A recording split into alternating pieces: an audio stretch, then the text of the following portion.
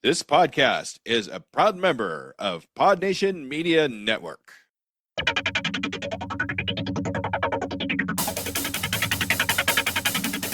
Live from the kaiju studios in beautiful Ogasawara, it's the Monster Island Film Vault, episode 113, Dragonslayer, featuring Damon Noyes. Hello, kaiju lovers, and welcome to the Monster Island Film Vault, a podcast seeking entertainment and enlightenment through tokusatsu. I am your host, the film curator here on Monster Island, Nate Marchand. Yes, I know, you're really enjoying the old mic. You know what, I will admit, I missed it too. Yes, but people still don't understand you. But that's why we're here, people. And today is our first Patreon pick episode of season 5. And as usual, it was chosen by MIFE's executive producer and prime Patreon and a self-declared producer of puppet propaganda, Damon Noyes.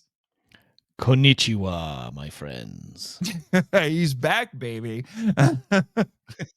Getting his minimum one token appearance. Minimum. Gotta be at least one. Yeah, well, we'll probably find a way to squeeze you in for another one. I certainly hope so. Yeah. I'm engaging, damn it. I may not have a website where I recreate through literature all of the great Godzilla movies around. I may not have my own podcast, but I am a dedicated fan. I am a voice actor and a stage actor and a film actor. I just finished another film, goddamn. Sorry. We got a little jet action there. What? Yeah, well, you might want to be a little careful. I don't think Jimmy sent the memo to Jet to show up this week. That's okay. I'll censor myself if I can. Besides, we're talking about a Disney movie, so I've got to keep things mostly PG rated. Actually, that was something I was thinking about before we went on the air. As far as I can remember, and Jimmy, you may have to correct me in your blog, I think it took over 100 episodes, but I think this is, and that's just mainline episodes, I think this is the first Disney movie we have covered on the show. And that about tracks. The only other one I can think of would be another dragon movie, which is Sleeping Beauty with Maleficent, because she does turn into a dragon. So, and apparently, according to Guillermo del Toro, he thinks that Maleficent, the design of the Maleficent dragon, influenced the design of the monster we will be talking about today. We are talking about, this is your Patreon pick. Yes, like I said, it is Dragonslayer from 1981, which, yes, is a Disney movie, but it was a co-production with Paramount, which is wild to think about. And the funny thing is, it's actually not the first time they did a co-production. And it wasn't the last one either. I have I have a complete list of all the other movies that they collaborated on. But in case you're wondering, what was the first one? It was Popeye with Robin Williams. I'm sorry. If it's not kaiju, although it does have a giant octopus at the end. So technically, I might be able to squeeze in Popeye because it is an underwater puppet. And it's Robin Williams. I'll take it. So I have a deep love of the Popeye movie. I've heard it's not that good, but it's not that good. But on the island of Malta, where it was filmed, they still have Sweet Home there. It is, or Sweet Haven. Sorry, Sweet Haven. Yeah. It is still there, and it is a tourist attraction. You can actually get married there. They have an on-site minister for you. So obviously, there's something about that 1980 movie that people love. And again, you said Robin Williams, Shelley Duvall. Mm-hmm. Who can go wrong? Yeah. What can go wrong? But yes, and you might be wondering, why are you talking about a dragon movie on your kaiju, on your kaiju show? Well, I would argue 95%+ of the time, dragons are not kaiju, but they are very kaiju adjacent. Extremely kaiju adjacent. Now, I forget what the criteria for most kaiju are, but no one can agree on a definition. It is No, incredibly difficult. I would argue, and the reason why I personally do not consider dragons 95% of the time to be kaiju is, and I think this is a reasonable criteria that most people, if not all of us, can agree on. A kaiju, by definition, must be in some way unusual, because that's what the name literally means. Strange. Right. Being. Right. It Strange has creature. to be strange in some kind. That's why dinosaurs, 95%+ of the time, do not qualify. Come at me about Jurassic Park later. All right? I will. At least the first movie, we can talk about Jurassic World. Because they veer off into kaiju territory as far as I care. Yeah, they do. But it has to be unusual in some kind. Dragons are typically naturally occurring creatures in their respective environments. They are monstrous and can do extraordinary things, i.e. breathe fire, among other things, but they're still considered natural parts of the environment. So I would not classify them as kaiju. Now, we get to something like Rain of Fire. We're getting a little, I think those can qualify as kaiju because they get kind of weird there. Actually, I'm actually on the opposite end of the spectrum. At the very least, it's closer. For Rain of Fire, I would argue that they are even more natural, so that they are even less likely to be kaiju, since were a hibernating species, and then they came out of hibernation like the 7-year locust, and suddenly there they are. However, How to Train Your Dragon has the kaiju dragon at the end. So, I mean, it literally is the size of a mountain. So yeah. And obviously, another exception I would say would be King Ghidorah, who, yes, is a dragon, 100%. But is a very strange dragon because outer space or bioweapon, depending on which interpretation you prefer, or, some sort of a multi-dimensional critter. Yeah, multi-dimensional, it's not even the 3 heads thing. There's plenty of stories about multi-headed dragons, and maybe that I will bet those aren't as common as other things. So maybe the fact that maybe a multi-headed dragon's kaiju territory. I will make my case here for dragon as a concept being a kaiju, since the dragon, the quote-unquote first dragon, was probably Tiamat from the Sumerian legends. Not to be confused Tiamat, with Titan. Titan. No, definitely not, because now Tiamat is definitely represented the boiling chaos of pre-creation and killed by the Babylonian Sumerian god Marduk as a bringer of order. And he wrote the first laws, apparently. So yeah, Tiamat, multi-headed, multifaceted, just an enormous beast of seething blah. Which no other word you can use. Which we will get into. We'll get into that a little bit more in a few minutes here.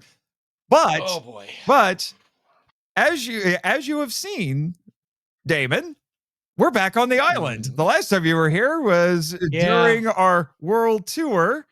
So we're back on the island, and let me tell you, things got a little weird while we were gone, and things have gotten a little interesting since Jimmy and I have gotten back. Yes, I know your mecha crashed. And yes, I miraculously survived. So we have something in common now. And then the other weird thing that interesting has happened in the last few months is now the island has its own Ultraman. This is new. This is indeed That's new. exactly his name. Really? Ultraman new, but it's like the Greek letter. Okay. We really need to talk about naming conventions for our Ultramen. Well, I mean, there's one there's another one that has a Greek letter. It's Omega. So yeah. What's next? Ultraman Pi, he just keeps multiplying himself ad infinitum. Don't give them ideas.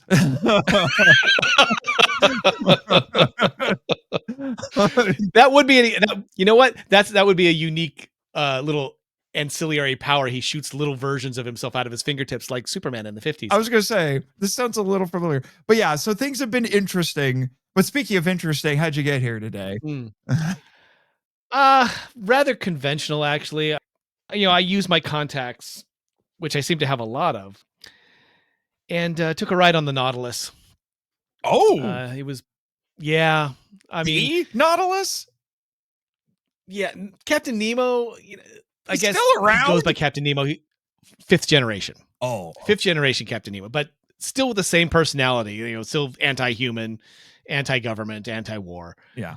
But I told him where I was going, and he said, "Oh well, from a previously war-ravaged country, he thought he could make the sacrifice and shuttle me around." And of course, then they got the little things heated with the commander of the Atragon. Oh no, not Captain Shinguchi. Good Lord, you're telling me that man is still too stubborn to die? And yes, yeah. Jimmy, I know you still want to fly the Gotengo. All right, we've been over this. You tried once; it was a bad idea.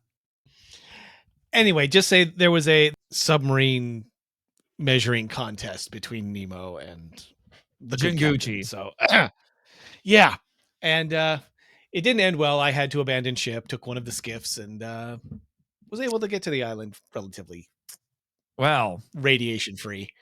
Well. Yeah, Why am I not? There might be some Although, debris. Admittedly, I would be curious to find out what the Nautilus is like now, because that thing would be old. I got to tell you, the modern upgrades, it's still the very 1890s aesthetic going on. A lot of wood, a lot of brass. Indoor toilets and reclamation is fantastic. He has a water-cooled nuclear engine that uses actual seawater. He desalinates his own water as he moves through it. And their protein collection scoops on the outside. They just go through plankton and krill and then process that into whatever proteins they actually need. Almost like a replicator, actually. It's interesting that the science that man has created. And let me guess, he's just going to hoard it all. Until wars stop in this world, yeah, he's going to keep it all to himself. Well, he's going to be very busy. I think we're going to probably see a minimum another 5 generations. Yeah, Nemo the 10th will still be waiting. I would not put it past them. They're pretty. And knowing Jinguchi, he'll still be too stubborn to die by then. No doubt. I'm 300 years old. No one can have the Gotengo.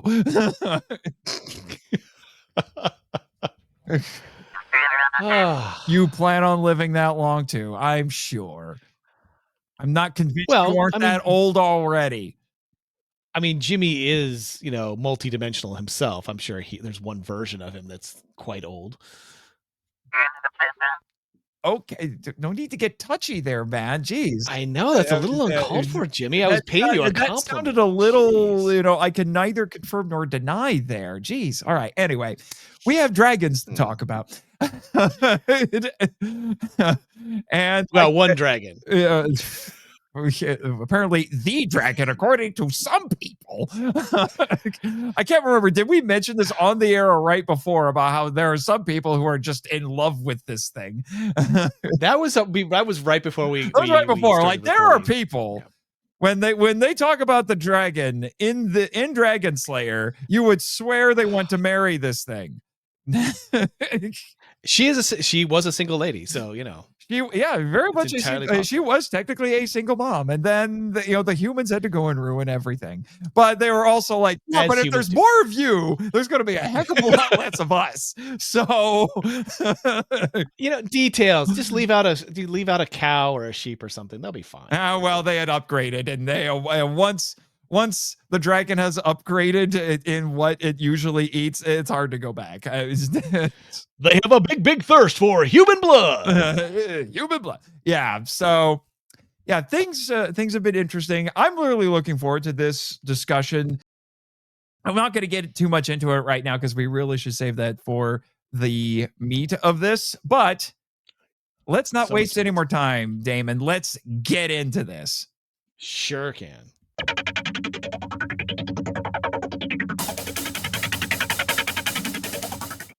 All right, Damon.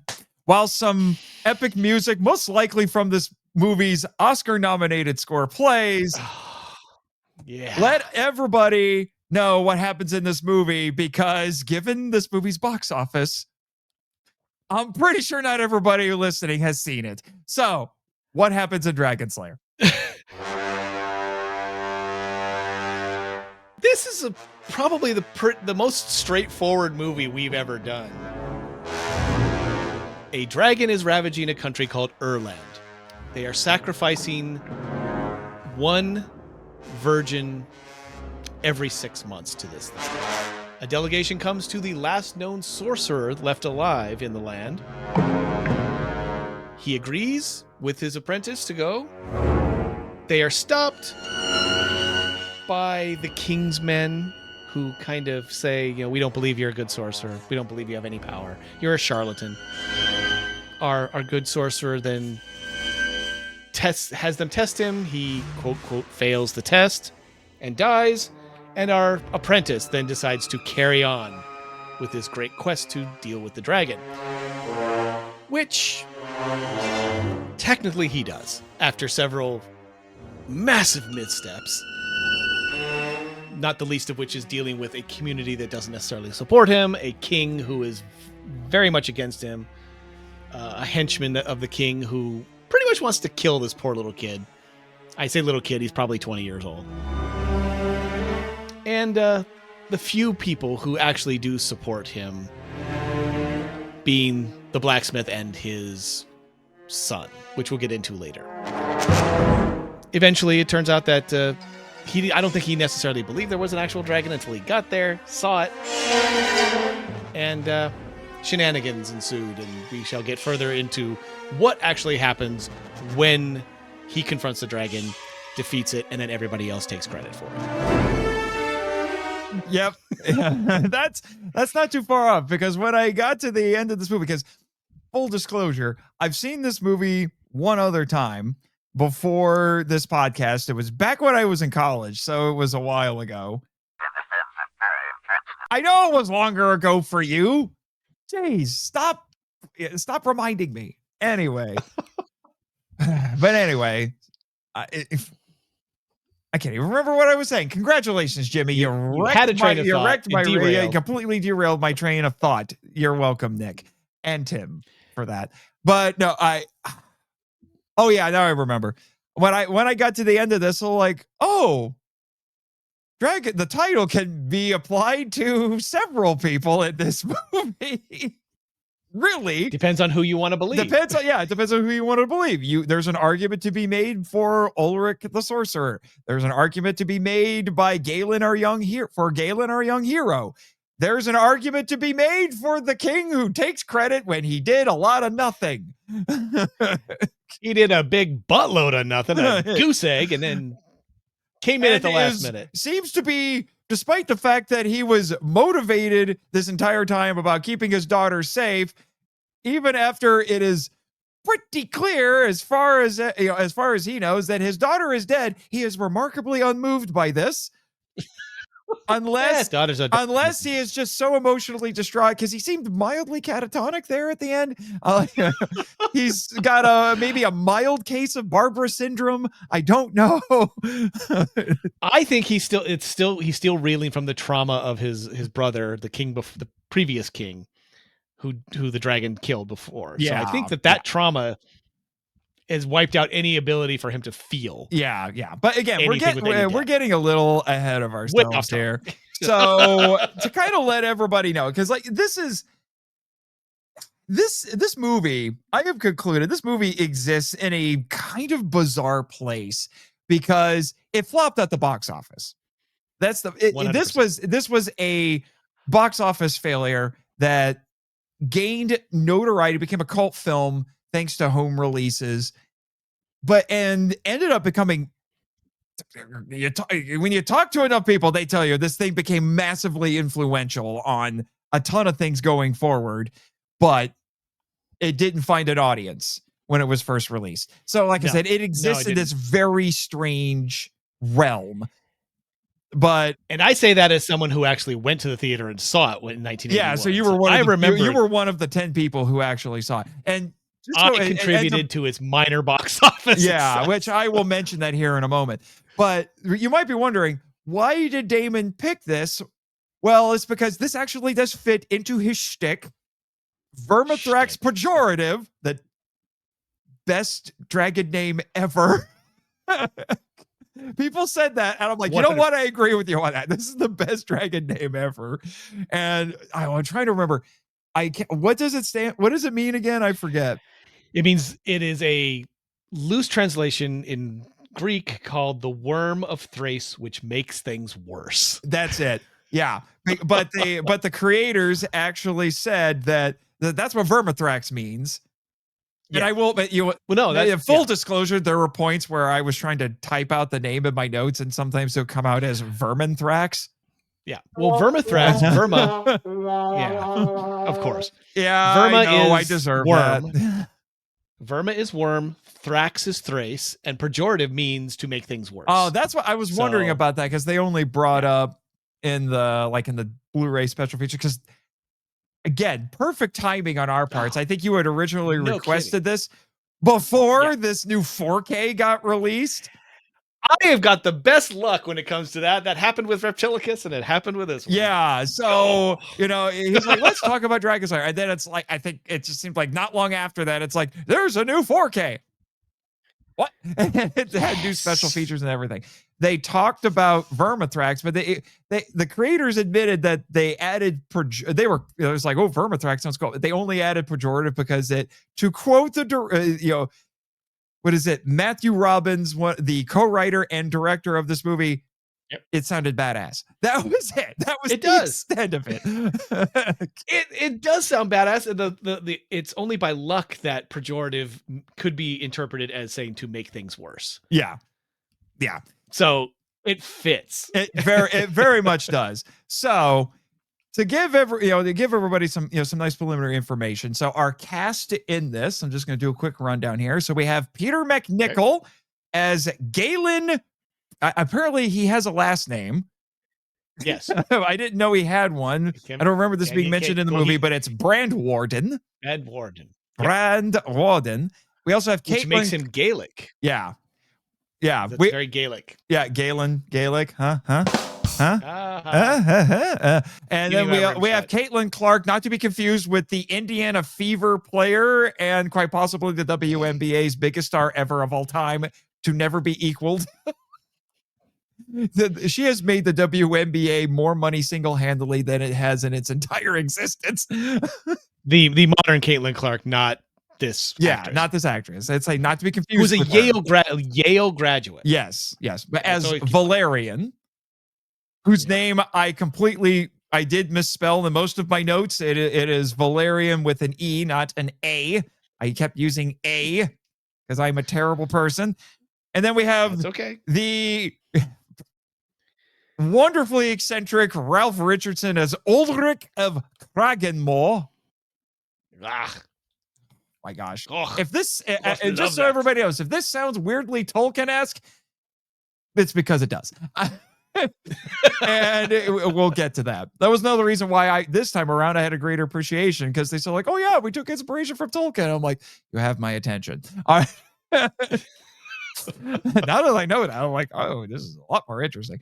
And then we have John Hallam as Tyrion, Peter Eyre as King Cassiodorus Ulfilas, a very dignified British actor, Albert Sulmy as Griel, who was dubbed by Norman Rodway, Sidney Bromley as Hodge, Chloe Salomon as Princess Elspeth Ulfilas, and boy, she's important.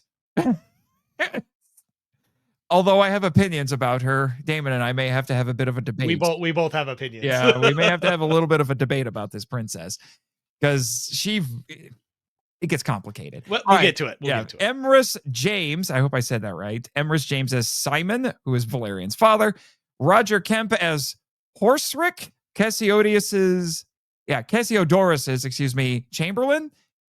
Did not realize this. I think the first time I saw it, and I didn't realize this still until I started doing my research on it. I'm like, wait, what? I have met this man, by the way. Oh. Ian McDermott as Brother Jacobus. In case you don't know who that is, Young Skywalker. Young Skywalker, do it. It's he's the Emperor. He's Palpatine from Star Wars. Yeah, but this would have been before he was in Star Wars. No, because he was in Empire Strikes Back. No, he wasn't. That was a different actor. He was CGI. They CGI'd him in for the special edition. That was a different actor. Different actor, yes. Same voice. No, it was a different voice too. You sure? Yes. I thought it was the same voice. Oh well. See? Jimmy's like, I'm gonna believe Jimmy, the pan-dimensional being. Yeah, so you say. But no, he was not brought in until Return of the Jedi. Oh, you're right. Return of the Jedi. I have it in my notes. I was mistaken. Yes. Which does happen frequently. Yeah. And then, because he was in the cast list that I got off of Wikipedia, Ken Shorter as henchman. That's it. Just henchman. Henchman. Gotta have your henchman. All right. Behind the camera, our director is Matthew Robbins. The script was written by Hal Barwood and Matthew Robbins. This was only their second movie, but they had collaborated on a lot of things before this. In fact, they wrote an early Steven Spielberg movie before this called Sugarland Express. Oh, sad. And they've collaborated on a lot of things. And Mr. Robbins went on to direct other movies and collaborated with none other than Guillermo del Toro, who did the commentary on the new 4K with Matthew Robbins just so he could fanboy all over this thing. Oh, no kidding. Good Lord. Because he gushed, sir. He gushed very hard. It's Guillermo.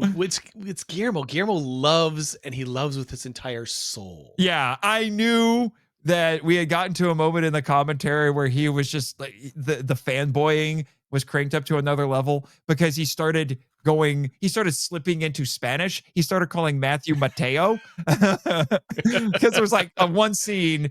I forget which scene it was, but it did involve the dragon. And he's just like, oh, Mateo. I love what you did here. I was like, you're getting a little emotional here, aren't you, Guillermo? Well, he should. He actually admitted in the commentary, he's like, yes, I love melodrama. I'm Mexican.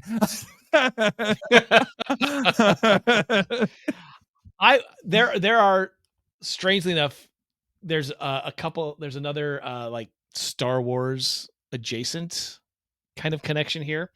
Matthew Robbins also wrote and directed Corvette Summer in 1978, starring Mark Hamill.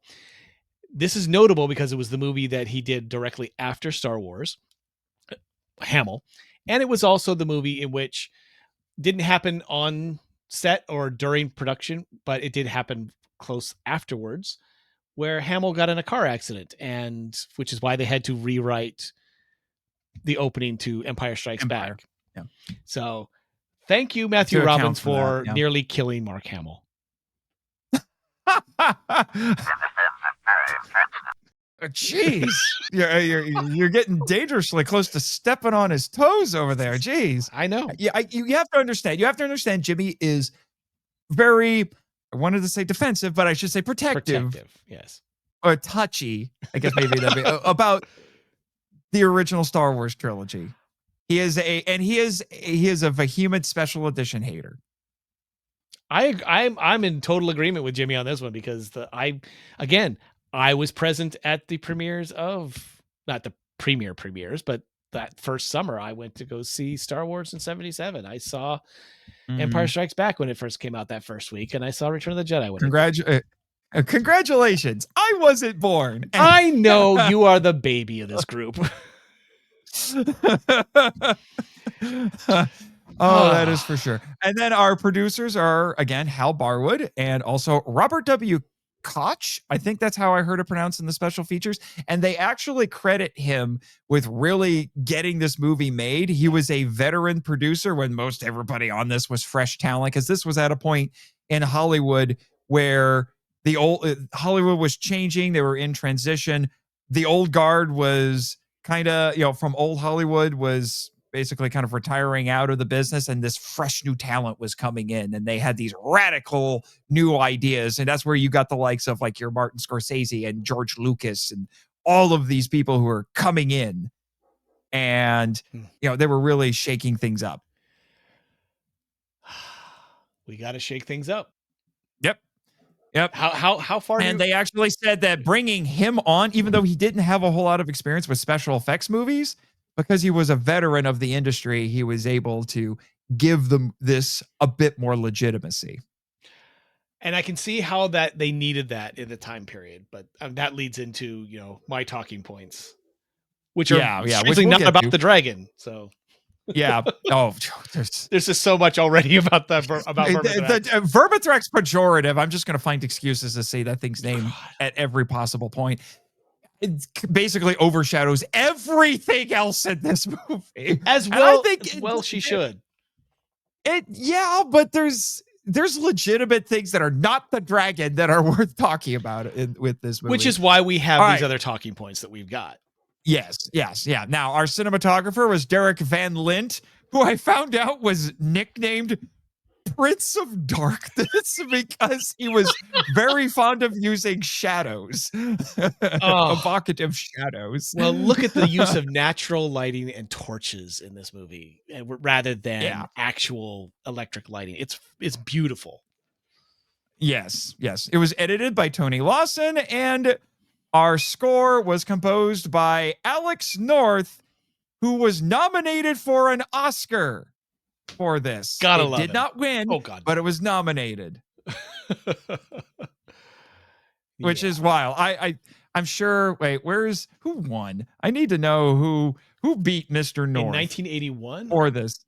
In 1981. I'm gonna find it. It's buried in my notes someplace. Let me see. Can't.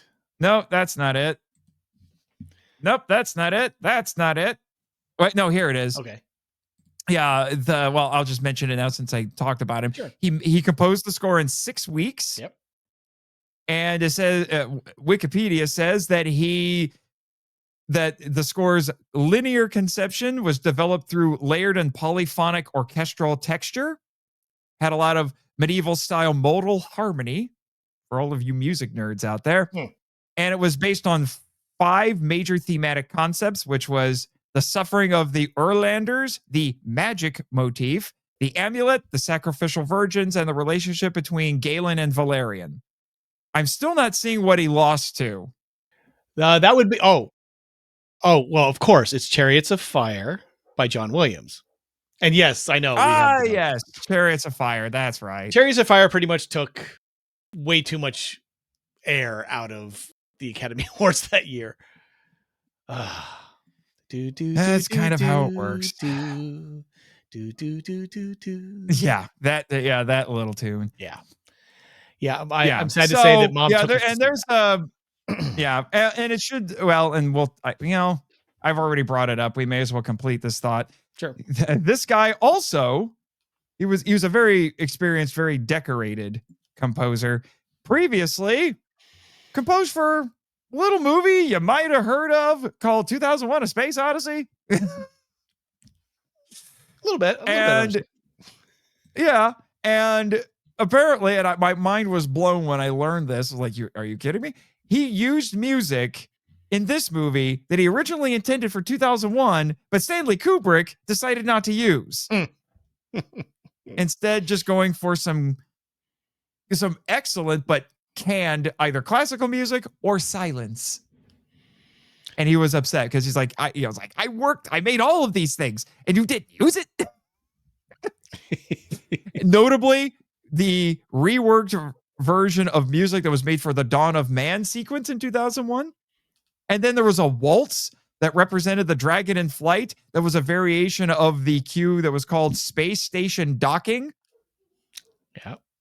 And it was replaced by the Blue Danube in the final cut of the movie. Not Dragonslayer. Now I'm like, so you're telling me that you're telling me that this movie about dragons had music that was supposed to be about outer space. Well, that fits in with the theme of dragons being aliens, a la King Ghidorah. That would make sense. There you go. Yeah. Yeah. North said he was disappointed with the dragon scenes because they didn't use the entirety. So even with this one, he was upset. He didn't use the entirety of the pieces he composed. Yeah. Yeah. Yeah. From Wikipedia, I found this quote. He later stated that he had written a very lovely waltz for when the dragon first appears, with just a slight indication that this may not be a bad dragon. The waltz was replaced by tracks used earlier in the movie. He just can't win with his waltz, can he? Poor guy. No, he cannot. Poor guy. Poor Alex. Poor guy. Yeah. But anyway, that's a nice little tangent about the music there. We mentioned that this is a Disney movie, and it was a co-production with Paramount and Disney. And I said this was not their first. Their first was Popeye in 1980. But if in case you're wondering what the other ones were, here you go. Alive, 1993. Face Off, yes, that Face Off, 1997. Snake Eyes, another Nicolas Cage movie in 1998. A Civil Action in 1998, Runaway Bride in 1999, Bringing Out the Dead in 1999, and then The Avengers in 2012, because this was after Disney made the Marvel purchase, Iron Man 3, because that was the first one right after The Avengers, Terminator Dark Fate, what? Wow. Wah, wah. Yes, I know. Very unfortunate. Yeah, that needs a sad trombone. That's a very sad trombone right there. Yeah, that's a bad sandwich. Because it was. Yeah, Dark Fate was not as infuriating as Genesis for me, but it's still probably the worst one. And then, what a one to go out on. Maybe after this, Paramount's like, you know what, Disney? I think we're done, because the last one was Indiana Jones and the Dial of Destiny. Oy. Yeah. Oh, Alex. Yeah. But here's how it worked. Paramount distributed, because when I was watching this, I was like, why is all the studio stuff, why is it all just saying Paramount? I thought this was a Disney movie. And then I found, it's a co-production. Paramount distributed the movie in America, but Disney, through Buena Vista International, distributed it in the rest of the world. However, I found one source that said that 20th Century Fox, which is now Disney, owned by Disney, supposedly released it in West Germany. Oh, jeez. Okay. Although, interestingly enough, they don't use the century part of 20th anymore. They just say 20th. No. Yeah. I saw a recent production of something that said just the 20th. And I went, no century? Yeah. Okay. Well, whatever. Yeah. And in case you were wondering, this is the 111th live action movie produced by Disney. People seem to forget that. What, did they produce? Disney's known for its animation, but they produced a lot of live action movies too. Yeah. But people, they tend to be a little overshadowed. A little bit. And then I saw this. I have this attributed to one source, but I saw this was something that was mentioned in multiple sources. They think, and this is probably why the 80s was such a prime time for fantasy films, but was noted many places, like I said, that Disney wanted to make this, and Paramount too, wanted to make this to capitalize on the popularity of a little game you might have heard of called Dungeons and Dragons. And as an avid player of that time period, during that time period, I will say that this did feature heavily in our rotation, along with Hawk the Slayer, Krull. I have heard. Oh, I've seen Crawl. Yeah. I've heard about Hawk the Slayer. You've told me about Hawk. You the Slayer. have. It's an experience, man. You have to see it with friends, though. Trust me. Yeah, it sounds like that kind of a movie. Unfortunately, this was a box office flop. Yeah. This was a box office flop. It cost $18 million to make. A quarter of it went just to the dragon, to Vermithrax Pejorative. And it shows. So much like, I was going to say, so much like how dragons traditionally guard treasure hoards, Vermithrax Pejorative walked up to the studio and said, "You want me in this movie? I get 25. I'm going to be 25% of the budget." So like 25% of $18 million. So that's I'm doing the math in my head. That's like $4.5 million just to Vermithrax Pejorative. This is 1980s dollars too. Yes. If you want to like crunch the numbers, sure. I'll crunch that number. Yeah, on an inflation calculator just to put that into perspective. But this was not a cheap movie, and it only made this only made $14.1 million at the box office. Yeah. 19. And $5 of that came from Little Damon. Hey. I think movies were like $1.50 back then. Back in my day. Back in my day. So we're saying that 25%. What was the total budget? 18 million? Okay. 18 million. 18 million. 18. With lots of zeros. 2025. Oh. 64 million. That's how much this movie cost. 64 million. It's a $64 million. Okay. And 14.1 million at the box office. So I'm guessing it's probably about 50 million. Yeah, not much. Hold on. 14.5, you said? 1. Oh, so 14. That's not good. It lost money. Yeah, 50,000 euro or 50 million. Yeah. 53 million. Yeah. So yeah, that's about what I thought. Yeah. And just to put this into perspective, and this was a revelation to me, Damon. A revelation. Oh no. Because one of the things that is noteworthy about this movie and why you wanted it, because I buried the lead on this. I just realized. Yeah, you should have said something, Jimmy. But this fits your shtick because Vermithrax Pejorative is brought to life entirely by puppets. Several different kinds of puppets and several sizes of puppets. They had 3 different sizes. But one of them is noteworthy because it was done by Phil Tippett and used Go Motion, which we will talk about Go Motion. Oh, that is a whole thing unto itself. Go Motion. And I have said in the Monster Conversation Harryhausen annual episodes that I consider Phil Tippett to be the successor to Ray Harryhausen. Now, he didn't get to keep that for very long. It was only about 10 years or so, and faced competition from Stan Winston in the 80s. But, if Harryhausen's the successor to Willis O'Brien, because he was literally trained by Willis O'Brien, I think Tippett qualifies. In fact, I even found out through the special features on the Blu-ray, and 4K for that matter, Harryhausen visited the set while they were making the movie. He was there to see Tippett and the guys doing their stuff. Well, he had just done, or he was in the process of finishing up Clash of the Titans. I was going to say, that's why I'm breaking this up, because wait a minute. This came out in 1981. Yeah. So did Clash of the Titans. That was Harryhausen's last movie. And I looked it up. Dragonslayer came out 2 weeks. 2 weeks after Clash of the Titans. Harryhausen. So Tippett didn't waste time basically inheriting Harryhausen's throne. 2 weeks. And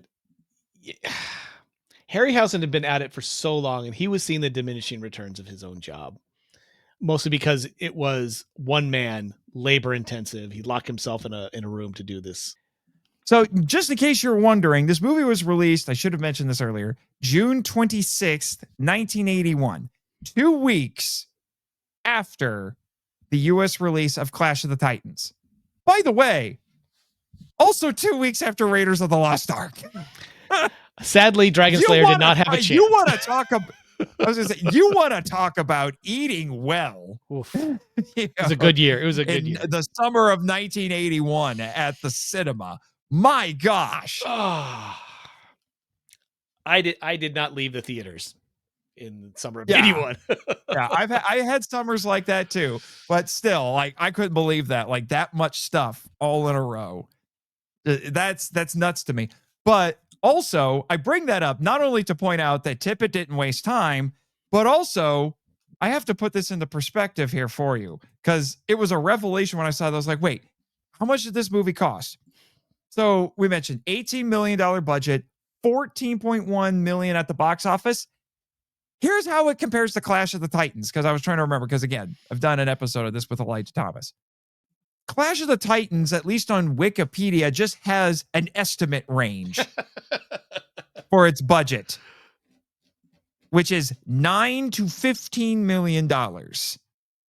So it cost less than Dragonslayer, but it made $70 million at the box office. Harryhausen. That was literally that was just mind-boggling to me. And I mean, I don't want to begrudge this movie, but I'm just like, Harryhausen made something, yes, very old-fashioned, because Go Motion is definitely taking what he did and smoothing out the edges. That was the point of it, right? Which we'll get into. But he made more money, way more money. Clash of the Titans was actually profitable. And some would say so was Raiders of the Lost Ark. So, you know. Oh, yeah. Raiders of the Lost Ark made a ton of money, too. But it didn't feature any Go Motion dragons. So, you know. Yeah. I mean, and this doesn't get brought up. People just seem to think that, the movie just either wasn't that good or whatever. And that's why it failed at the box office. I'm pretty sure a big part of why it flopped is because when you're up against Ray Harryhausen and Indiana Jones. Yeah. Have fun with that. Yeah. Only us dragon loving D&D players were flocking to go see Dragonslayer. Which is too bad. Yeah. Because I do think, I mean, I don't know if I would file it under one of the great 80s fantasy movies, but I definitely think it has things that are noteworthy and worth talking about.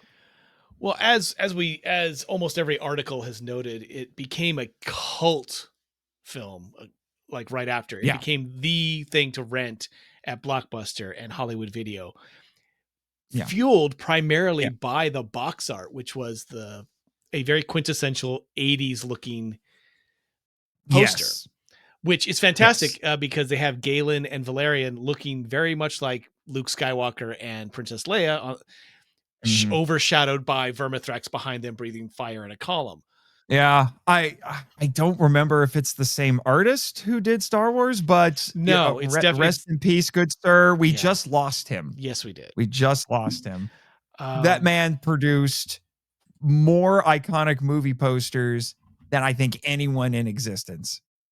The creator of the Dragonslayer poster depends on which version you're referring to. The original version was by Jeff Jones. Other posters of the film were artists by Earl Norham for Marvel Comics adaptation and Brian Bysouth for some European versions. So I'm going to say the Jeff Jones version is the one we're all familiar with. Probably. Yeah. Now, some more preliminary stuff I want to get out of here. And this touches on... I take that back. The one that I'm talking about is by the Marvel Comics artist, Earl Norham. And that's the classic one that was on all the box art. And that is on the Dragonslayer Wikipedia page. So yeah.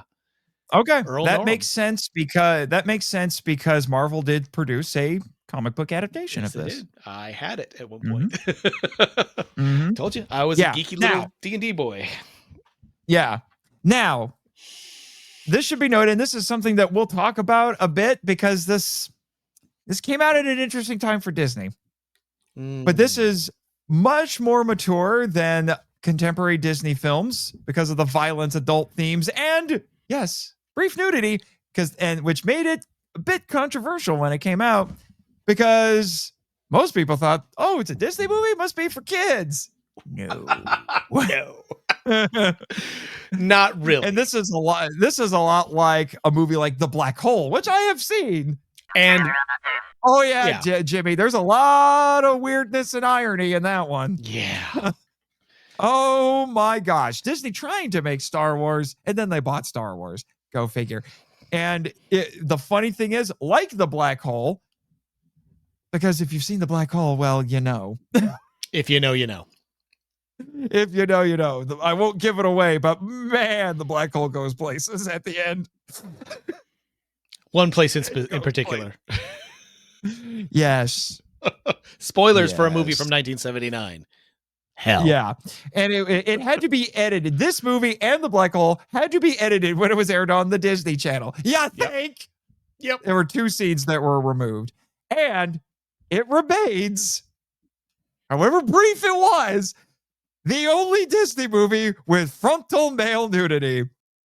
Frontal, it's not full frontal. It is more of a side glance as he's diving into the water. Yep. Yeah, but yeah. But they're fair. They're fair. You get to see Valerian too. Yeah. Which is the first big revelation of the movie, that Valerian is not a boy. Yeah, well, we will get to that because wow. And they actually messed around with people, and I will get to that because I remembered that scene.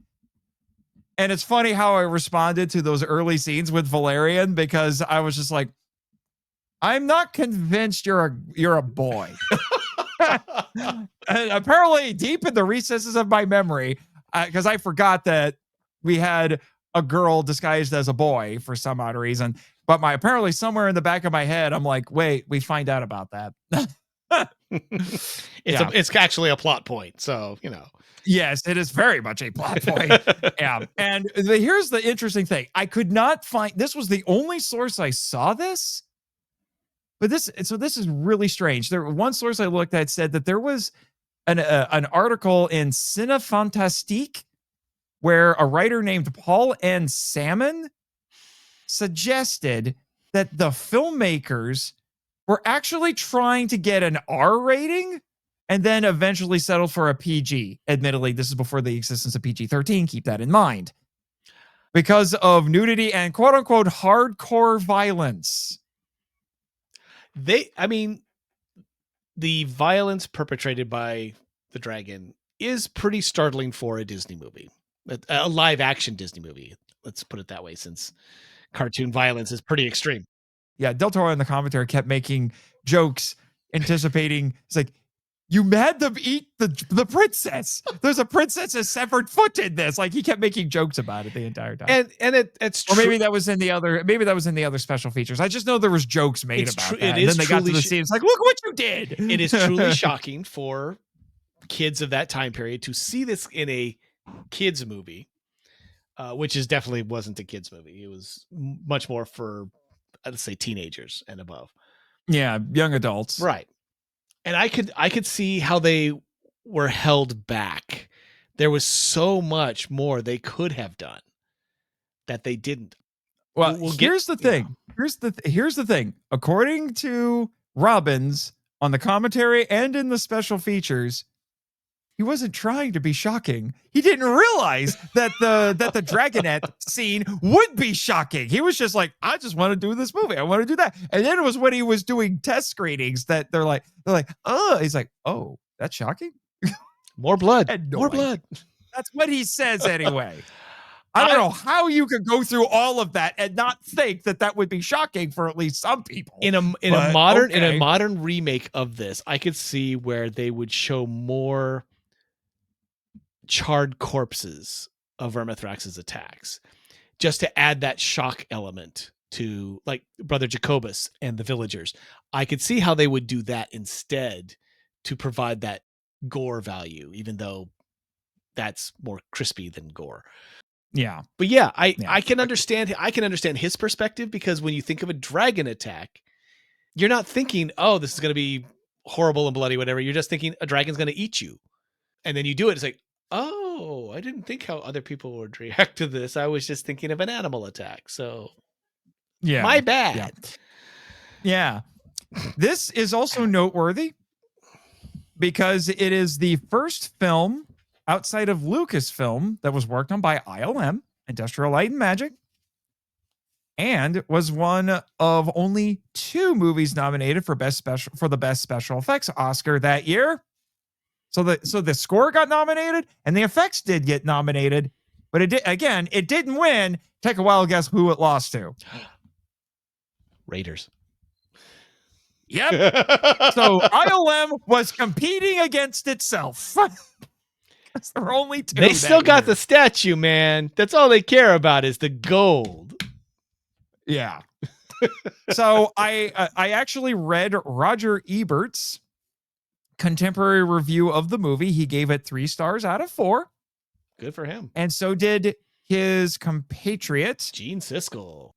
So it's one of those rare times they agreed on something, I guess. Back when their frenemyship was a little more intense. On a genre movie, And no he less. said, yeah, well, Ebert was kind of a secret lover of science fiction. Yeah. You know, if you actually delve into his biography, he actually used to be an editor for a science fiction magazine. I guess he just didn't want anybody to know, but whatever. Yeah, and he said he hoped the Middle Ages looked like this movie. Quote, here is a movie with the courage to be grungy. End quote. And then another line I pulled from it, he said, if the movie has a flaw, it is in Mac Nichols' performance, which is so feckless, cheerfully adolescent, and untextured that he could almost be a surfer caught in a time warp. End quote. I can't really fault that description of Peter McNichol. Yeah, but still, he said, here's a movie that had the courage to be grungy. I thought that was an interesting. I'm going to introduce a corollary here from my own life. When I was in college in the early 1990s, I took in theater a costume history and costume construction. Our professor asked us, she said, there are only a few movies that actually get the Middle Ages, the Dark Ages, correct in their costuming, in their atmosphere, in their style. Can you name one? Somebody raised their hand, said Monty Python's Holy Grail. She said 100% correct. Yes. And then I raised my hand and said Dragonslayer. And she paused and she said, I forgot about that one. And she just sat and thought for a minute and she went, you are, again, 100% correct. That is exactly what the Middle Ages looked like. No roads. There's like a pond basically in the middle of Swanscombe. Most people are a little too clean. I'll give them that. They're a little too clean for that. And their teeth were a little too white. But once you're in the village, it's dark, it's dreary, natural lighting or torches only, and everybody is just surrounded by filth. And I felt vindicated at the same time. It's like our media is not filled with historical accuracy when it comes to that. And so, yeah, Roger Ebert, glad he pointed that out back then in the 1980s. So good for him. Yep. Yeah, but besides those Oscars, this movie was also nominated for a Hugo Award for Best Dramatic Presentation. And it once again lost to Raiders of the Lost Ark. Raiders of the Lost Ark is this movie's arch nemesis at this point. It sucked the wind out of everything back then. Apparently, yes. I love Indiana Jones to death, but yeah, it's so you know what we need? We need an insane fanfic where Indiana Jones meets Vermithrax Pejorative so they can sort this all out. You know what? Indy stumbles upon a dragon worshipping cult. I got the story already for you, man. I could. Yeah, come on, baby, I got it. You know, bringing in that whole religious aspect that he seems to be focused on in almost all of his stuff. So, yeah. He has a thing for running into that. Thank you, Steven Spielberg. Anyway, your Jewishness is showing, sir. There's something you'd like to discuss with the group. I just realized that could be taken very wrong. Careful. Anyway, moving on. So, Barwood and Robbins said that they initially got the idea from The Sorcerer's Apprentice, that segment of Fantasia. So before they even sent it to Disney, because they sent it out to multiple studios, most of them were turning it down, but then Paramount and Disney at the same time were interested. So that's why they just decided, we'll make it together. And we'll both lose money. But yeah, it was inspired by the Sorcerer's Apprentice segment on Fantasia. And in case you don't know, that is the famous one where Mickey Mouse plays an apprentice to a sorcerer, exactly what you think it is. And the sorcerer leaves. Mickey goes and finds the sorcerer's magic hat, decides to use it for himself, and bad things happen. Mostly he brings a legion of brooms to life and shenanigans ensue. And then the sorcerer comes back and he's not happy. And the weird thing is, when I was watching this movie, I'm like, I'm getting Fantasia vibes from it. And then I read, it's like, oh yeah, we were inspired by Fantasia. I was like, there you go. It's like I knew. It's somehow I you knew. just have to remember. I mean, you're a writer. Everything is derivative at some point or another. Yeah. And they also created the story after researching St. George and the Dragon. We will have to talk about that along with the Dragonslayer archetype and myth, at least a little bit. That's a rabbit hole that we could fall into. And funny enough, one of the writers I looked at did compare the origin of this movie to that of Hawk the Slayer. Because it was just two friends who were like, I got an idea. And then they wrote a screenplay together. Apparently, that's how Hawk the Slayer happened. I don't know. I have no reference. Well, I have not seen that movie. When you do see it, pay close attention to the lack of a script. Yeah. And the single location that they use for every outdoor. Yeah. Now, they also said that they had just discovered Tolkien and Lord of the Rings at this point, read it and loved it. And they freely admit Tolkien was an inspiration. We're like, what? But then, like I said, I listened to the names, like these do sound like very Middle Earth sort of names here. Ulrich, Kragenmore. That sounds very Lord. That sounds very Tolkien. Galen Bradwarden. I mean, Bradwarden. Yeah. Like the names. It really comes through in the names, Valerian. But it also comes through Valerian, but it also comes through thematically. And they actually said that that's probably the most obvious influence, Tolkien influence, because they said that Lord of the Rings, part of Lord of the Rings themes, it's not all of it, but part of Lord of the Rings themes is the end of one era and the beginning of another. It is the end of the third age, and then the fourth age is starting, and the fourth age is the age of man. Yeah. And they said in this one, although some, depending who you talk to, some say it doesn't come through as well as the filmmakers want to think it does. I disagree a bit with that.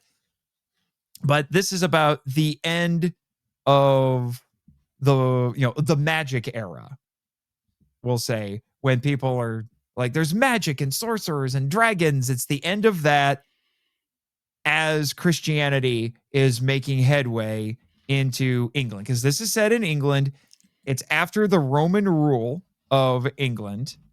And while pockets of Christianity existed in England during the Roman rule and then afterward, it is St. Augustine of Canterbury who is credited with really bringing Christianity to England in about 597 AD.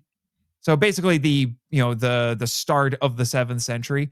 And most of the sources I looked at said that this takes place around that time, or at least the 6th century. So it's supposed to be about how the world is changing and it's going from one mindset into another one. Because we do have Christian priests who are in this. Jacobus, brother Jacobus, the emperor. He's a Christian priest who foolishly tries to confront the dragon. And the dragon's like, what? What are you doing? And he foolishly stands there and tries to expel it like it's the devil. And I'm like, sir, You seem remarkably confident that that it's just the devil, which means you can handle it. Oh, the irony. It's only the most powerful evil force in all of existence. This is fine. At least in their experience. Yeah. And I'm just like, what? Sir? What? I'm going to go to the mouth of this very obvious hell cave, and and I would argue he ends up paying for his. The dragon. No, spoiler warning: the dragon torches him, but honestly, it was his own hubris that brought that on him. But we'll get into that because that's one of the aspects of this movie I'm still wrestling with a little bit because I'm not 100% sure. It could be interpreted as anti-religion. I don't think it's quite anti-religion, but again, we'll get into that later. But that, some more kind of background here. And they actually started working on the script for this movie. It says June 25th, 1979. And I have this interesting little quotation here from Barwood and Robbins about how they rejected the traditional conceptions of the medieval world so they could make the movie more realistic. This is what they had to say. Our film has no knights in shining armor, no pennants streaming in the breeze, no delicate ladies with diaphanous veils waving from turreted castles, no courtly love, no holy grail. Instead, they set out to create a very strange world with a lot of weird values and customs steeped in superstition, where the clothes and manners of the people were rough, their homes and villages primitive, and their countryside almost primeval, so that the idea of magic would be a natural part of their existence, end quote. And the irony is that they got closer to the reality of what life was like back then. Knights were very few and far between. Women in diaphanous veils and in turreted castles, extremely rare.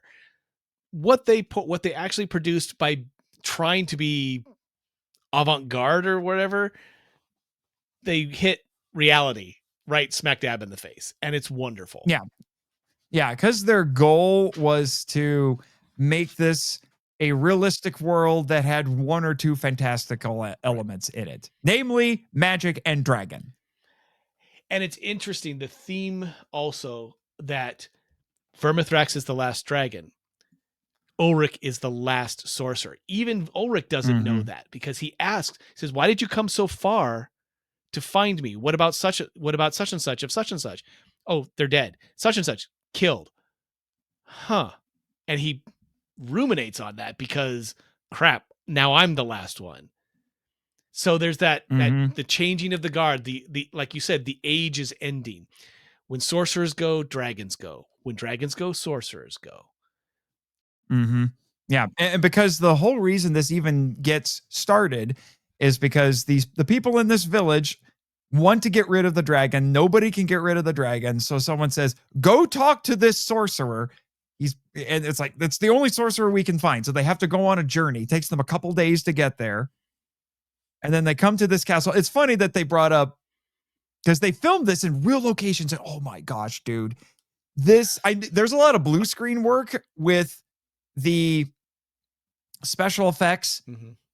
But man, they filmed this on location, and this reminds me once again how I will take real location filmmaking over the gross overuse of green screens nowadays. I am sick of it now because this scenery is gorgeous. They filmed it in North Wales, and there's one scene that was filmed in the Isle of Skye. And there's a special effects plate, the clouds, that they filmed in Hawaii. Yeah. And it is beautiful. It feels incredibly authentic because it's actually filmed in England. And it's real. It's amazing. The interior stuff was done at Pinewood Studios on the Bond stage. In England. And the attention to detail on those sound stages made it feel like the transition from walking outside when you are in Wales to inside the Castle Cragmore or inside Cassiodorus's castle. It did not. There was no break in that transition. It felt like the same place. It felt cold and dark and dank and drafty. Lived in. Yes, everything looked lived in. Everything looked old and tired and used. That set dresser for Ulrich's castle, I want to know who that person is, because that set dressing, I have his name. Give me a second. And off the chart. Everything looked like it had been used for decades. Elliot Scott designed the sets. Awesome. He's Oscar nominated. Of course he and has to. One of the movies he was nominated for was Who Framed Roger Rabbit. Good for him. Awesome. Yeah. Perfect. Yeah. And they converted a 13th century, it's Dalwadellen Castle. I hope I said that right. Dalwadellen. Wow. That was Ulrich's it says 6th century fortress. Yeah. I will tell you, it's funny that we brought up Monty Python, because there were a few points where I'm like, they must have filmed this in some of the same places as Holy Grail, because this looks weirdly familiar. And I don't know if I'm right or not. There was nothing anywhere that said they filmed in some of the same places as Holy Grail. But I'm like, some of this looks like Holy Grail. I'm waiting for Arthur, King of the Britons, to come around. It's only a model. It's only a model. Yeah. But they converted that. So they used a real castle, and they had locals for extras. They built the whole village of Swanscombe on a farm outside of London. Mr. Scott did a bunch of research on medieval architecture at the British Museum and from his own library, but he did take some artistic liberties, because he made thatched roof houses for the granary, and for the Simon's house and smithy, and Cassiodorus's castle, because he couldn't find any information on them. He would also design them, because he knew this was going to be in a movie. He would design them to be a little bit bigger. Yeah. So they would look better on camera. It's crazy. And he built the interior of the Dragonslayer, which was 25,000 cubic feet of polystyrene and 40 tons of Welsh slate and shale. Real rocks. Gotta love it. Yep. And they did use, this is a lost art. Please bring it back. Screw you, green screens and CGI. They used 36 matte paintings. Oh, and they're I want matte paintings to come back. If I had a massive house and a ton of money, I would have a room that would be decorated with matte paintings. Like I would make the back wall of the room just be a matte painting. I would love that. I think Matt Frank would appreciate that. But dumb Tish. Don't patronize me. Yeah. Yeah. But anyway, yeah, I thought I would let you know. Yeah, it's Alan Scott is who you have to thank for that. Good. Because he's Oscar nominated. Believed everything. There is so much talent in this movie. There's so much talent in this. And talent that goes on to be talent. Peter McNichol. This was his first movie. Let's talk about Peter McNichol for a minute. I was gonna say we could get into like if I was just scrolling down on my notes, the next part is Vermithrax, and we need to save that for a little bit later. That is a deep dive. There's so much, like half of my notes is just on the dragon. Yeah, it is absolutely insane. So and relatedly, we'll talk about Go Motion, but let's talk about the actors and such. All right, let's talk about Peter McNichol as Galen Brad Warden. This was literally his first movie, his debut. Mm-hmm. He had acting experience. He had acting experience, but this was they got tapped. This is his first thing. He is most notable for Ghostbusters 2 in 1989. As why am I covered with goo? Yeah, I just want to know, one of my notes while I was watching the movie is I put Peter McNichol could have played a hobbit. Easily. And it's the hair. It's the curly hair. It's like I was making the Tolkien connections. I was watching. I was like, he could have been a hobbit. Next, I also noted there's a lot of walking and beautiful scenery. This is Lord of the Rings. Adam's Family Values in '93. His biggest get was for Numbers as the eccentric mathematician scientist from 2005 to 2010. Oh crap! Wait, does that mean he was also in the Santa Claus? Because that guy was from the Santa Claus, I thought. He wasn't one of the main actors. He Okay. was, like I said, he was the eccentric okay. mathematician who was David Krumholtz's mentor on the Okay. university. He Okay. also is the voice of the Mad Hatter in the Arkham games of Batman, Really? which I did not know. I've played those games. I did not know he was the Mad Hatter. Hatter. Wow.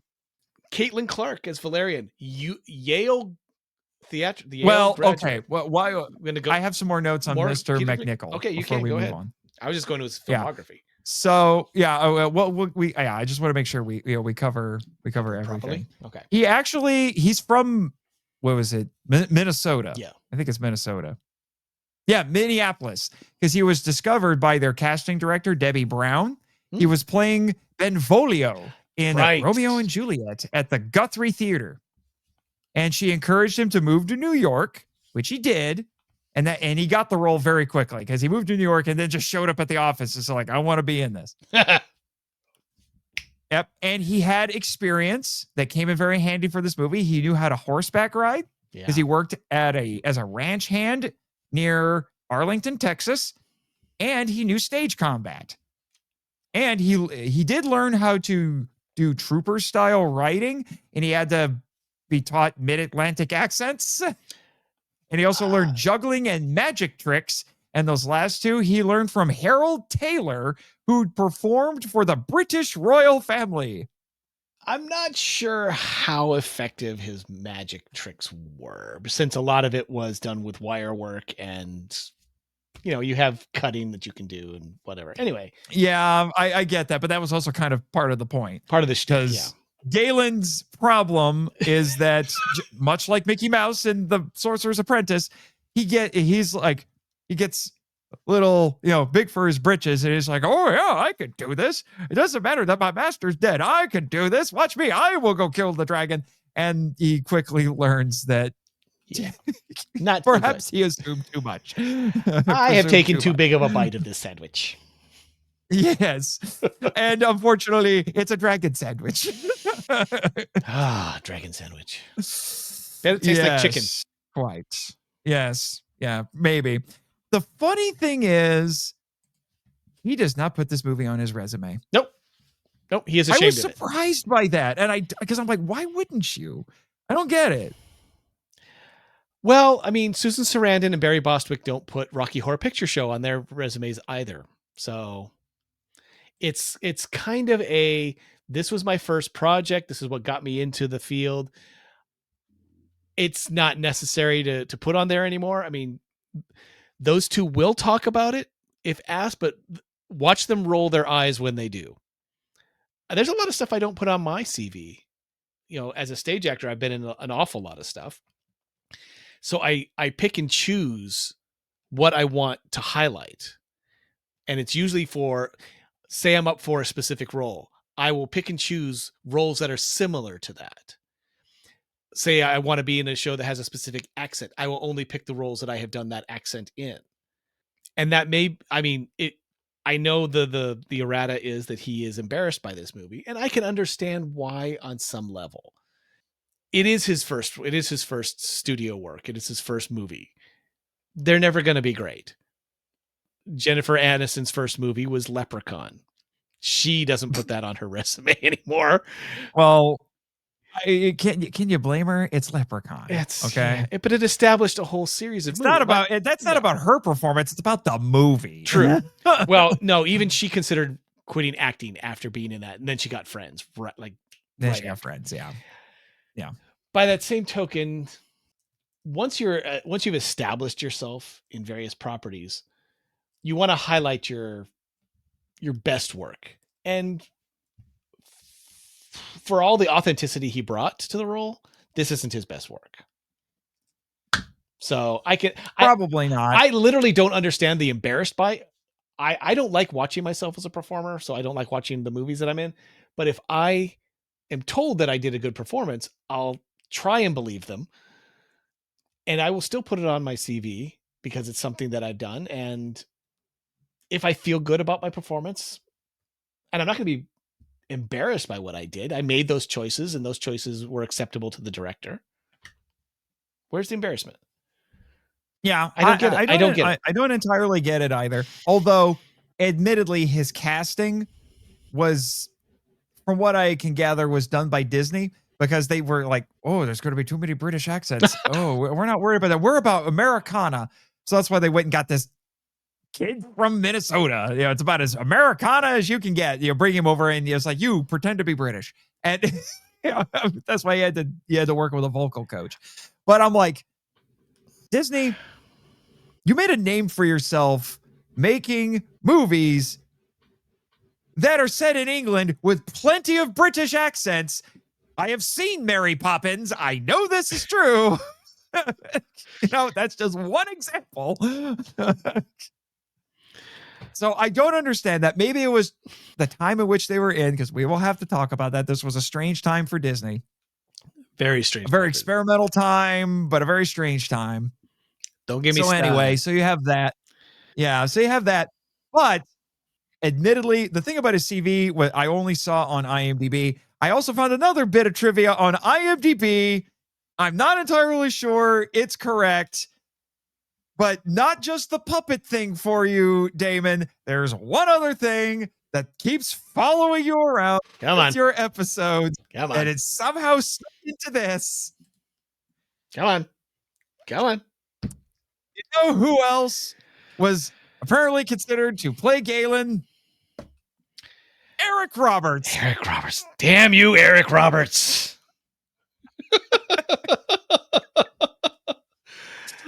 Oh, you master of the Z grade movie, Eric Roberts. We almost had young Eric Roberts, according to IMDb. Okay.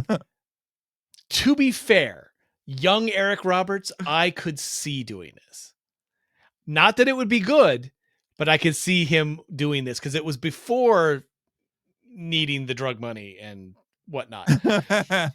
So I wouldn't put, he would have definitely brought a more modern feel to it because he really doesn't do, the time period work. Well, and Del Toro in particular, and Robbins agreed with him, admitted that they did kind of bring some modern sensibilities, and by modern we're talking late 70s, early 80s sensibilities to this movie, which I'm sure we'll get into. But let's finish talking about our actors here. So you're going on to Caitlin Clark. Caitlin Clark. Oh, sadly tragic. When I looked up some stuff on her, I'm like, oh, I know, it was very sad. She born in Pittsburgh, Pennsylvania, Yale graduate. That's huge. And Pamela, my lovely wife, when we were watching it, she said, well, that makes sense. She's acting circles around everybody. And I kind of, and she had Valerian is a weirdly complicated character. Yeah.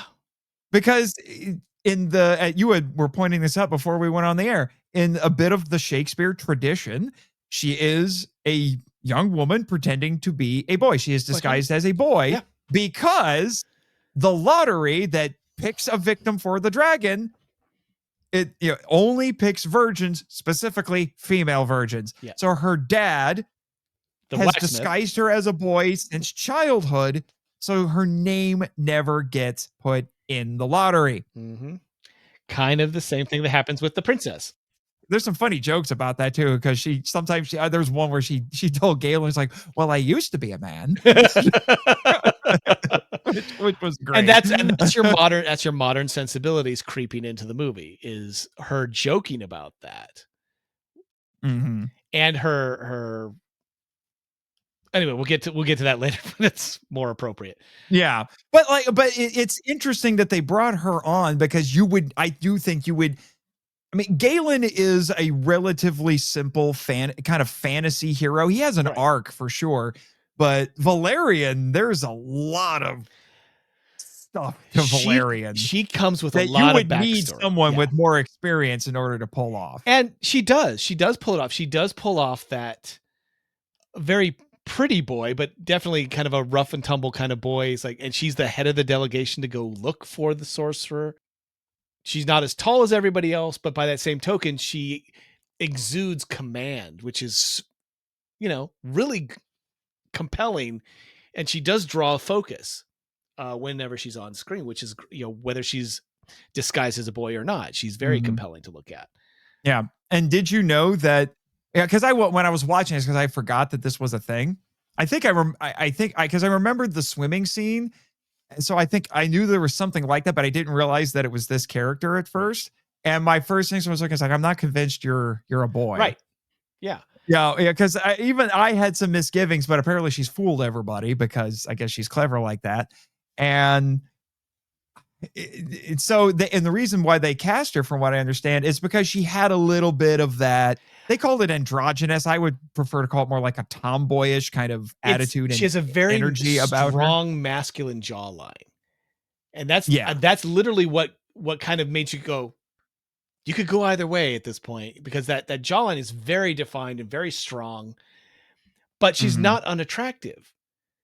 And in fact, I do think even I don't know.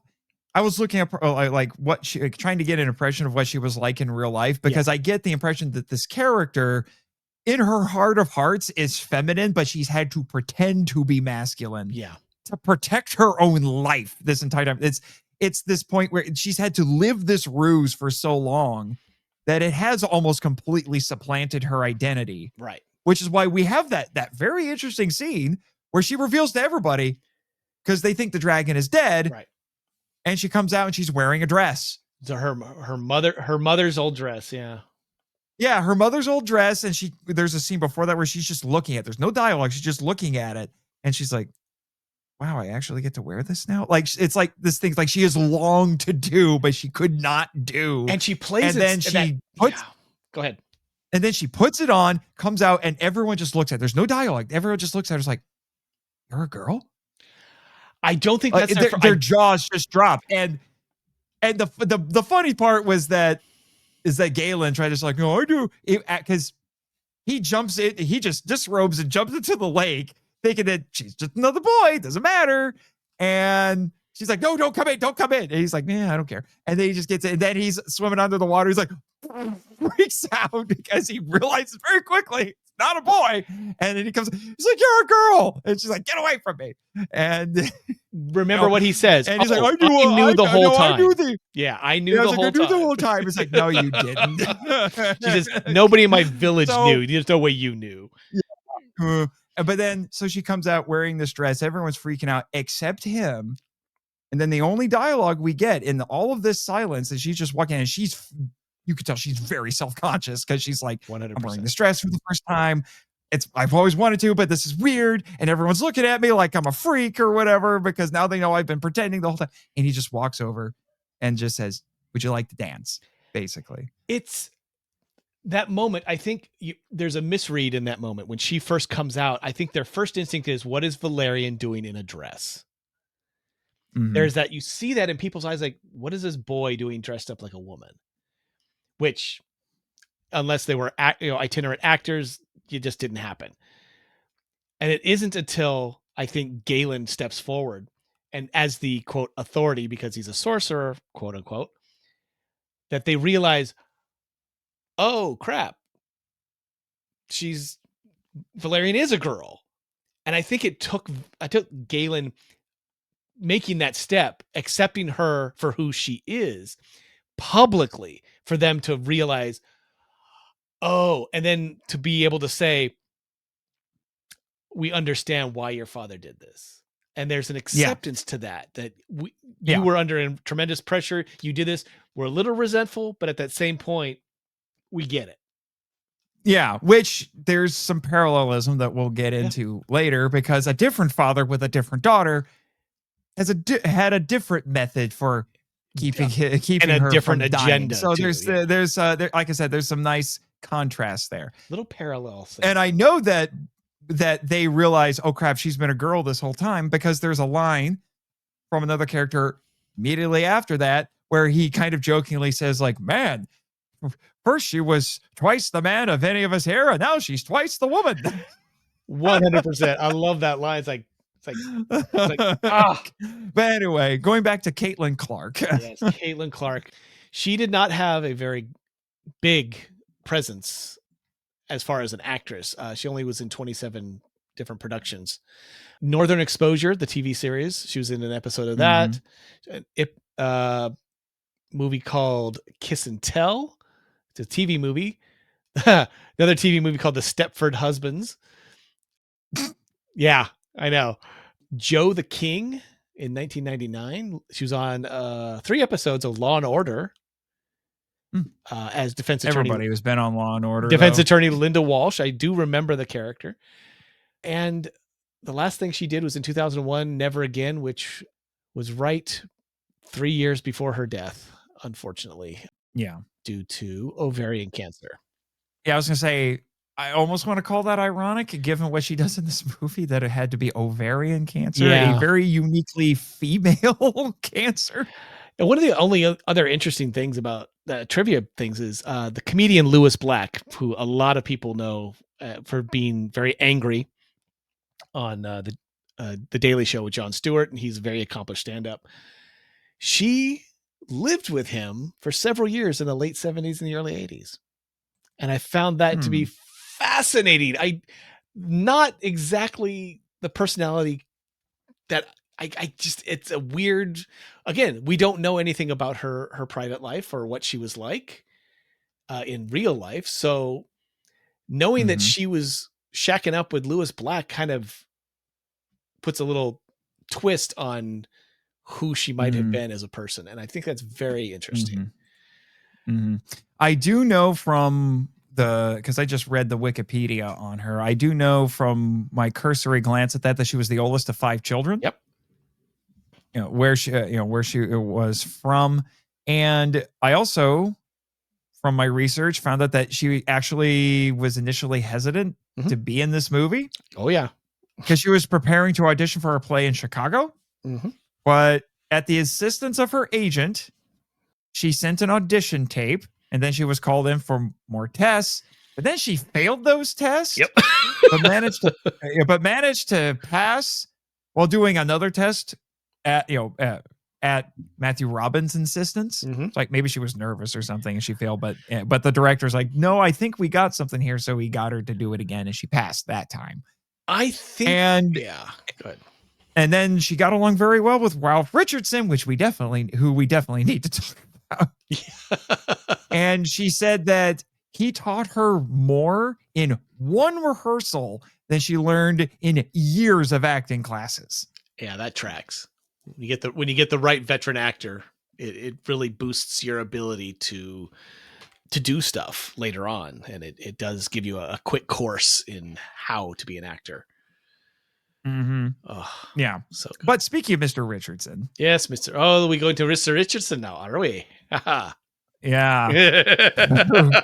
Who I heard, first off, he was probably the most veteran actor there. Yes. In this movie, which definitely comes across. He's, I could believe if somebody unwisely managed to get a live action Lord of the Rings made at the height of the fantasy movie craze in the 80s.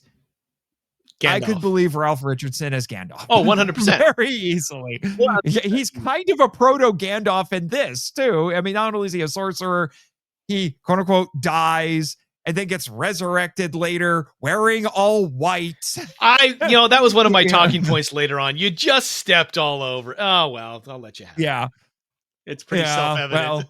Well, that just shows that we both love Tolkien and made the same observation, made a similar observation. Although I have to admit, that didn't fully solidify in my head until I was looking through the special features, and I think it was Robbins or somebody who was working on the movie. It's like, he's like Gandalf.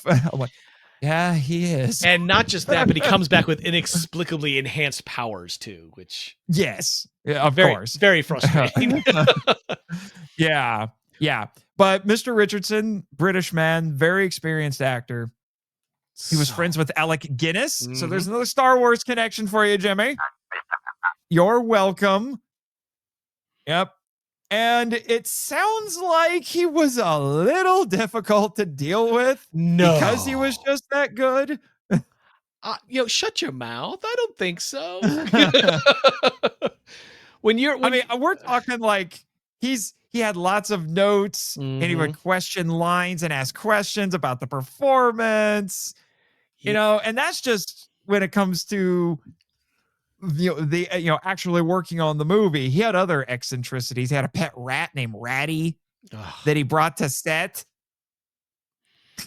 It was crazy. Robin said that his greatest strengths was he was very good at listening to other actors and he was very good with props. I can believe that. That. And Del Toro compared Ulrich's death to a Renaissance martyr painting. Oh my God. Because that's the kind of stuff Del Toro does. Because the way this man dies is interesting. Yeah. Because when, what was the guy's name who came there? Tyrion. The goon. Tyrion. No, yeah. Tyrion. He says, it's like, and I think it's a legitimate thing to bring up. Weirdly enough, it's no different than, it's like, how if a prophet is really a prophet, if what he says actually comes true. Just show me your power. Yeah. You don't have basically. Yeah. It's just like, I was like, oh, you're the sorcerer we've been looking for? Prove it. I'm not proving it. Oh, come on. Why is it that when somebody asks you to prove your power, it's, today's not the day? Well, he starts ranting about how it's like, why is it always when we ask you to do it? It's today's not today. It's not a good day to do it. And he's like, okay, fine. I'll do it. And then he says, get a dagger right here, right in the chest. Stab me right here. And even Tyrion's like, what? Really? Are you crazy? And then he actually goes through with it, stabs him, and he actually dies. And we're seeing just how powerful he is because he sends Galen back into the castle. And when Galen looks out the window, he's like, oh crap, he's actually going to stab him. He tries to run out to stop it, but all the doors magically shut. And windows. So he can't get out. Every access point closes and locks. Yeah.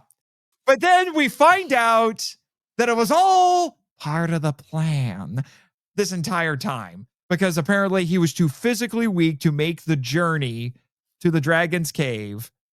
So I will admit, how did he know that all of these things would fall in line so this could happen? This is crazy. Remember, because it's like, you have to stab me, then I have to have a funeral pyre, and then Hodge, the crazy old guy, has to put all of my ashes into a bag, which you then need to give to Galen. And then Galen needs to take it with him. And then Galen needs to figure out what's going on because I left no instructions. And then take me into the cave, open the bag, and scatter my sparkly magical ashes into the lake of fire that will magically bring me back to life. And then I can help fight the dragon. I would like to point out a couple of things when you said it's inexplicable. Remember when we first meet Ulrich, he is staring into a bowl and hearing the dragon, hearing screams, hearing fire. He is prophesizing what's going to happen. He already knows. So he is prepared when the delegation shows up. When he's told by Hodge, you have visitors, he says, I know. He has seen this. This has been a movie for him. He already knows the ending. When Tyrion stabs him and he doesn't immediately fall, he just keeps staring into Tyrion's face. That moment, perfectly acted by John Hallam. Perfectly acted. That moment of, I just stabbed you. How come you're not falling? How come you're not dead? That moment of panic. It's like, oh crap, is this guy really that powerful? And then finally things go how he believes they should go. What gets me is that Hodge is older than the sorcerer, and yet Hodge was expected to make this journey. Hodge was given all of this information to do this stuff. I'm 100% in the movie's defense, Hodge doesn't survive the journey. No, he doesn't, because he's old and Tyrion is a complete jet hole. I was gonna say it's because murder. Yeah. Yeah, while Galen and Valerian are off swimming in a pond, Tyrion is murdering the rest of the people. Which, by the way, we've mentioned that infamous pond swimming scene. That Robbins actually said in the commentary, it's like I was told it's a good thing we filmed this in England, because if we were filming that in California, Disney and Paramount would have seen the dailies a heck of a lot sooner and put the kibosh on it. Indeed. And I can't even begin to imagine how cold that water was. Anyway. So yeah, I think There was a joke that went through my head, but I'm going to, for the sake of keeping it family friendly, I'm not saying anything. I'll tell you if I remember. I'll tell you off the air. As Elsa says, just let it go.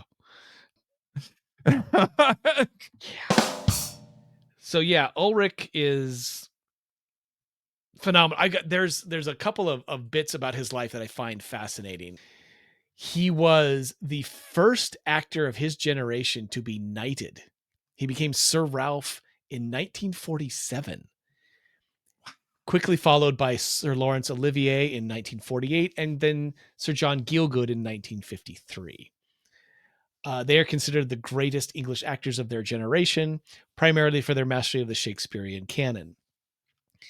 I was going to say, you can tell Richardson is a Shakespearean actor. But here is when you said he was eccentric, this is one of my favorite. And as an actor, I love this. And I wish that more actors would do this.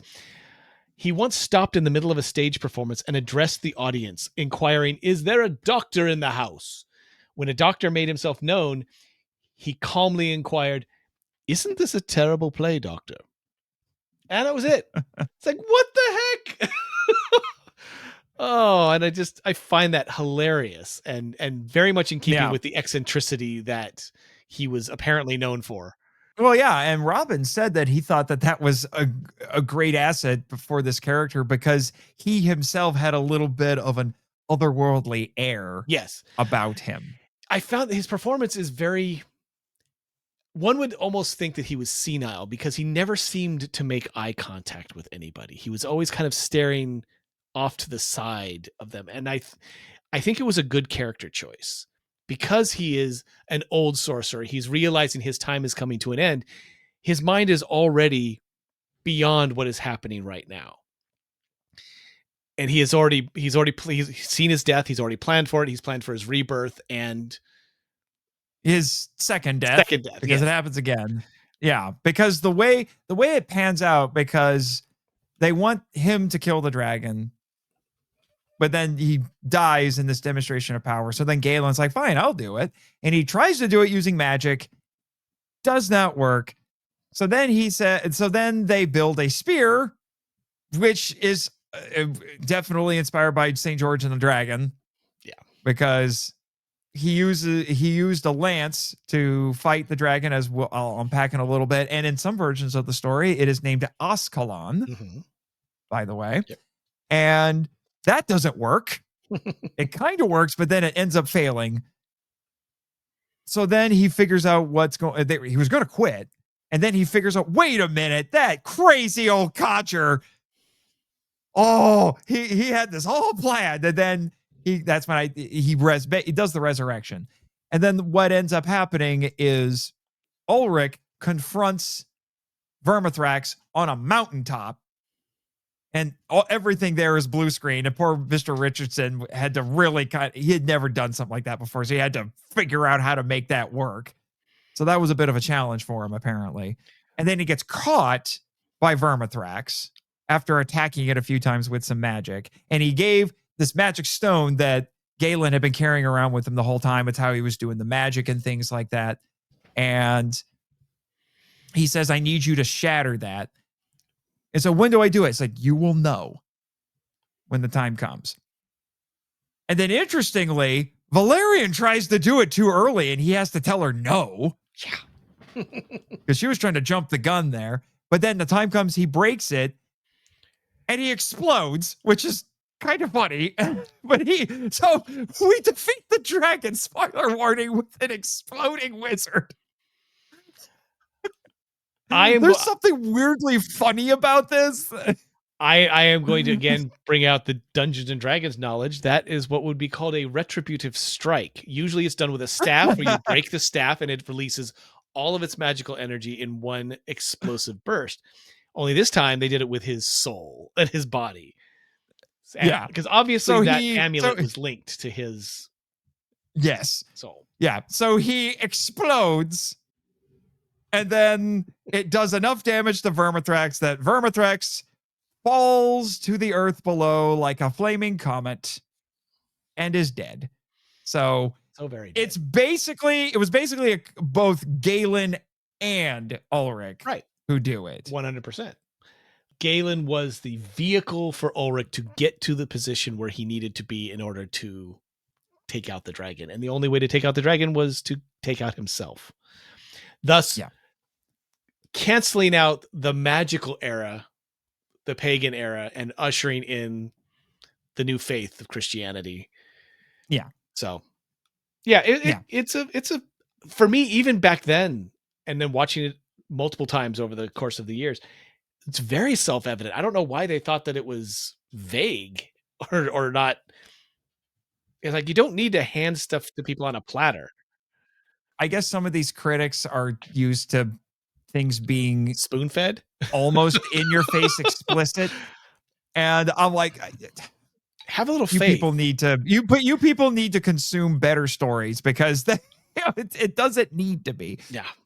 I think my only criticism, other than the people being a little too clean and Peter McNichol being a little too modern in some of the things that he says and does, is you can tell it was made in the late 70s, early 80s because of the disco lens flare special effects of Ulrich teleporting up the mountainside. And don't forget the green fire. Green fire had been used a lot. I mean, all colored fires had been used a lot since the 60s. So I'm giving that one a little bit of a pass. Well, yeah, but I will say when I was watching that, I'm like, green fire, interesting choice. Because the color theory that I learned when I was in college in my writing classes, admittedly, it makes, I think it's best applied to Western storytelling. And once you get outside of Western storytelling, it starts getting a little dicey trying to apply some of the same things. But green, in the color theory I learned, is symbolic of rebirth. So the fact that Ulrich has green fire in his funeral pyre is already subtly communicating something to you. Except you're missing a very crucial point. Disney specific, green equals evil. Maleficent, her fire is green. Ursula in Little Mermaid, her auras and magic are green. What is it? The Frog Prince one. Is it the Frog Prince? The Princess and the Frog. Princess and the Frog. Samde's power, green. It is consistent throughout most Disney animated stuff, and even in some of their live action and hybrid movies, that when someone is using magic or whatever and the power is green, that they are inherently bad. And so it threw me a little bit in that, and that might be something that they had planned to kind of give you a sideways thing and going rather with a rebirth image or rebirth context to kind of throw people off who were used to Disney movies using green for evil. I mean, well, keep in mind, the dark age of Disney, which we definitely Black Cauldron, sure again, green for the Horned King. Yeah, that which some say that was kind of the end of it. But anyway, I know you have notes on that, and I have some knowledge about that. So, do you have any more stuff about the actors? John Hallam, just a little bit of his filmography. He was The People That Time Forgot in 1977. He was one of the Hawkmen in Flash Gordon in 1980. He was in the science fiction movie Life Force with Patrick Stewart in 1985. No one cares that he and Patrick Stewart is in that movie, sir. They don't even care. They don't even care that it was good. They don't even care that it was directed by Toby Hooper. Come on, it's a great famously movie. made Texas Chainsaw Massacre. Well, and Toby Hooper doesn't even remember making that movie because he was coked out of his mind. Well, but watch the movie. There is only one reason anyone cares about that movie. And what's her name? I know the actress's name. Matilda May. Matilda May. They only care about Matilda May because she showed up at wardrobe and she's like, I get to be a vampire queen from outer space. What's my costume going to look like? And they said nothing. Like, what? What do you mean nothing? Literally nothing. Why? Budget cuts. Probably not. It's really just because you're hot. We just, you know, we need you to just. We need you to be naked and hot. That's it. The only other actor note I really have is for Alfred Sammy. And even though it has an L in it, it's pronounced without the L. I found that out through trial and error. As Greel, the one man who is dubbed in this movie. And I find that when I was watching it, and because I wasn't looking at IMDb or anything like that while I was watching it this last time, I'm thinking he does a really good British accent. And I'm kind of confused because I know what his normal speaking voice is. Norman Rodway, who did the dubbing, has the right vocal quality so that the transition didn't seem unnatural. The voice didn't seem unnatural coming out of Sammy's face, basically. But this guy, I have seen that face for years in a variety of things. He was in a couple episodes of Twilight Zone, the original, Lost in Space, Escape from Planet of the Apes in 1971, and kaiju adjacent movie Empire of the Ants from 1977. It's on the master list. Yeah, it's not a great one, but it's on the master list. Leave it to Bird Eye Gordon to make a kaiju version of a H.G. Wells short story that does not have giant ants.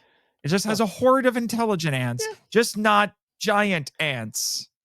Yeah, and also starring with, I think, Joan Collins. So, you know, kind of a weird little flick, but we won't talk about that because it's not important. So yeah, that's pretty much what I had on the actors. Okay. All right. At least Damon, relevant ones. As Patreon Prime, as you are. All right. Where do you want to go next? Do you want to talk about the Disney Dark Age, or do you want to fly way off into the weeds and talk about Vermithrax Pejorative, because we're going to be parked on Vermithrax for a while? Then let me get my Disney Dark Age out of the way, since I did my deep dive on that. Because after looking at the reams and reams of information about the creation of the dragon, Phil Tippett, Go Motion, stop motion.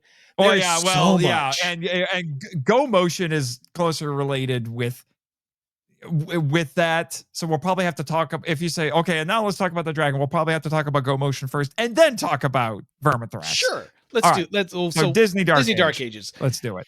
The Disney Dark Age is actually, there's two descriptors about this. It takes place from approximately 1970 to 1988, which was the Renaissance with The Little Mermaid. Well, yeah, that's what launched it. That's it. Although some would say it could have arguably started with Great Mouse Detective. That's what, Great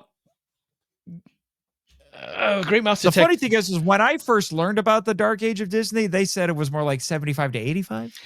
But they count it from the deaths of Roy Disney. They say once it went out of, which is Disney, Walt's son. Yeah, once it went out of Disney control, true Disney control, that's when the so-called Dark Age started. And the Dark Age is talking about how it was a dark time for Disney. It was a hard time for Disney. They were losing money. Their films weren't doing exactly great. I mean, Robin Hood was an okay success. Jungle Book was the same time period, because it took. I was going to say, but I know Jungle Book was the last one that Walt was involved with, but so that's why I don't care. I don't care if those were quote unquote Dark Age. Those were seminal. Those are childhood classics for you and I. Yeah, but by that same token, they didn't have the same draw because the animation style had changed. They had stopped traditional animation and they had gone to a rougher look, so it gave it a dirty, fast feel to it. And that was part of the Dark Age experimentation phase, where they were stepping away from what Walt and Roy had been doing. Fox and the Hound is another one from 1981. And the themes in that story, I mean, I can't watch it. I watched it when it came out and I said, I'm done. I can't watch that ever again, because it's heartbreaking. And it's what's even worse is the source material is much, much darker for that. Now the live they were also producing some more live action movies at this point, and those were also markedly different. Yes. I think there were kind of some outliers. I think like Bedknobs and Broomsticks is considered a little bit more of a throwback. Except that's a hybrid. We'll talk about those too. But the live action, we're talking the Black Hole in 1979. Which so was, dark again, which was very dark. It was trying very hard to be Star Wars, but then it veered off into very dark territory. And you can't even say that it was the source material problem, because this was a wholly created thing by them.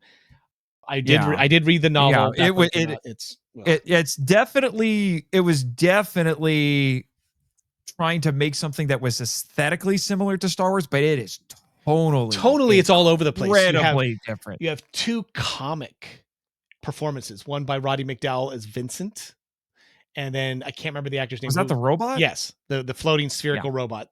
And then the other one was Bob, which is the older model who is dilapidated, and he was originally on the ship that they find in front of the black hole. And then, so those two are a comic duo. They're doing their shtick. And then you have Maximilian, the psychotic buzzsaw blade robot, Major Domo.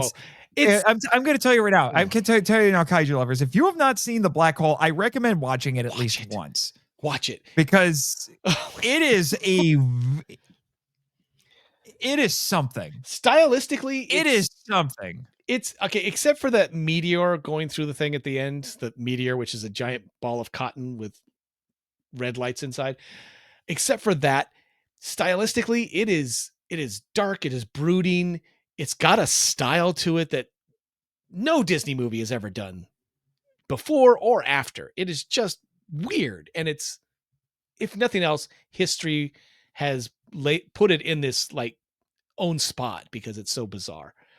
The Watcher in the Woods in 1980, another choice. And specifically, I was dropped off at the matinee to go see it.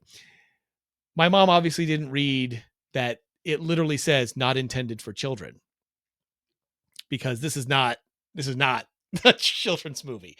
It was very dark, and the less said about that, if you want to watch it.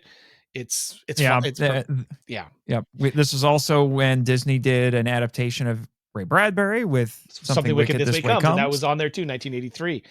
Yeah, but the thing is generally people will tell you that, at least when I first heard about this, they said there was really only one thing that Disney produced at the height of this that they gave even the remotest amount of attention to and treated it like it was as, important as the rest of their library. That was Tron. But Tron also has dark imagery, being consumed by the machine taking control of every aspect of your life outside of the grid, being inside the grid, having to fight for basic, I don't want to say basic program rights.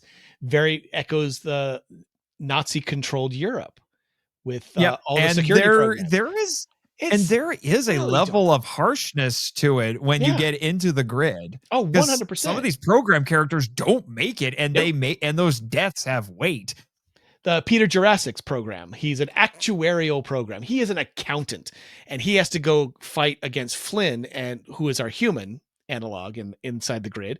And Flynn has to kill him, chooses not to, and so the Master Control Program analog Sark does it for him. Yep, Sark. And it's for a child to be watching this. And I watched it, I sat there and I watched it 3 times in a row in the theater. So, because back then they didn't check so much about you. Yeah. Well, it was the anime. Yeah. Anyway, so and then there are the hybrid live action animation movies, which also came out at this time. Bedknobs and Broomsticks, you already mentioned, that came out in 1971. You say that was more traditional, except it's set in World War II England. This witch, who is still learning, doesn't have a teacher, scours Angela Lansbury, by the way. Gorgeous, looking phenomenal. She has to take in, now at the time, because London was a prime target for bombing, children were taken away from their parents and sent north or west to other people. If anyone here is familiar with The Lion, the Witch, and the Wardrobe, Mhm. deals with the same thing. Same thing. So she has to take in these two children. She's not happy about it. She says, "Stay out of my way. You'll be fed. You'll be housed. That's it." And shenanigans ensue. So very dark beginning in a dark period. And eventually she has to defend the English coast from an invading force of Nazi soldiers using her magic. That's not generally happy, upbeat Disney material. It's not, but admittedly, I haven't seen it in years. But when you get to the point where she's using her magic to fight the Nazis, there's whimsy. There's whimsy, but it's not necessarily the underlying tone can be played for weight, especially when those kids first get there. So the only other one that for the hybrid movie is Pete's Dragon in 1977. Again, most people, if they've seen it, they think, "Oh, it's pretty, it's this, it's that, the dragon's silly." I blah, remember blah, blah. seeing that one. Right. Yeah. This child is an orphan, and gets to Passamaquoddy because he's running away from adoptive parents who are literally abusive, who then follow him and are actively looking for him. And the only thing that saves him is this lighthouse keeper's daughter, who is comic relief in and of itself, and this invisible dragon. Again, when we see him, he's animated. Oh, 100%. It's a hybrid. And yeah. Although my counter to that would be, they did a bunch of fairy tales with orphans. Come on, freaking Cinderella. I agree. But see, even those are dark, but they got Disneyfied because they are, in the real stories are so much darker. This is an original story. I agree with you there. I won't make the obvious. I won't make the obvious joke, but yeah.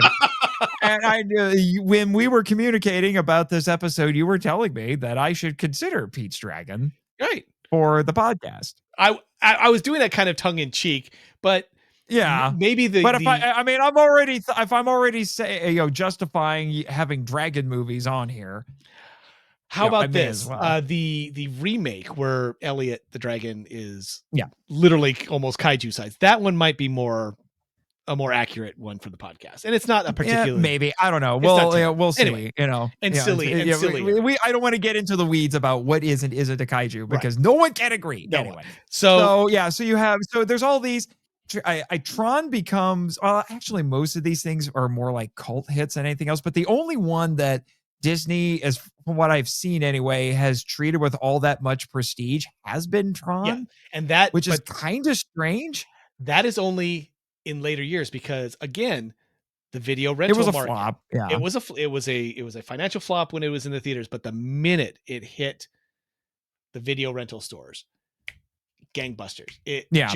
But my understanding is the movie that kind of broke this and forced Disney to quote unquote get its act together. It's a movie I have not seen in its entirety. And the parts of it I have seen, I'm like, oh Lord, Mom and Dad probably wouldn't have let me watch that. Is The Black Cauldron. The Black Cauldron, 1985, based on the Prydain novels by Lloyd Alexander. And this is off the top of my head. I don't even have it written down. I read them prior to seeing the movie. I don't know why. They are technically children's books or young adult books. They are somewhat flippant. The bard character of Fluter Flam is kind of a comic relief character. The other quote comic relief character that Disney turned into a comic relief character, which isn't in the novels, Gurgi, he's supposed to be a wild man, not a short dog looking thing. He's actually like a throwback. And that's in Gaelic myth. There are these wild men living in their forests, considered dangerous, but this one happens to be a nice guy. And it's all about, at least in the books, it's almost like he's more like an Ewok than anything else. Yeah, and it's terrible. It's terrible. In the book, Taran, the main guy, is a pig farmer or assistant pig farmer. He's not even a main guy. And he believes that he has this grand destiny. He doesn't. Throughout the entire books, he's like delusional in that he thinks he has this grand destiny and he doesn't. There is a princess in this and of course he keeps trying to save her, but she is a lot more self-sufficient than almost any other Disney princess. And again, with the movie, it's different because This movie only takes 1.5 of the novels. What? Jimmy brings up a good point, because since Disney bought Star Wars, Princess Leia is a Disney princess, so she wins. Oh, we know that. I mean, she's the most badass princess we got. Although now it does beg the question, since now they own 20th Century Fox, which made Alien, is the Alien Queen 100%? No, she's an evil queen. Yeah, she's an evil queen, which is very Disney. Anyway, yeah. back to. So these films were darker, stranger, and more experimental following the Disney's deaths, and the whole company struggled to find its creative footing, leading to a wide departure from their standard family-friendly tone due to the triumvirate of executives who were running the company. First is Ron Miller. He was Walt's son-in-law, and he advocated for the mature content shift, but that continually caused friction with his other executive, Cord Walker, who was the CEO. And he was concerned about tarnishing the family-friendly image of Disney. So he resisted everything that Ron Miller wanted. So that's why the tonal quality of these movies was kind of weird. Then there's Don Tatum.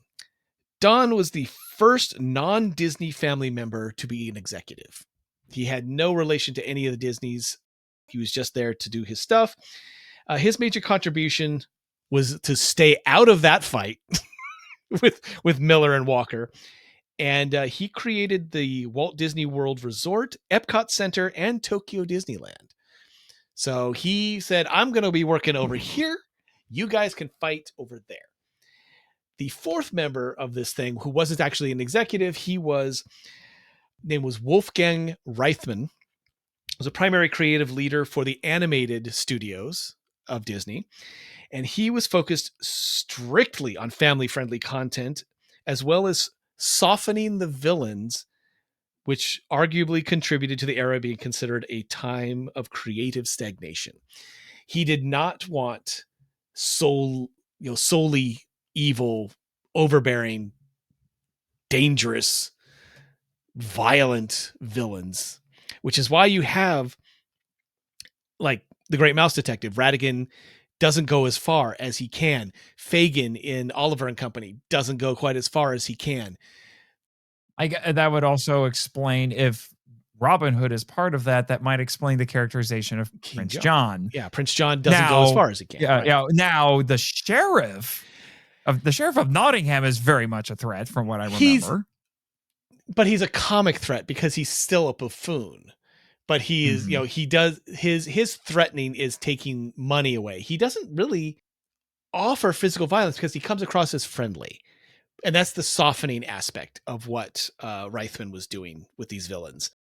The only one he really couldn't seem to do very well was with the Black Cauldron, because the Horned King is terrifying on almost every level. Every kid who's seen that movie at that time period was terrified of that particular villain. And that's just his presence. That's just looking at the guy. It's like, no. I have nightmares for the rest of my life. Yeah, that was the first, I think that was the first, not Disney movie period, but it was their first animated movie got a PG rating. Yeah. Yeah, and well-deservedly, because it could have been so much worse. They really pulled back on what the Black Cauldron actually was, since it is a version of the Holy Grail commingled with a Celtic myth about the Black Cauldron, which if you place a dead body inside of it, that body will resurrect. What isn't told is that it was corrupted by the Horned King to resurrect them as corpses, animated corpses, and basically zombies and skeletons and whatnot. That's, again, why the book and the movie can be so terrifying, is because it's just horrific for any child to have to go through. So yeah, the Dark Age, again, has that duality to it, in that it was a time of stagnation. So it's considered the dark period because stuff isn't happening that used to happen. But also, they were doing the shotgun, throw it against the wall, see what sticks. And I think that was a necessary step before The Little Mermaid. Danny in our text string tried to bring up Who Killed Roger Rabbit, or Who Framed Roger Rabbit. Who Framed Roger Rabbit? And that came out in 1989. And that, fun fact, yeah, first movie I remember seeing in a movie theater. I think my mother might have changed her mind if she knew what was in it. it has very adult themes. It's definitely not necessarily and for children. it was very intense. I mean, again, Nate was a little I think might have been a little traumatized. up to a point I agreed with Danny's assessment that it belongs in the dark era, except it was a success. It was a blend. It was a hybrid movie of animation and live action. It was a collaboration between Disney and Warner Brothers, which had, that being able to use both Bugs Bunny, Mickey Mouse, Donald Duck, and Daffy Duck in the same. Oh, what? Thanks, Jimmy. Yes. Correction. Who Framed Roger Rabbit was 1988. 1988. Okay, 1988. So it's at the very end.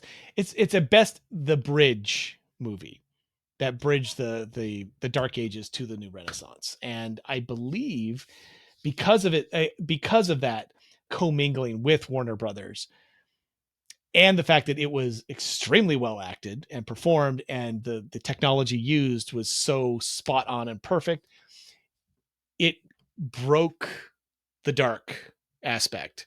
That was one of those things that stuck. And then coming out like right on its heels was Little Mermaid, and they went boom, gangbusters after that. And I think, and they dominated in the 90s. Little Mermaid, Beauty and the Beast, just two big Aladdin, bangers. The Lion King, good Lord. Which you can't escape the Lion King these days. And I think that's a shame. I think that for my own that's just freaking Hamlet.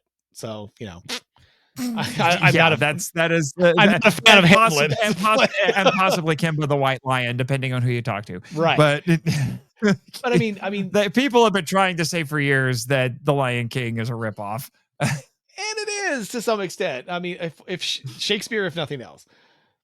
But by that same token, most Disney stories are ripping something off. So that gets a free pass on that. It's just the constant banger after banger after banger by taking, let's call it is. It was the songwriters saying that these should be Broadway musicals rather than simple musicals. And that's what made them what they were. That's what brought the New Renaissance in. They were taking the sensibilities of the 50s with the musicals, driving the plot forward, but giving them that operatic big quality. And with the new animation, both a blending of traditional and CGI, especially for Beauty and the Beast, and it working for them, not against them for once. Oh, and to bring that back, the Black Cauldron was the first use of CGI in a traditional animated cartoon with the cauldron itself. Yes. It was there's a tiny bit of CGI in the black hole. Tron made extensive use of it, but it was also, go back and watch it. It's pretty sparing because everything else was filmed in black and white and then used the neon lighting on their costumes, which was just, motocross equipment and lacrosse equipment. So, I mean, but by that, anyway, getting back to that, it was just the Renaissance in 88. I remember being newly in college, and those two big movies coming out, Roger Rabbit, Little Mermaid. And I am one of those guys who is not ashamed to go to a Disney animated feature by himself because his friends are too far up their own tuchus. Yeah, they're too cool for that. They were. And I thoroughly enjoyed myself in Little Mermaid, and not ashamed to admit, it's very sentimental. Doesn't go where the original story goes, and I knew that because it's Disney. But it was fun, and most of them of the New Renaissance were defied the Dark Ages, and well deserved brought Disney back on top. Yeah, from where they were. Yeah, and maybe I don't know. This was definitely not one of the hits for Disney. And that at that point, I guess that Popeye movie technically qualifies too because that was another co-production. But that one is weird. I've only seen parts of it, and it's odd. It's an odd duck. If It's you a like, musical. It's a Popeye movie with Robin Williams, and it's a musical. It's very strange. Tonally, it's strange, but the art direction, even the music are, they're not bangers. Obviously, they're not something gonna hum when you're walking out, but they fit the world that they created. Yeah. And if you like the Popeye mythos, like me, I grew up with Popeye cartoons. I absolutely love them. I used to watch Tom Hatton on Sundays, introducing the Popeye cartoons. I was in the theater. I watched it. I enjoyed it. My dad's like, this is garbage. It's like, well, you're an adult. Your opinion means nothing to me. And I have it. I have it on DVD because I find it endearing. I think it's wonderful. I don't watch it a lot because, again, the story is muddled and but it's a Robin Williams movie and I love it. So yeah. But all that to say, it was a strange time for Disney, and this thing is very much a product of that. And now we do need to get to Vermithrax because we've already gone a little longer than I thought. So we need to get to the main attraction for this. I'm glad that we spent a lot of time talking about the other things in this movie because I do think it has other strengths. Yes. But we need to get into the main attraction for this, which is Vermithrax Pejorative and Go Motion. The main reason why you are here, because it's a puppet. It is a puppet, and this is the other thing that I've been hyping in anticipation of this episode. Sir, you have made the argument, the assertion, the claim, shall we say, that Vermithrax Pejorative is in fact a kaiju. Please explain. You want me to defend my position? Okay. Yes. There are a multitude of movies and literature where the monster, the dragon, is the last of its kind. We've seen it. We know it. God, even Dragonheart. Let's face it. I mean, Draco. Dragonheart was the first one that came to mind. Yeah. But Dragonheart, Draco, is intelligent, is communicative, is thoughtful in what he does. Vermithrax is an animal, a cunning animal, an animal on its last legs, almost literally, because she is old. She is the last of her kind. She is not particularly kaiju size. She is only 30 feet long with a 90-foot wingspan, which is impressive. Which is impressive, true, for an animal, any kind of animal. But it's doubly impressive because when they created this, when they designed it as if it was a real living thing that could possibly exist. Anyway, defending the kaiju-ness. She is of the natural world and yet magical. She dominates just by her sheer presence the area in which she lives, her hunting grounds. She controls basically a population with her presence, her aura. Even Galen notices this when they're walking through her territory, and he says, "Is your entire country like this?" Because he breaks off a twig and it's just ash. And she says, "No, we are near the cave. We are near her lair." He says, "Oh, I want to see it," because he doesn't know. He's never met a dragon before. This is a myth to him. This is a mythological creature. This is something that he has never experienced. That is also part of the kaiju myth. Godzilla is a mythological creature until he makes landfall in the first movie. King Ghidorah is, well, an alien, we know, but in that, even in the Monsterverse, she and the other titans are mythological figures until they start waking up. Well, and if you watch the original Japanese cut of Ghidorah the Three-Headed Monster, which, hot take for some people, I actually prefer how that one is edited. It's edited much better. You don't see Ghidorah. You see what Ghidorah does in the meteor with the weird magnetism and things like that. And then when Salno, the Venusian princess, comes to and she finally explains who Ghidorah is because she's been trying to warn people about Ghidorah coming. And she tells a story. It's like, this is what happened on my planet to my people. Ghidorah destroyed us all. There's weight to that. There is a level of Lovecraftian dread, with 100%. And you feel then it. after the scene after that, she tells that story. Ghidorah emerges from the meteor and starts ravaging Japan. In the US edit, that story is after Ghidorah appears. Which makes no sense. I don't like it. You need that preamble to the appearance of the monster. And you get that with Vermithrax.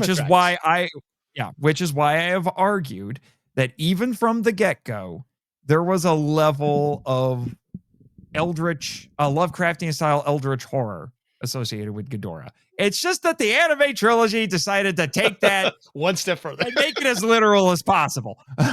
So they must have been listening to you. That's it. They listened to your podcast. Yes.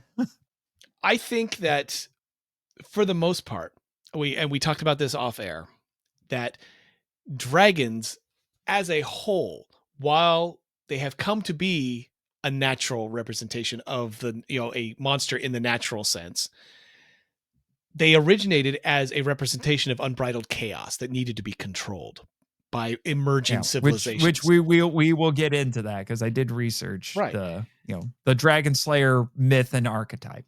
And that part and parcel, it is civilization versus chaos. It is order trying to bring something into reign that they have no control over.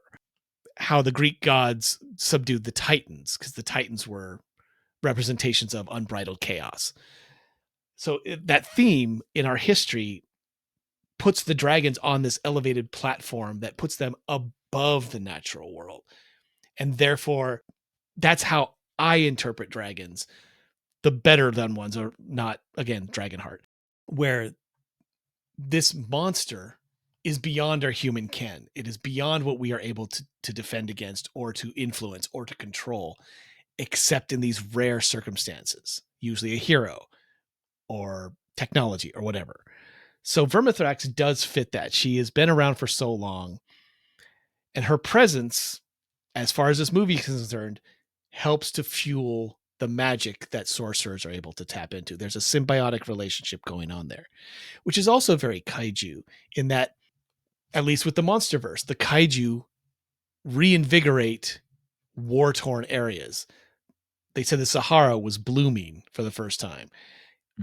They radiation, they suck it up, and because they devour radiation, so they heal the planet. And then they give off a different kind of radiation that has beneficial effects and promotes growth and whatnot. Now that's a positive aspect to kaiju, whereas Vermithrax is the exact opposite. She is the despoiler. There's another mythological creature called a cockatrice, which its very presence will poison rivers and farms and everything if it's around. And that's how you know it's there, is you'll find dead vegetation everywhere. It's, oh, that's a cockatrice. We might not see it. We might not know it's there, but it's there. That was the Dark Ages, if you'll excuse the term, way of trying to interpret what was happening, like plague and blight and things like that. So same things with the dragons, but on a grander scale. And it's that scale, again, forgive the pun, that puts them above the natural world. They are causing such a footprint, positive, negative, whatever, that they are interrupting nature. And that makes them kaiju. At least in my estimation. I've also, in past conversations when we were talking about this episode, you've also argued that Vermithrax qualifies because her design doesn't fit nicely into traditional dragon designs, because she's like half wyvern and half traditional dragon, and traditional European dragon. Once again, that goes back to the designers who wanted something more like a pterosaur, again, something that could exist in the natural world, and there are no six-limbed flying reptilian creatures. And yet the body design of dragon and dragon-esque critters is wildly inconsistent across history. Tiamat had multiple heads and no actual fixed physical body. Jormungandr in the Norse mythology is a giant serpent that wraps around the world and causes earthquakes and tsunamis. Then you have something like Maleficent, who's actually a sorceress who turns herself into a dragon, a more traditional one, but that's because that's what we expect a dragon to look like. Mhm. Then there's the I'm going to have trouble stumbling over this word. It's a Linorne, Linorne. The Linorne are two-legged dragons, but wingless. And you see them in medieval art a lot. And that's something that comes from the Germanic and Scandinavian regions. There is no set for what history thinks of as a dragon. I mean, go to the Chinese dragons are benevolent, and they're serpentine and long, and they have tiny little legs. They're very reptilicus in that respect, but without the wings. Yes. Or you get Orochi, and Orochi is, again, The a eight-headed giant dragon. multi-headed dragon. Then there are the earlier ones like Typhon, which was a giant snake in early Greek myth. Early Greek myth. Yeah, very, very early. It's where we get the word typhoon. Yeah. Caused storms and sea surges and everything. And if you want to go back to Tolkien, Smaug was considered Smaug. Smaug was a puppy compared to Smaug. Ancalagon. Ancalagon was the size of a mountain whose wings could darken the sky for hundreds of miles in every direction. And those were more traditional kind of dragons with the 4 feet long tail and wings. But again, there's no real, I mean, we have come to accept dragons, at least in the Western world, as being 6-limbed. And I think that's Draco from Dragonheart. Fits very nicely into that. A little blunted. His snout isn't quite as long, and his neck isn't as long. He's stocky. He's more like a bulldog in dragon form, and that's fine because I get they wanted to humanize him more. That's great. Yeah, I mean, you're having Sir Sean Connery as a dragon.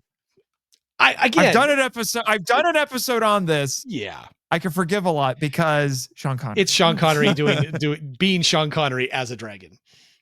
I mean, let's even go one step further. There's the video game Spyro, and Spyro is a puppy, literally a dog-sized purple dragon. That's obviously not a kaiju. My point being is that dragons don't have a fixed form. They, even in our history and in our literature and in our movies, dragons are chaotic and are then worthy of being held up above what you would consider just an animal. Yeah. And that's right. my defense. It seems like, well, yeah, I was going to say, since we're kind of getting into this, I guess we may as well get into the mythological aspects of it. Sure. Stop warning me how long it's been. All right. We always go long, Jimmy. You know this. We always go long. Just strap in, okay? We'll do it You'll live. get paid some overtime. I will advocate some overtime pay for you with the board, okay? Are you happy now? That sounded like a yes to me. Well, you just have to discuss it with Virus. Yeah. Yep. I heard what I heard, sir. All right. Anyway. But before we move on, because I mentioned wyvern. The wyverns, yes. For those who don't know, what is a wyvern? A wyvern is generally what we would consider Am I saying it right? It could be pronounced wyvern, wyvern. It depends on what area of the country you happen to be in. Mm-hmm. Funny enough, I discovered a Canadian kaiju movie that's called Wyvern. Yeah, it's on the master list. Oh, that's good. Wyvern is usually I found it very cheap when during one of my visits back to America at a CVS. Oh my goodness, I'm sorry. It's probably I can't think of the name now. What production company do we really not appreciate? The Asylum. There we go. It's probably it wasn't the Asylum. So I'm assuming it's better. Anyway, what's a wyvern? A wyvern is known as like a 2-legged dragon. They are generally venomous and generally are depicted as having some kind of stinger, like a scorpion. They tend to be no larger than about an elephant, and they are most notable as being mid-European, Germanic, France, none in Spain, strangely enough. What used to be old Gaul, and in England. In heraldry. You said they're four limbs, so The they four have limbs, so the two wings, the two and legs. the wings, and they would crawl. They would crawl. They were strangely enough, for a winged creature, they spent a lot of, or reportedly spent a lot of time on the ground. So again, they have the monster chicken-like version of Ghidorah. It takes a lot has of a cues lot from of wyverns. that feel to it. Because Ghidorah will crawl on his wings, which some people were upset about. I'm like, this actually just makes sense. I'm sorry, it just makes sense. Well, for the MonsterVerse Ghidorah, it's actually terrifying the way it moves, because the heads are snaking out in front of it as it's moving, and it's like, okay, you got me. But with a wyvern or a wyvern, they were frequently in medieval art as being the dragons that knights would go out and hunt down. So there's a lot of them of being speared by lances, or taken out with swords, shields, and maces and whatnot. They don't breathe fire. They don't have any, like I said, they are venomous. They have a poisonous bite, and they're some of them with the stinger, who they would use their prehensile tail to take out things. So which is another thing that makes Vermithrax Pejorative a hybrid, different. Because it's a hybrid, because in terms of body design, it's closer to a wyvern. 4 limbs, crawls, but it doesn't have a stinger like a traditional dragon, and it breathes fire and doesn't spit venom like a traditional dragon. She has but she tends to react more animalistically rather than what we think of in the Western world as a dragon, which is very, very smart, very covetous, very, on point, being able to like predict what a human will do or whatever. Vermithrax is very much geared as an animal, but a very cunning and smart animal. And I think that is where the designers did a fantastic job in taking all these different aspects of what they liked about dragons, condensing it down to something that could possibly exist in a natural world, and then giving it to us in this I'm vacillating. It's just like, we could talk about Dragonslayer myths, we could talk about Vermithrax. I'm going back to talking about Vermithrax. Executive decision. So let me find where my notes on that starts, because it goes on for days. Yes, it goes on for days. So yes, and you'll find out very quickly why this took up 25% of the budget, as I mentioned before. So even though even you, Damon, typically associate this very closely with Phil Tippett, it is not entirely Phil Tippett. Phil Tippett did not even do all of the puppetry. Nope. Because they had 3 different models of Vermithrax for this movie. They had the small model, which was I believe that was the one that Phil Tippett worked with. And then there was a medium-sized model that they used for the flying scenes, and that was Mr. Ralston was working with that one. And then they had the life-size ones that they used on set for some shots. Very, very well done shots.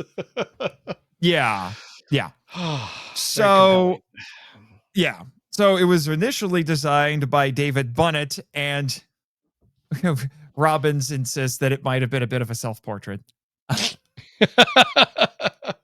Because he said he had a very strong jawline, long nose, long features. Like, okay. And he wanted it to emphasize flying. He gave it some personality because he wanted it to not be a xenomorph from Alien, which he described as too hideous to look at. I love that quote too. It's like, really? Okay. Dragons have never been too hideous to look at. They're kind of gorgeous in their way. Yeah, well, but Alien was the new hotness at the time, and it was a monster unlike what anyone had seen in movies at that point. So I can imagine that would be a little bit shocking, and that shock would hold on for a while. Yeah, and he said that when you're designing a dragon, it's not a matter of just sticking wings on a dinosaur. No, it's not. Now, he says Vermithrax is 40 feet long. Okay, 40 feet long. As a wingspan of 90 feet. Yeah, I got at least got the wingspan right. Yeah, and he said she had to look light enough to fly. Yep. Which is why he says most of the weight was in its head, neck, and shoulders. Yep. For all those flight muscles. Yeah. Now, the final design was made by Tippett, and it's a composite of several designs that they had. He made the wings more bat-like and less like pterosaurs or pterodactyls, pteranodons, whichever term you prefer. And he also sculpted a reference model, quote, which Danny Lee of Disney Studios closely followed in constructing the larger props for close-up shots. 2 months later, Lee's team finished a 16-foot head and neck assembly, a 30-foot tail, thighs, claws, legs capable of grabbing a man, and a 30-foot wide wing section.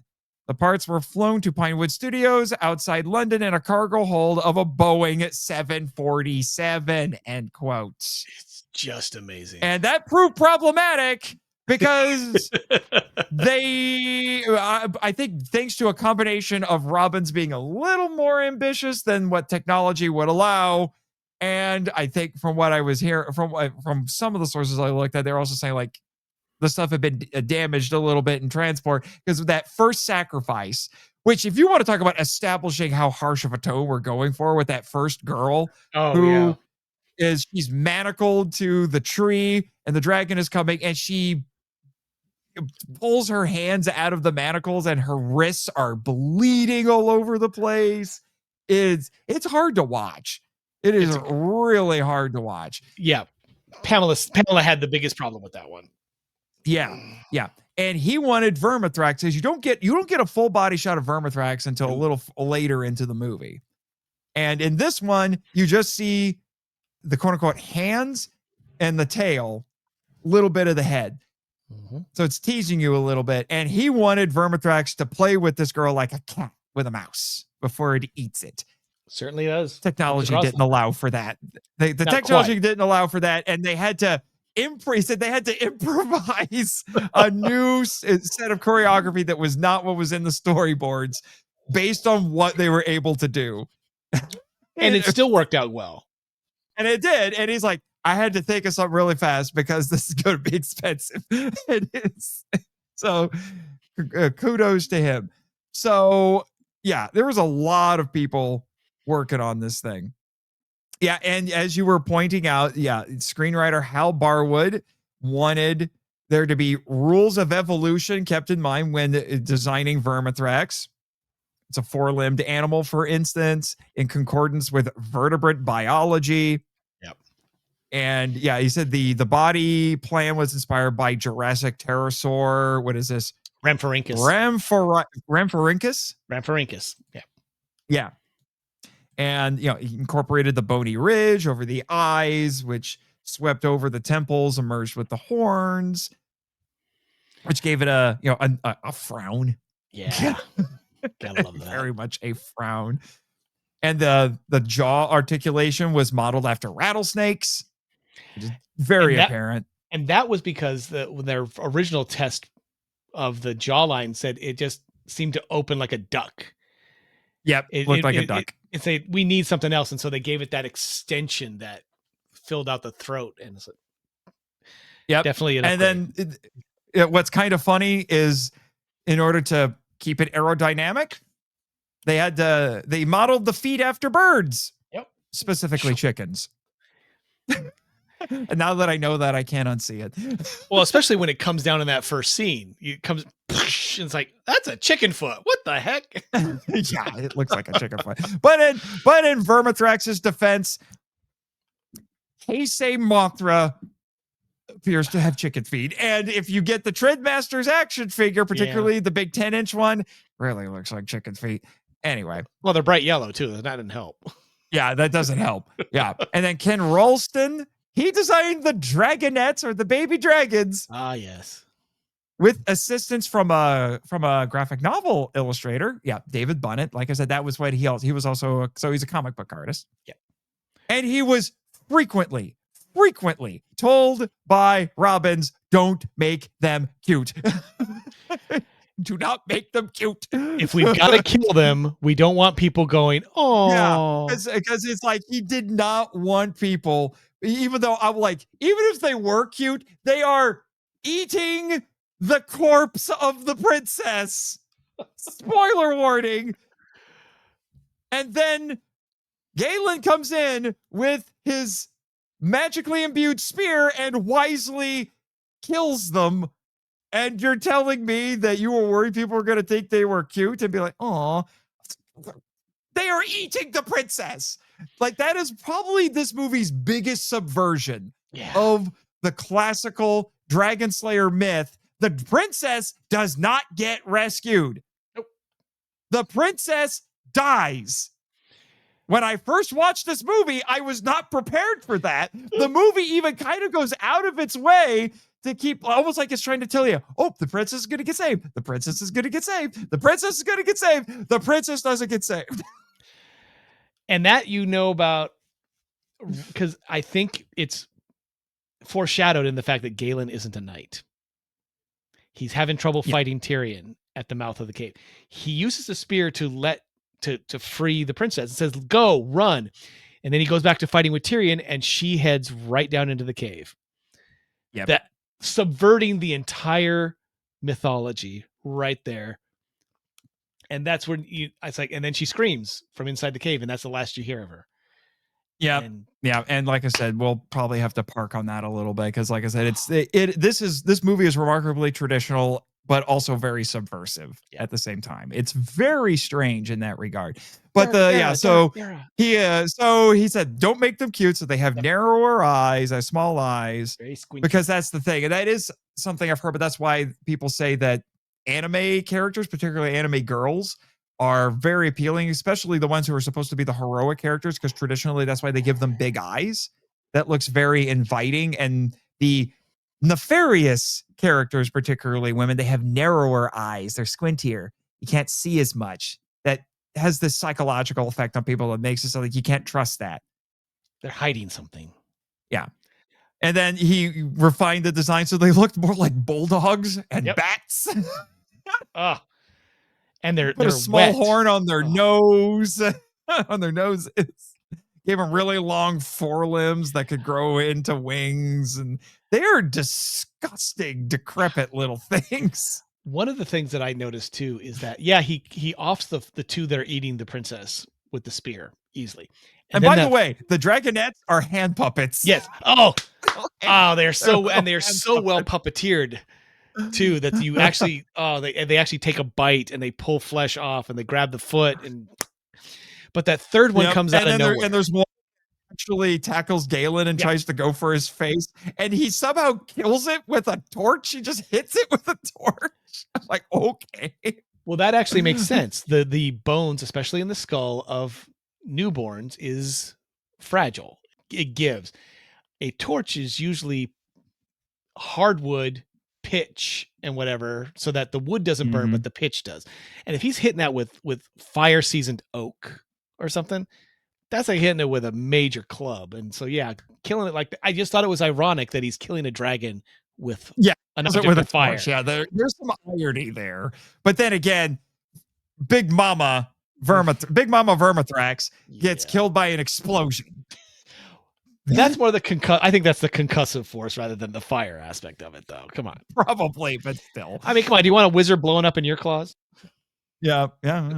And those puppets were built by Ken Ralston, Chris Wallace, and David Carson. Want to make sure I mentioned them. So it's 3 articulated puppets. And they did have a custom backlit fluorescent blue screen for the final battle. Yes. That for the creature and the actors. And let's see. So one of the Vermithrax models also featured there's one traditional stop motion sequence in the movie. It's a long shot of the dragon on a rock mountain. Yes. Remember that. It's writhing its wings and glaring down at our heroes just before the final battle. That's the only one. All of the walking scenes, those are the ones that Tippett did. That's go motion. Oh, and Vermithrax coming out of the darkened cave, all you see is her head and neck in the beginning, and then those wings come out. Bow, bow, bow, bow. Mm-hmm. And she rears up, looks around, seconds before she notices that her dragonettes are dead. Yeah, and that's maybe That's maybe I've heard a lot of them are saying like they wanted there to be some personality, and there's certainly personality to Vermithrax, and they said they wanted her to be at least a little bit sympathetic. And honestly, the only scene where I feel any sort of sympathy for her is that one, where she finds her dead babies. Weirdly enough, I wonder if the filmmakers on Godzilla 98 had seen this movie, because there is an eerily similar scene in that movie with an eerily similar result. Yeah. Nosing the children. But Dragonslayer does it way better. So much most pathos. things out of Godzilla 98. It's done better somewhere else. But because she finds the baby, it's brilliant editing here too. Mm-hmm. She finds the dead babies, which out of context sounds horrible now that I think about it. Nobody clip that line out, please. She finds the dead dragonettes, and she nuzzles them. They don't move, and then it cuts to a wide shot of the cave, and you hear her.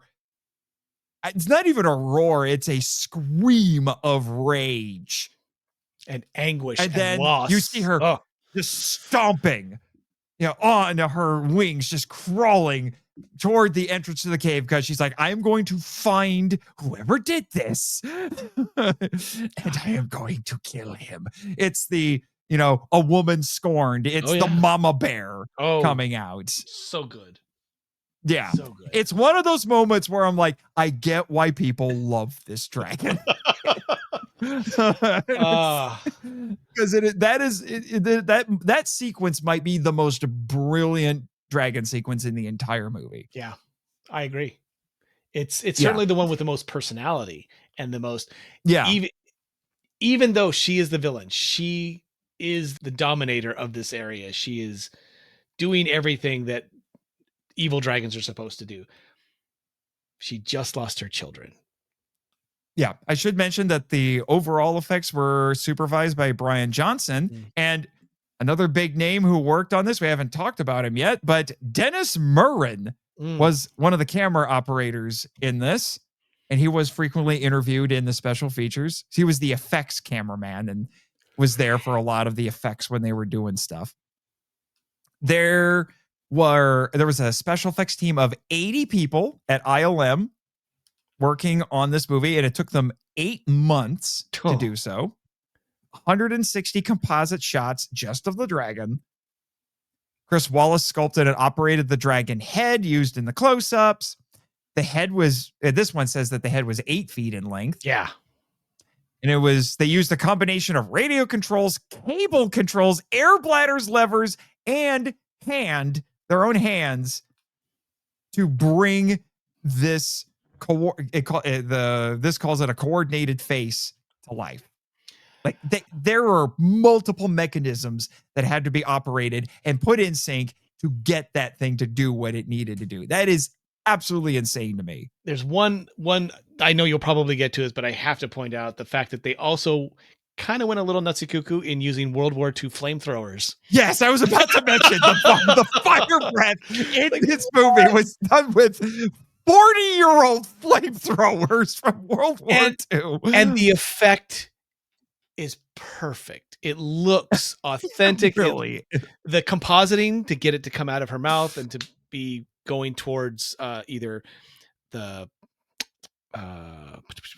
to Galen on the Lake of Fire or through the cave mouth.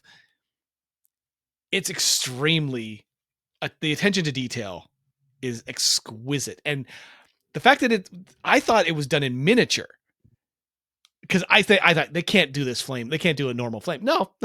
They just World War II flamethrowers. They took a page out of the Dai school, the Dai manual of special effects. We're going to use real fire. We can't afford.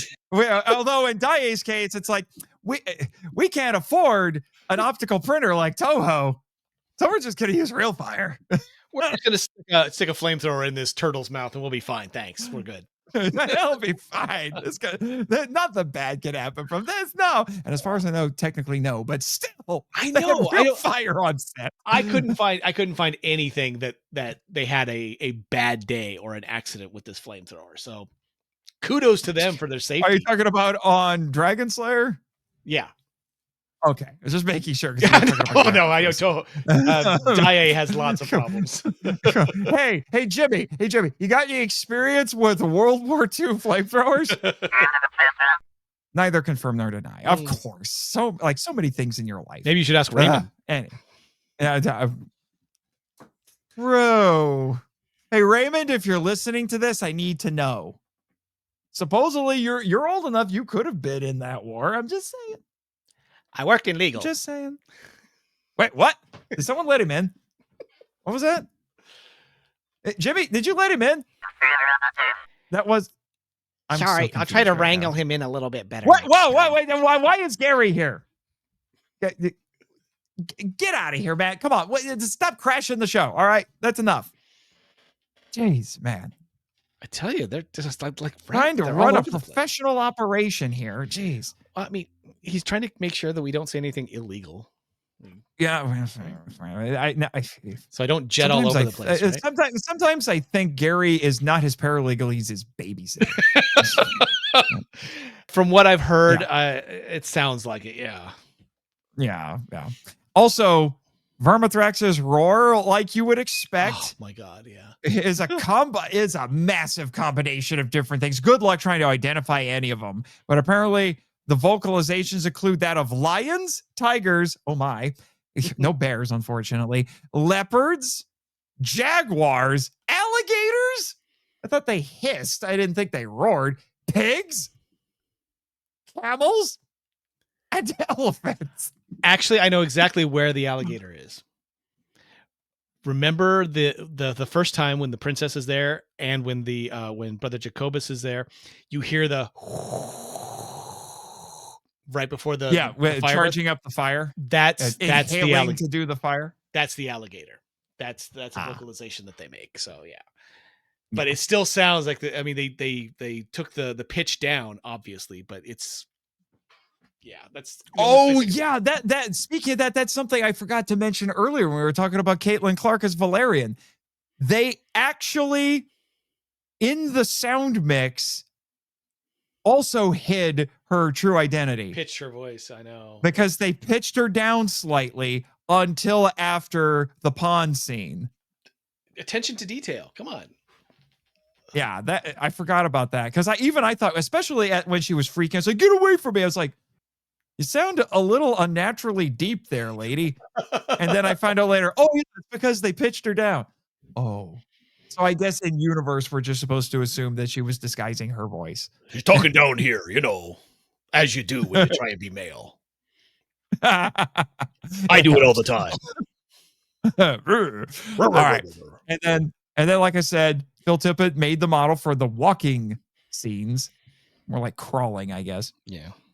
Didn't want to do standard stop motion animation. So they built a dragon model that could move during each exposure, which is the whole go motion thing. And we'll get into that. Yeah, that gets more into go. Yeah, this is where I think we can get in. This is where my notes go into go motion. So let's talk about go motion. Sure. Go motion. Well, hold on.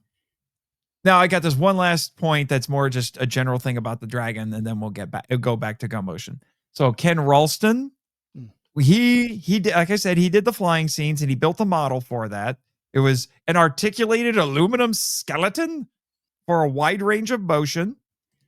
And he shot film of birds for reference to incorporate their movements into the model. Yeah, and the flying scenes were also filmed with go motion. And the camera was programmed to tilt and move at various angles to create the illusion of flight. And boy, did it work. And yes, it did. All right, so let's talk about go motion. Phil Tippett, this is Phil Tippett's biggest claim to fame. I have previously talked about Phil Tippett in episode, I believe it was 78 of MIFE, which was on Jurassic Park. because Phil Tippett worked on Jurassic Park, but Jurassic Park was the end of his era. Because he thought, oh, we're going to do stop motion. And then ILM's like, hey, Steven, check out the CGI. And he's like, we're doing CGI. And Phil Tippett's like, I really am a dinosaur now. Well, they did do several test runs with Go Motion.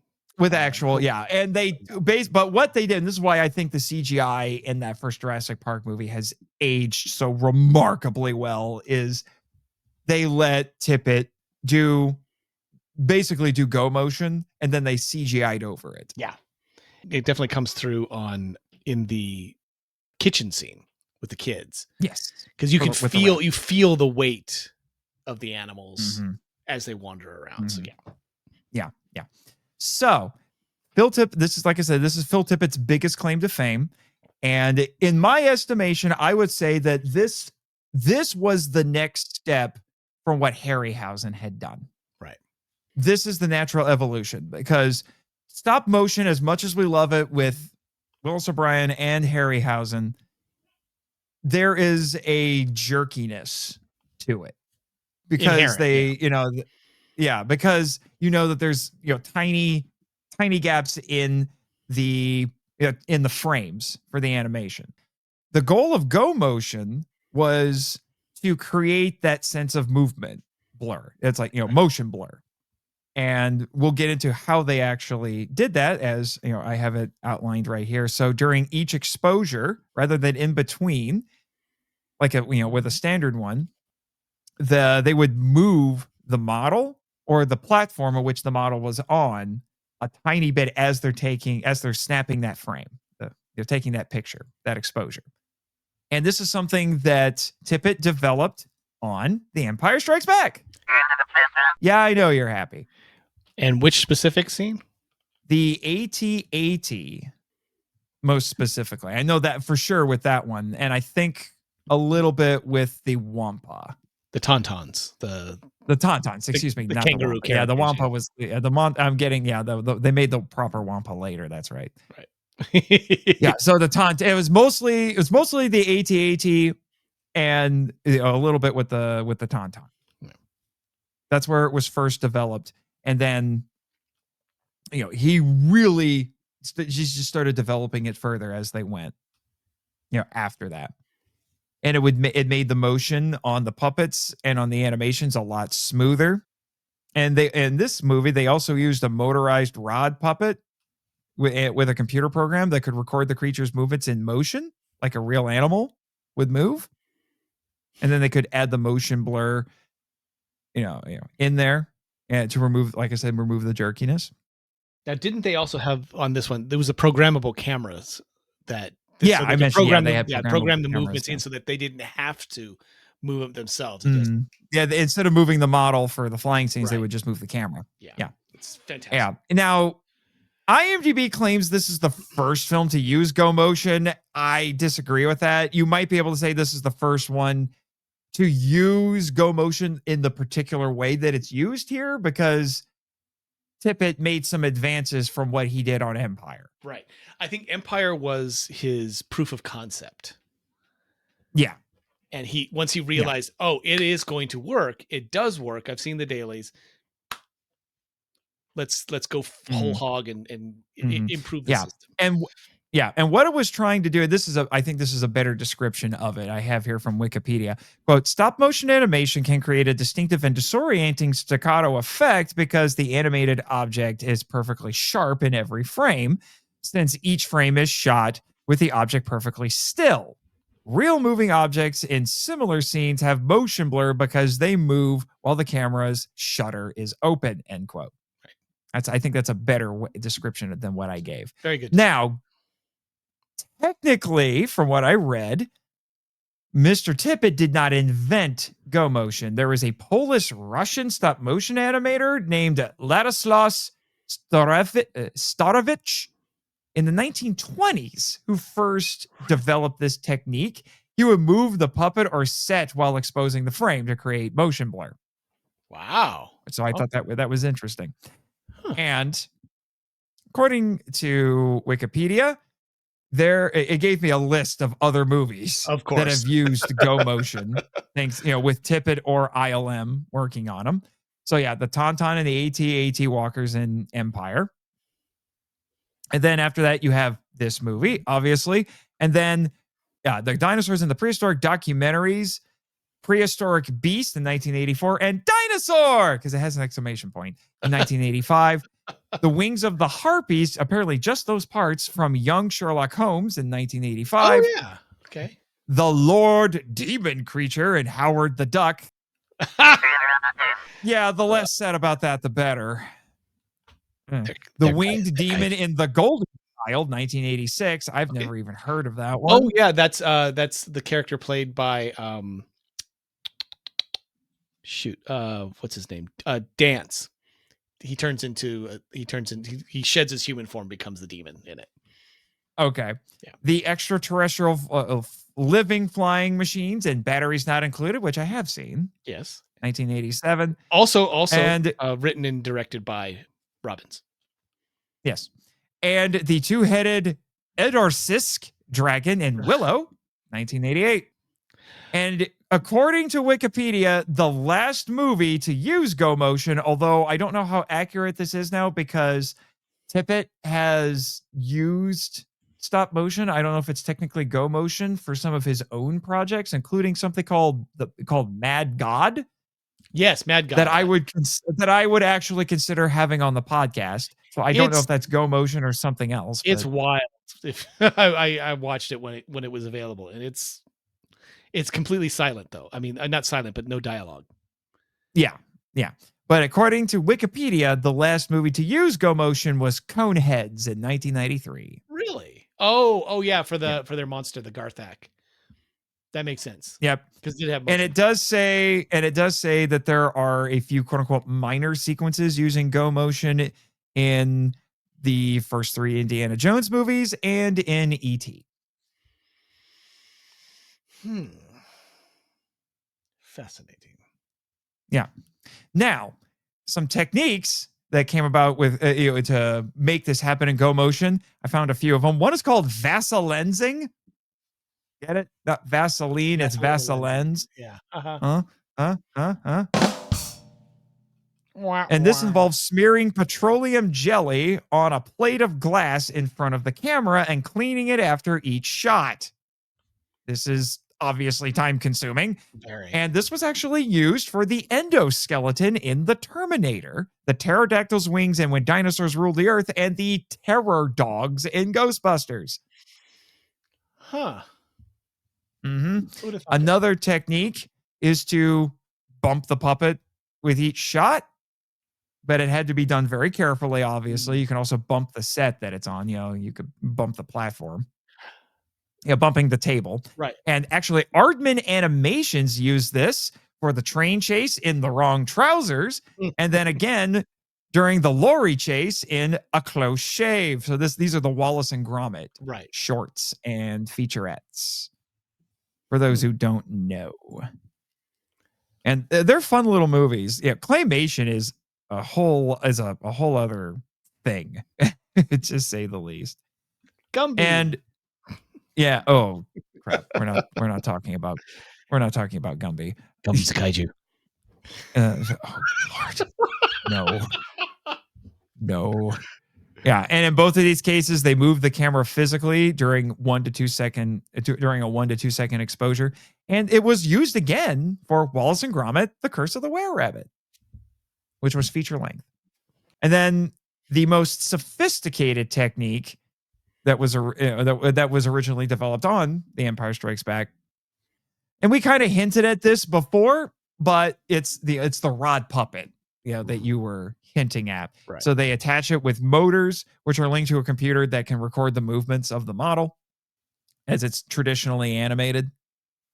And then when enough movements have been made, they reset the model to its original position, and the camera rolls, and the model is moved across the table.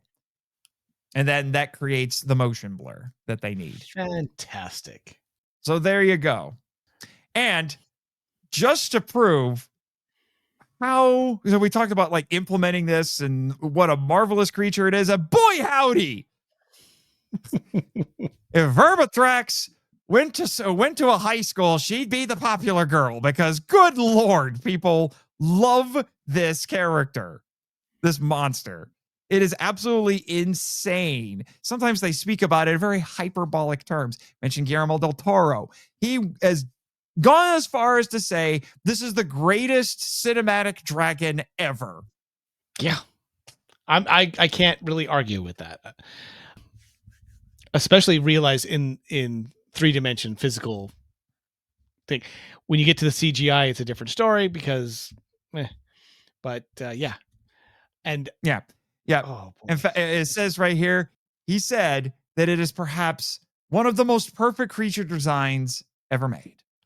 They should get an Oscar just for that. Just just high praise for that. The author of Game of Thrones, George R.R. Martin, for what it's worth, the man has a way of taking people off. I'll just say that. That's a nice way. He ranked Dragonslayer the 5th best fantasy film and said Vermithrax Pejorative is one of the quote unquote coolest dragons with the best name. I'm not arguing with him. No, you can't. And in fact, Vermithrax is mentioned in a list of dragons as an Easter egg in episode 4 of Game of Thrones. Oh, yeah. And Anne McCaffrey, author of Dragon Riders of Pern, said Vermithrax was her first dragon. I can believe that. Yep. Neil Marshall praised Vermithrax as, quote, easily one of the best dragons in film ever. The greatest screen dragon of all time. Citing its realism and sympathy. Since we mentioned, Ian McDiarmid went on to be the Emperor in Return of the Jedi. Well, Phil Tippett worked on that too. And they threw in a little joke about that. Oh, really? Oh, that, yes. They made a model of Vermithrax in the arms of the Rancor model and took a picture. And I've seen the picture. It looks like the Rancor is strangling Vermithrax. And it's included in a book called Star Wars Chronicles. And not only that, apparently I would love to know where it is. I'm going to have to watch this movie and see if I can still spot it. I do have a copy of the unmessed with version of the movie. You're welcome, Jimmy. But there is a creature based on Vermithrax somewhere in Jabba the Hutt's creature pens. I've got another little quote thing from a movie that took place in 2002. Yes.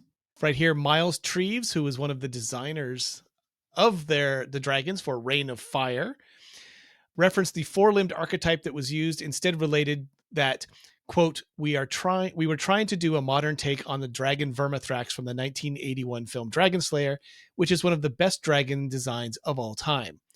However, Vermithrax had the body of a snake with tiny little chicken legs, and our dragons needed to be more robust.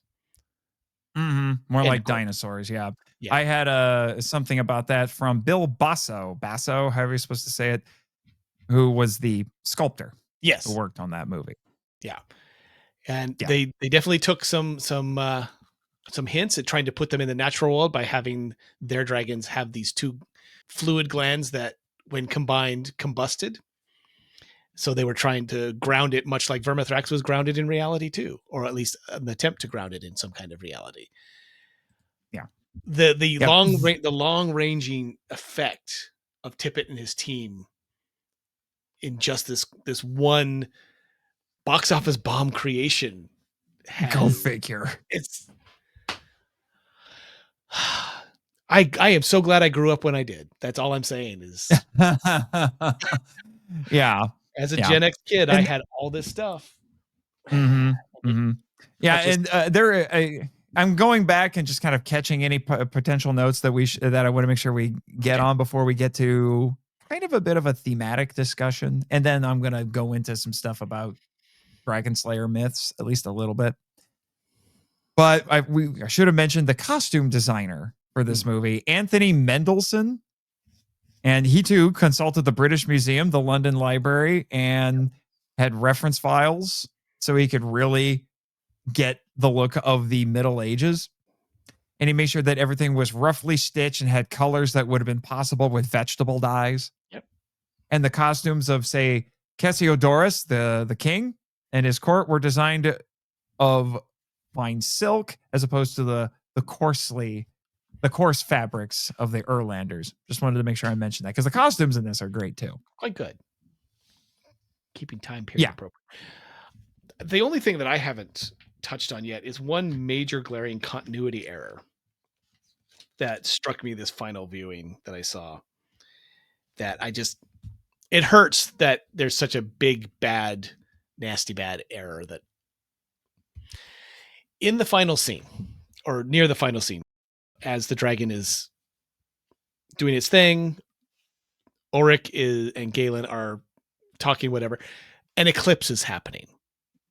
The world is going dark. Again, we're getting the evil portents that the Middle Ages people would have about what an eclipse means. So you have this eclipse going. Auric is teleporting himself up the side of the mountain to do his confrontation with Vermithrax. He's causing lightning to come down from the clouds after he summons them into the first place. There's a beautiful, gorgeous, sweeping shot of Vermithrax rising above the clouds and then soaring in this idyllic-looking cloudscape. The sun is shining very brightly. There's no way she could be out of the range of that eclipse in order to have such a bright, shining sky. Beautiful scene. Beautiful. Wonderful. I love it. I would have it as a background on my computer. 100%. It doesn't make logical sense that there would be an eclipse that is experienced by people down below and not above the clouds, since, as we know, clouds are below the moon and the sun, not between them.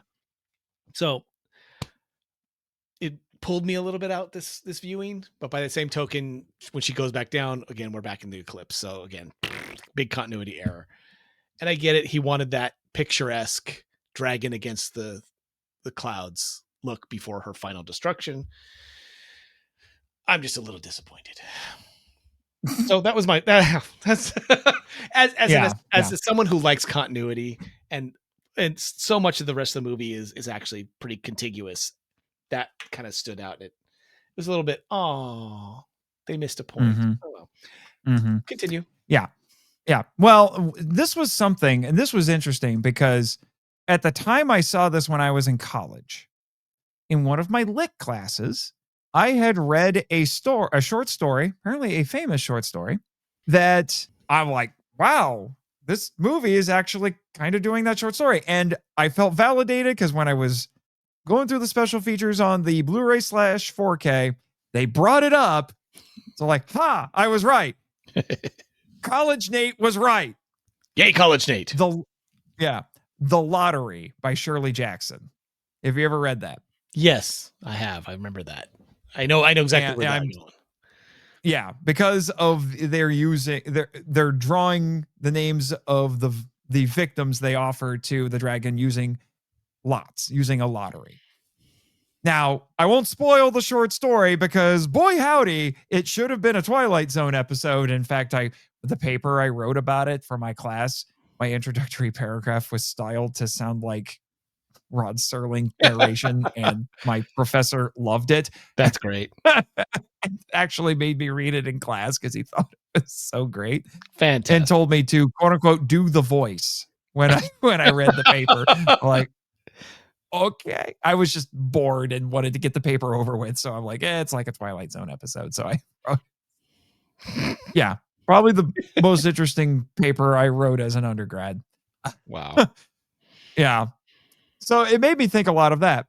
And Robbins also said that he mentioned that story, but he also said that it was inspired. And this is a very 70s thing this is very much of his moment in history, was also inspired by the draft because Vietnam was going on in the early 70s.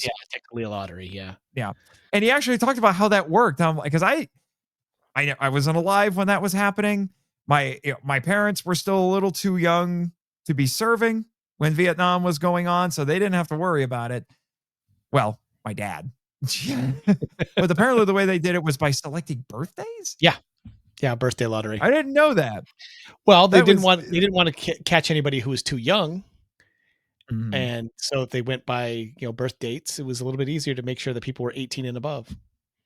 Yeah, I just thought that was interesting. I didn't know about that. But thinking about that, I was like, yeah, that does make sense. Now, the choosing by lots thing goes back to St. George and the Dragon, which, like I said, we'll talk about. Right. But the immediate inspirations for them seems like it was the draft and that short story. So again, I felt very validated.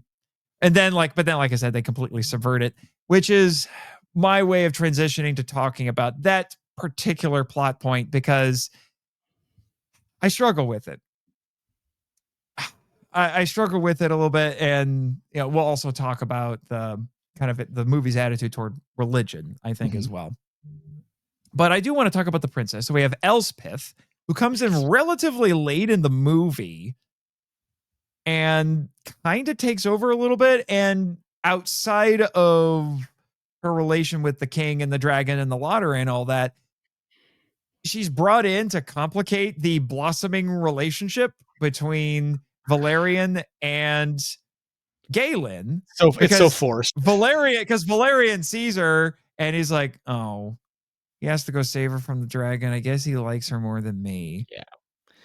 And then he makes it abundantly clear later. It's like, yeah, no, I don't care about the princess. I care about you, which just leads to weird questions because I'm like, I wrote in my notes, she's like, Galen, if you're only concerned about saving Valerian, there's one very easy way to take care of this because they only offer virgins. That is a cultural thing from that time period that you did not do that. I know. That's a big I no. know, but here's the problem. If they remade this movie, they would just go straight to that and defeat the entire purpose of the story. 100% they would just to save Valerian. It's like, no, the conflict has to be there. You have to do that. Yeah. You have to do that. So, but anyway, so that's got, like I said, for a character who is given a lot of significance, she comes in pretty late into the movie. I think about 40 minutes or so in. And this is it's just shy of 2 hours. So we get to this point where, because Galen has figured out that the lottery is rigged, but by rigged, the king, because we had, like I said, we have a contrast here. Mm-hmm. So we have Valerian, whose father had her pretend to be a boy, so she would never be put into the lottery. And she's actually grateful for that. But then we find out that the king, because he's the king, just exempted his daughter from being in the lottery. A corollary to that, or an addition to that, is that Valeria thrived as a boy. Mm-hmm. She wasn't just being hidden away. She wasn't, secreted away like the princess was. Valerian had agency and depth and had a full life and was respected by her peers and the elders of the group. Yeah. And I find that fascinating. And obviously there's a feminist thread in there, whether or not they acknowledge that was there. No. Robbins in the commentary, because specifically said Del Toro brought that up, and because he said, like, yeah, you guys did that. He didn't specifically, I don't think he specifically said feminism, but he mentioned modern sensibilities. Yeah. Okay. And Robbins said, like, yeah, that was, though I think maybe he did mention feminism by name, but he did say, like, yeah, that wasn't the thing that was catching headlines at the time. But he basically said, like, yeah, that at least played a factor in the back of their minds while they were doing this. Yeah.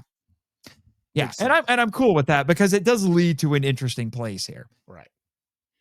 So we have, and it should be noted that when we mentioned that Valerian allows herself to be a girl because they think the dragon is dead, so they don't need to do the lottery anymore. Right. Fine. Then in a scene that they said in the commentary was inspired by Smaug's attack on Lake Town in The Hobbit. Of course. And when I heard that, I'm like, oh yeah, it really is Lake Town, isn't it? Yeah, when Vermithrax reminds everybody she's not dead, ravages the town, and then they reinstitute the lottery, Valerian does say, go ahead and put my name in. Yeah, I've been outed. Put it in. I've been outed. You can put my name in. But that's about as much as they talk about it from her side of things, because the princess comes in and just sucks all the air out of the room. Except Valerian still has that man attitude by demanding. Yeah. Because she's the most vocal of the villagers. Yeah. She's like, hey, what about her? How come she's not in it? No, when she's picked, no, she has to stand.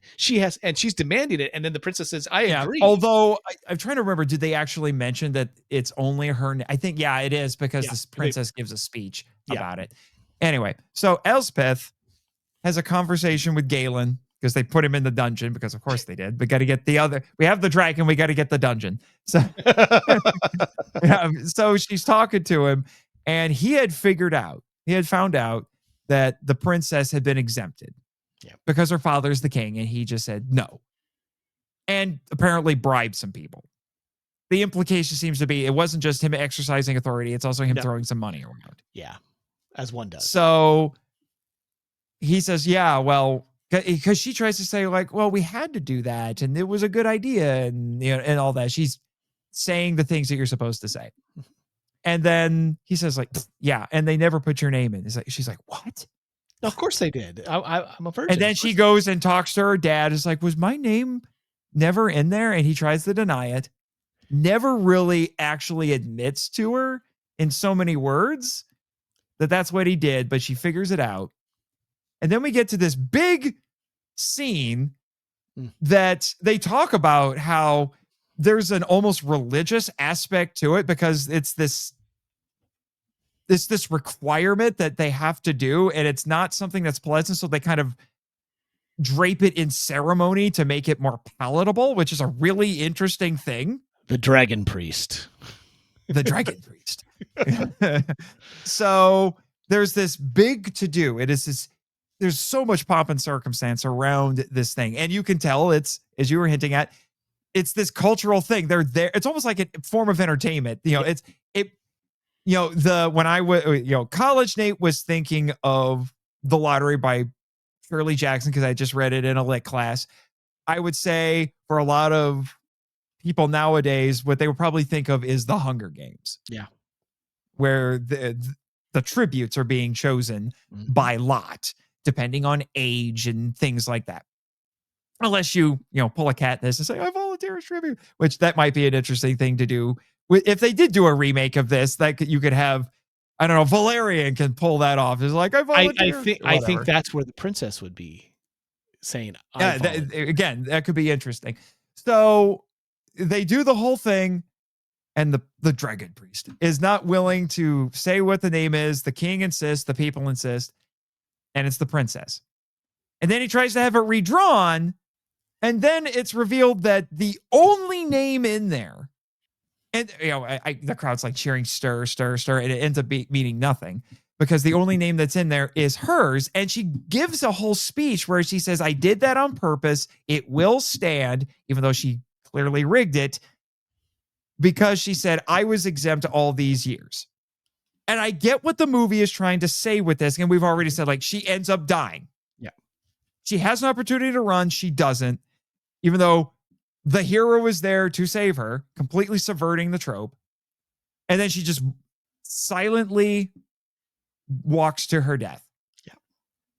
And I'm sitting here and I'm thinking to myself, I know why I get what the movie is trying to say. They're trying to say this is heroic. It's self-sacrificial. It's penitent in a strange way, even though religion has not fully Christianity has not taken full hold of this, but it comes across as a penitent act in some form. You might even say maybe she thinks that it's, again, if you want to put religious connotations on this, you could argue it. I don't think this is a good argument. I'm thinking off the top of my head here. I've got my English major hat on right now. You could call Elspeth a Christ figure, because she is taking this upon herself so no one else has to suffer. I would argue that because Christianity hasn't fully been embraced by the ruling class, I would say it's more of the willing sacrifice of like shoot, what's it called? I don't know what the pagan festival is for it, but it's a druidic festival where a person is raised. Is it the one that Man is supposed to be a forerunner to Halloween? No, but it is a solstice and equinox festival where a person is sacrificed, but it's the person knows that it's going to happen. They are basically volunteering for it, giving their soul, their flesh, their body in order to promote the sun's return or a good harvest. So it's the willing sacrifice. So it's also in pagan culture. And because of this is that transitional period, and because she's wearing white, but not fully a Christian yet. So I think it's a bridge. Yeah, I could see that. But obviously the movie is presenting this as a heroic act. Yes. And I find myself struggling with it because I do think in the movie itself, we have a contrast with Valerian, who is happy to cheat the system because she doesn't die. Now the argument can be like, I think she even has a comment. It's like, the king was able to avoid it because he's a rich man and there are not many rich men, talking about how her father is not a rich man because her father's a blacksmith. Right. All right. So he can't just do that. So that's why they had to do this deception. Yes. When it's going to be instituted, she said, go ahead and put my name in because I've avoided it all these years, but it's just one name. She gets one in there like everybody else. At least that's what she thinks. And then the princess just decides, okay, I've been exempted. And I can't remember if this was something I said off the air or on the air with you. If we were to assume that she's maybe 16, 17, her name, she would have been eligible about 5 years. Maybe for about 5 years, because we're going to assume that they're not gonna put little children's names in there. No. We have a little bit of moral sense here. We're not going to sacrifice literal children. Okay. Yeah, she's almost beyond the age of eligible marrying too, to be married off to another kingdom. Yeah, at this point. Yeah. So no older than 17. Yeah. So maybe 5 years. Yeah. And if it's twice a year, that's it's a handful of time, maybe 10. Maybe she's cheated it 10 times. Yeah. All right. To be honest, Valerian had a harder time because she had to do this deception from birth. Her parents had to do it, and then she had to do it. She had to be trained. Yes, you're a girl, but you need to pretend you're a boy. And you have to pretend you're a boy so you don't die. Yeah. All right. And you have to start. It doesn't matter if it's not going to happen until you're 10, 11, 12 years old. You need to start now. And it's pretty much implied that her mom died in childbirth. So she didn't have a mother figure around. Her father made this blanket decision, did this. And I find that very telling because when she comes out and everybody accepts her for what she is, Greel leans down, is next to him, still celebrating, but he says, I wish that I had done this before my daughter was taken. Yes. It's heartbreaking. It's very heartbreaking. So the princess, I could understand if she put multiples of her name in there to make up for all the time she was not in there. And it just happened to be that she got her name drawn, even though she put a ton of them in there. But the fact that it's revealed that it's only her name, it sits bad. I'm looking at that. I was like, is this heroic? Or does she have a death wish? I think it's guilt. Does she feel like that? It's one thing to just put your name in there so that you are eligible and maybe put in extra to make up for it. But she rigged it so it was just her. And I'm thinking, why are you doing this? Do you think that just because you're the princess, that is going to satiate the dragon more?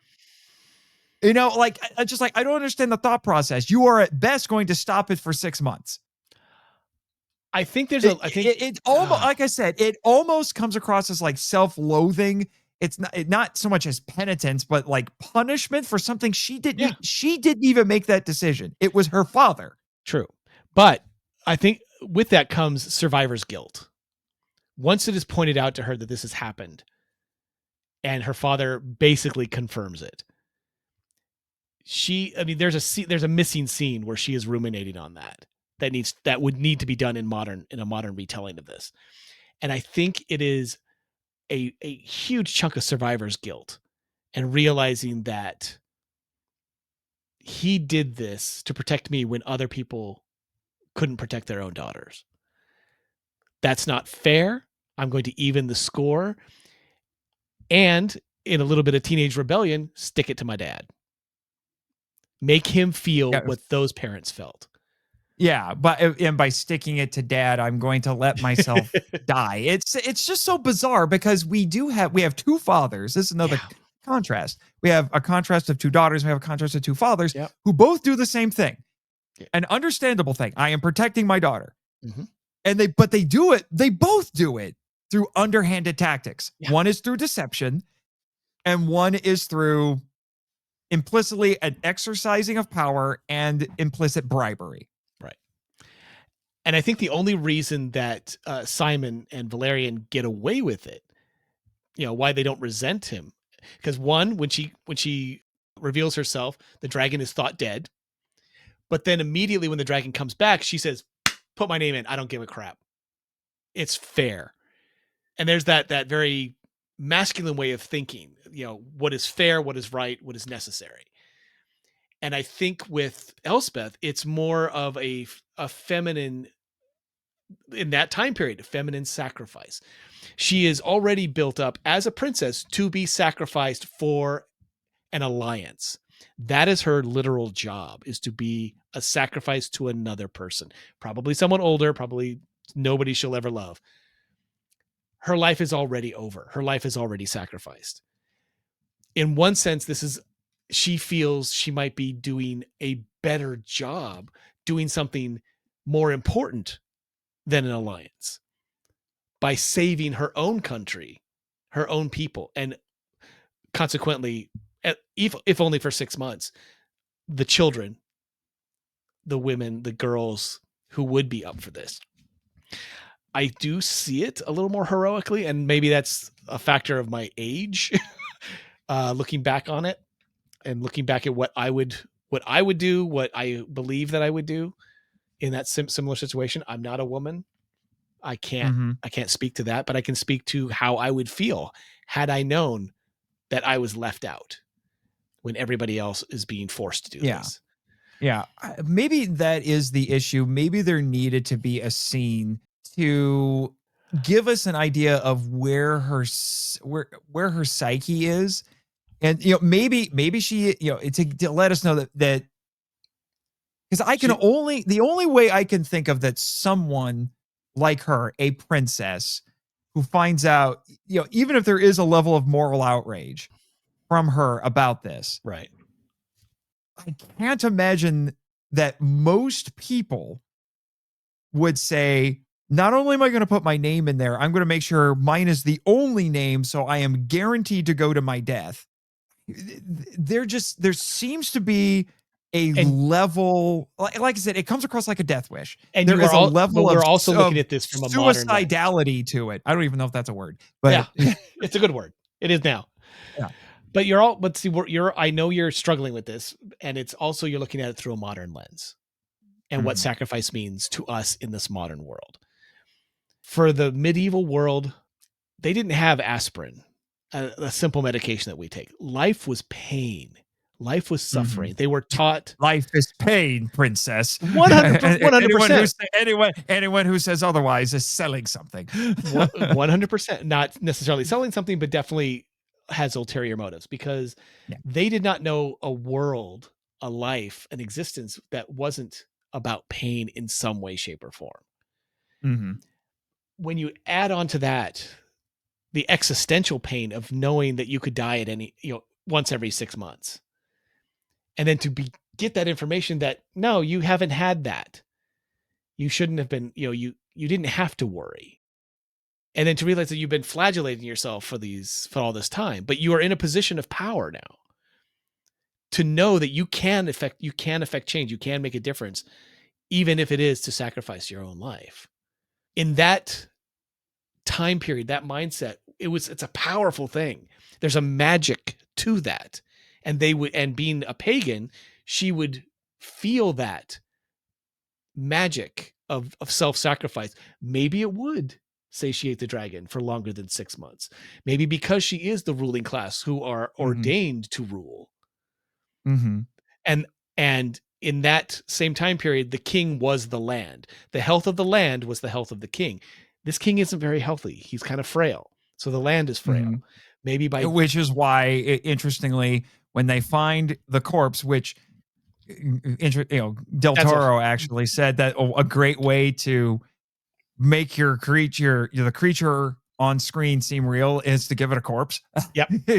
And it was about quite well done. And he just feebly walks over, puts his sword on it, and he gets declared the Dragonslayer. Hail Rex Cassiodorus, Dragonslayer. Yeah, yes, Dragonslayer. But anyway, going back to this, and in that sense, he's also blank. He is merely a cipher. His brother has died previously. His daughter has sacrificed herself.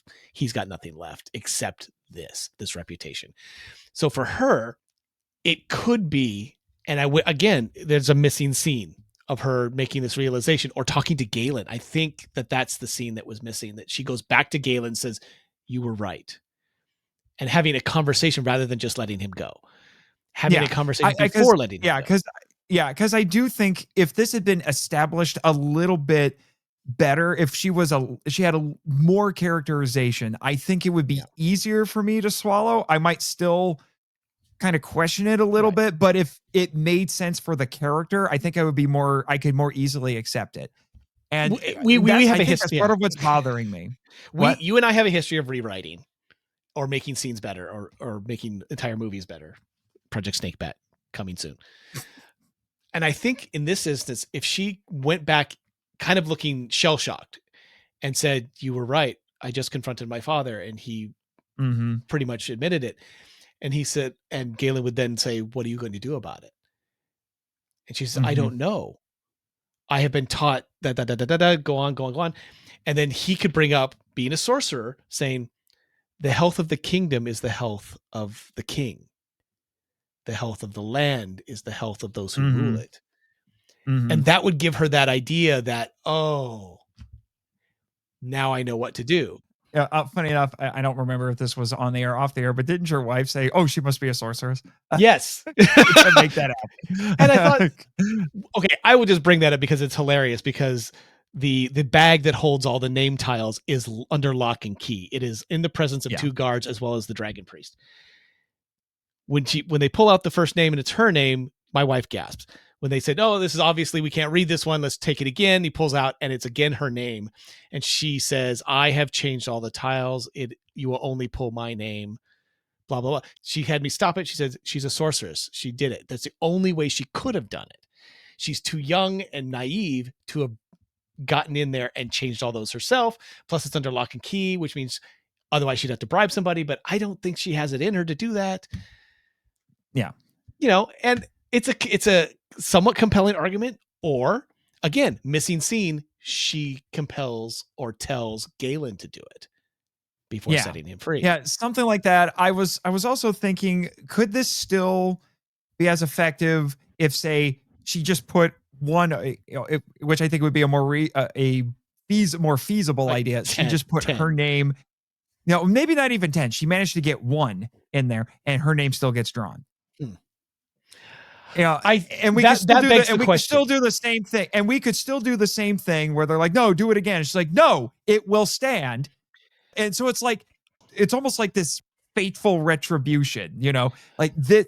She only put her name in there once and her name still gets drawn and they have to go through with it, which actually really lends legitimacy to it, as opposed to just her just saying, yeah, I rigged it, but it still stands. But I think then you beg the question. I think that is part of why it feels like such a death wish to me, where she insists it doesn't matter if it was rigged, it's still legal. Well, I'm not disagreeing with you that if hers was not the only one, and they still tried to say, no, you can't do it. It's like, no, I'm doing it. I think that if it's only the one name, and it's proven that it's only the one name and that she gets it, then you beg the question of coincidence.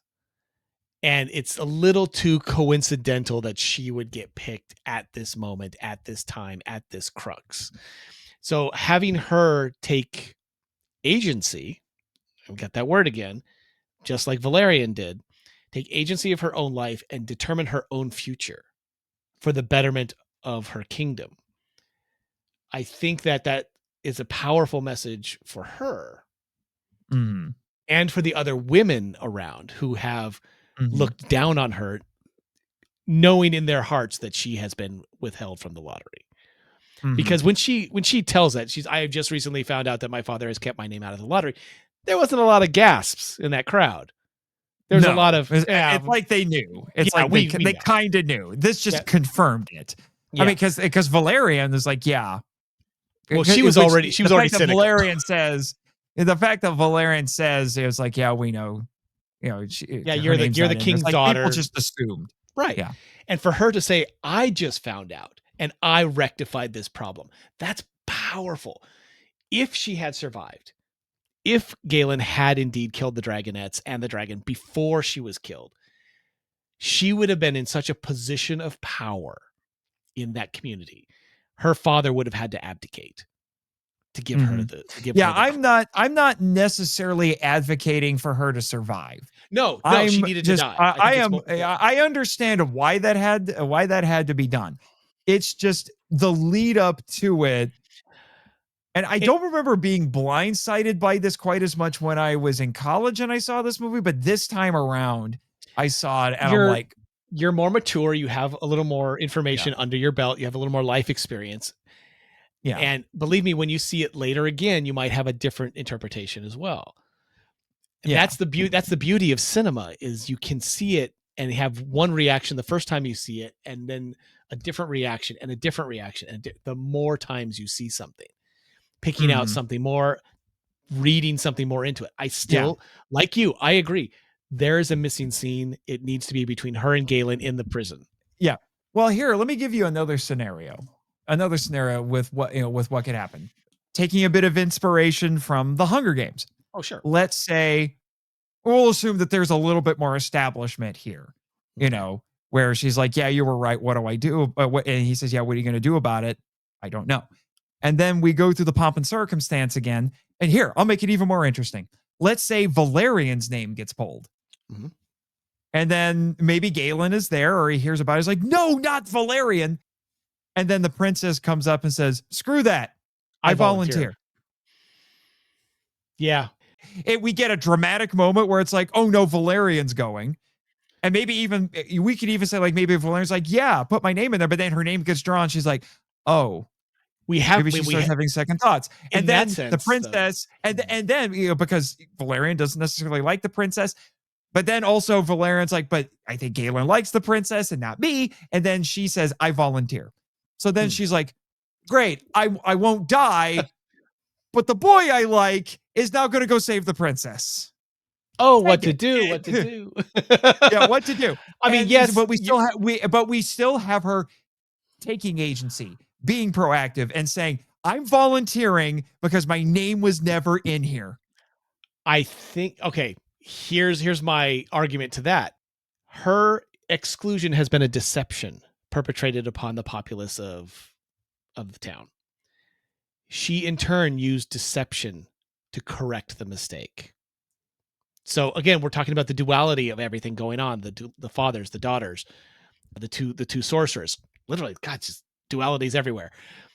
This movie is very fond of duality. It is. I think about it. the dueling religions or worldviews.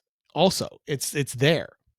Now we have the duality of her father's deception for personal gain, personal profit, personal control, and her deception to correct the mistake her father had made. So self-sacrifice. It's who knew that this movie would provoke such a deep conversation. I love talking to you about movies. This is so good.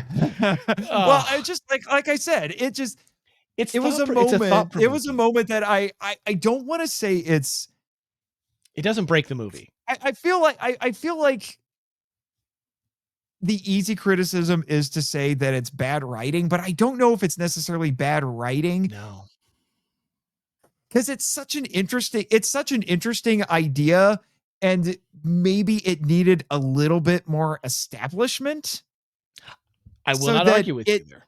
Yeah, so it doesn't feel quite as jarring because I know the movie wants this to be a heroic sacrifice. Right. But as presented, it feels a little, like I said, like a suicide, like a death wish. And maybe if she was in that kind of a state of mind that was very clearly communicated, that would make sense. Or if they really wanted to make sure that like she's doing this because it's supposed to be a heroic act, that needed to be abundantly clear. But as presented, okay, I will say I keep vacillating between I can't quite get there. Your death wish, your suicide thing, I think only works because when she is freed from the post, she looks back over her shoulder and willingly goes down into the cave without any weapons. It's the only way that argument works is that she is willing to sacrifice herself. And then I come back to the whole, this is for the betterment of the kingdom, for the protection of the women, blah, blah, blah, blah, blah. But yeah, even though theoretically the hero is there. Yeah. The hero is supposed to save the princess from the dragon. We all know that trope subverted because she took agency and chose not to be saved. Mm-hmm. And of course, Tyrion being his, jet hole-ish self. I'm kind of liking the self-censoring. It's great. Yeah. I really didn't expect to have this deep philosophical conversation about this particular movie and this particular thing. I was going to say, let's move on to, I think we've exhausted hashed that one out. Let's move to the other one that this time around, I really started thinking about it.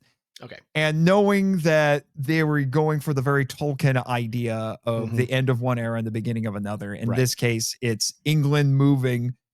We'll just put it simply, moving from paganism into Christianity. Yeah. Well, Christianity. We'll say Christianity. At this point, Catholic was Christianity. Yeah. Yeah. That the divide didn't happen for another about 500 more years. Then we had Orthodox, and then another 500 years, and we had Protestant. Yeah, we'll just call it what it is. Let's go. Oh, the schisms hadn't happened yet, so it's Christianity. Yeah.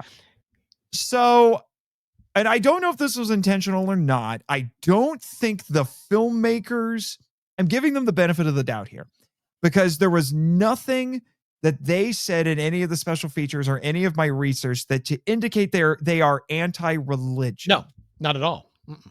I don't think they are, but they are dealing with, and this is some of the actual history that's being put into this fantasy movie. Right.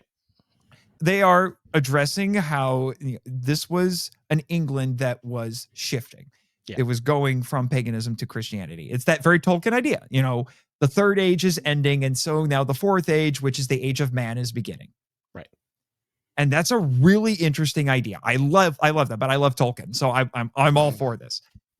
But I'm looking at this, and I'm fine, because they introduce these Christian priests. They come in again a little bit later into the movie. Mm-hmm. Before this, we're seeing the quote unquote pagan aspects, the sorcerers. They even call him a necromancer, which a necromancer and a sorcerer are kind of different things, guys. Technically, he rose from the dead. He is a necromancer. At the very end, he uses magic to stave off death. Anyway. Yeah. Oh, sure. Continue. But so they are taking the pagan approach to this. Go find the sorcerer. Right. Have him take care of it. And then when we think the dragon is dead, then we find out it's like, oh yeah, as soon as the dragon is dead, a holy man comes, Yeah, Griel. And then that's when we meet there's two Christian priests in this. Right. One of them is played by the emperor. But Brother Jacobus is the most popular.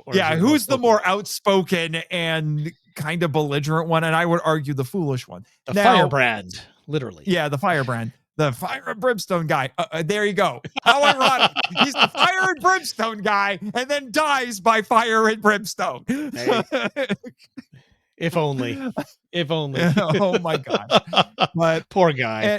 And I'm going to be speaking to this from the position of being a Christian myself. I was not offended by Jacobus getting torched by the dragon because I looked at it as like he's being foolish. Yeah.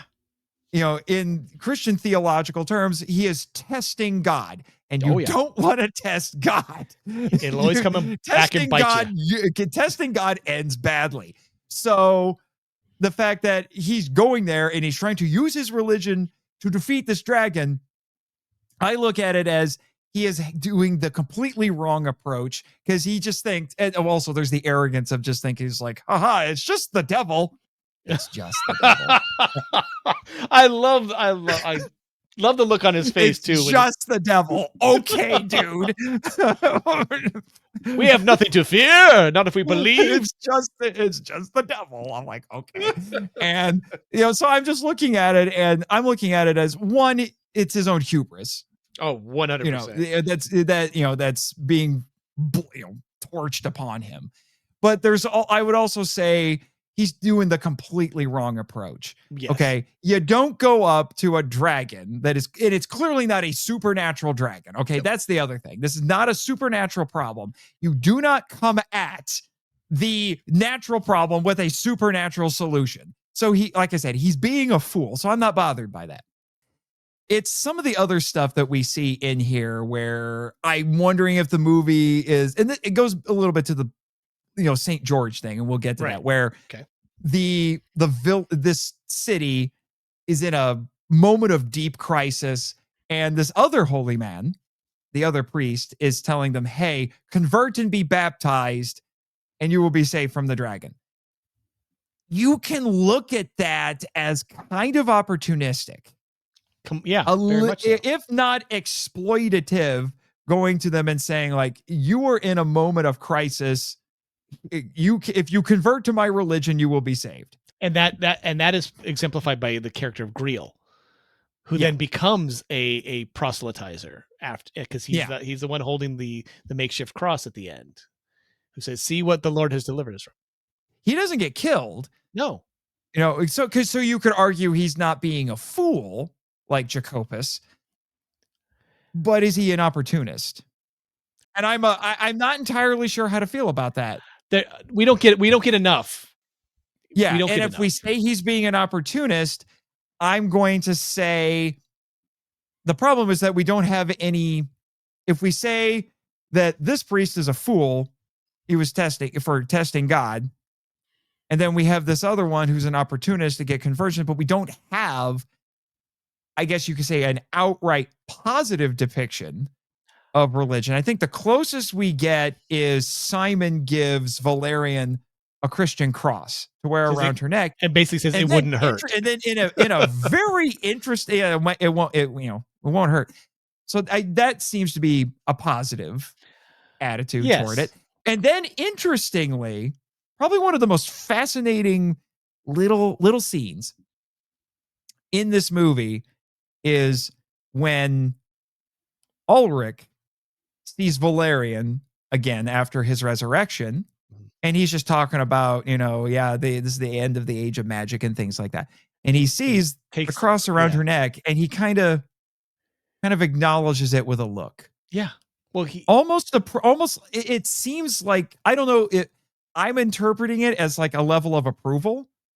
Like he knows that, like, that the age of magic is going to end with him, and this is what's coming in to fill it. And he seems either he's acknowledging that this is just a fact and that's what's going to happen, or there's a level of approval there. It's like, yes, this is what you need now.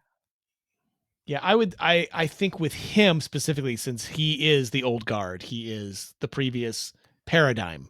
He is the previous paradigm of how the world worked. I think it is he sees it, and it's an understanding, an acknowledgement. My time has passed. Now it is your time. I go with no regrets. Because he doesn't have any regrets. He knows exactly why he's there, what he's going to do. He sees this boy, now a woman, who has survived and has embraced the new order, at least outwardly embraced the new order. And it's like, okay, that's fine. There will be no dragon threats after this. So that is an acceptable response. I think that's how he's looking at it. Mm-hmm. And yet we know from the end of the movie that magic is not gone from the world. Not entirely. Because Galen was still an apprentice, and he still got he was not very good at it. No. Unintended consequences. Except unintended consequences. He thinks it's gone. He truly believes with the death of the dragon, with the death of his master, magic is gone. And they're walking, and all he says is, it's a long way to go. I wish I had a horse. And then, which is interesting because we get that very traditional ending of riding the horse off into the sunset. Yep, without a saddle, across the moors of the Isle of Skye, substituting as England. But it's the acknowledgement that the world changes, not all at once.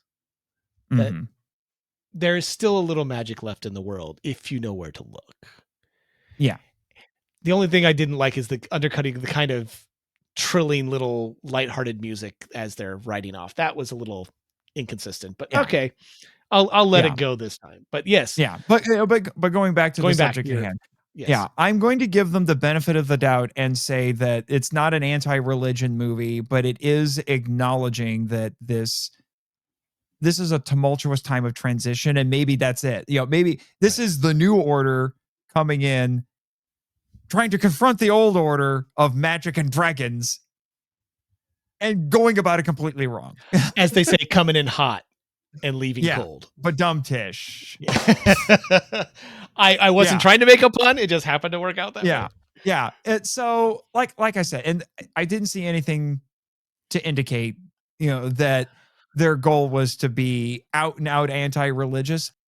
Robbins, because I don't know about Barwood. They didn't interview Barwood. Right. But Robbins himself didn't come across that way. Del Toro brought up some stuff like that. And I'm guessing Del Toro, I would have to guess Del Toro is not a religious man. And, anything he does know about religion is probably because he was raised Catholic. Catholicism is very, has a very firm cultural grasp in Mexico. Yes, so a lot of Mexicans and Hispanics are kind of culturally Catholic. If you've seen some of his earlier movies, there's a very definite, there is good, there is evil, there is really no in between. Just know where that bridge is. So I understand why he picked up on that right away. Mm-hmm. Or why he maybe interpreted it that way. Yeah. So that's where I stand on it. Any words on that before I tried to quickly talk about Dragonslayer myths because good Lord, this entire episode's gone long. As they always do with us. With me having been raised Catholic, I have a long history of understanding the ins and outs of the culture, but also looking at it as someone who is critical because of his Catholic upbringing. I know what the early church was like. It was a polyglot of true believers who believed in the self-sacrificing aspect, the pacifistic aspect of early Catholicism, of going in and saying, look, I'm offering no violence to try and convert you. I'm just here to teach you. And you get that with like Griel at the end. He seems to be more an aspect of, I came at this to heal the pain of my lost daughter because I saw the signs. And so I think it's a purer form in him. Jacobus came in as the other aspect of early Catholicism.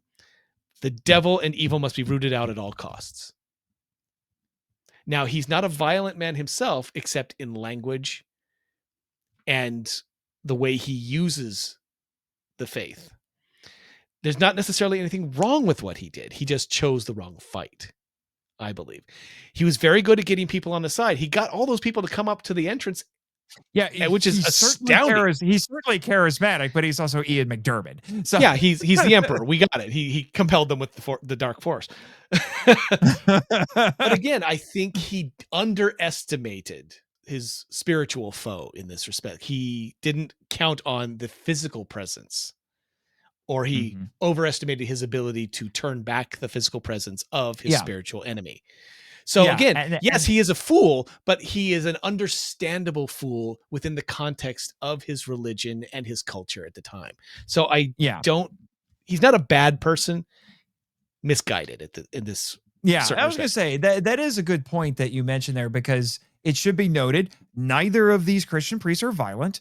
Nope. There's no convert or die with this. Jacopus is a fool, but he's not, and he's violent with his language, but he's not forcing people to convert. He's telling them, if you convert, you will, be under the protection of God and all of that. And then Griel, definitely not a violent man in speech. So neither of them are being violent with people and forcing them to convert. No.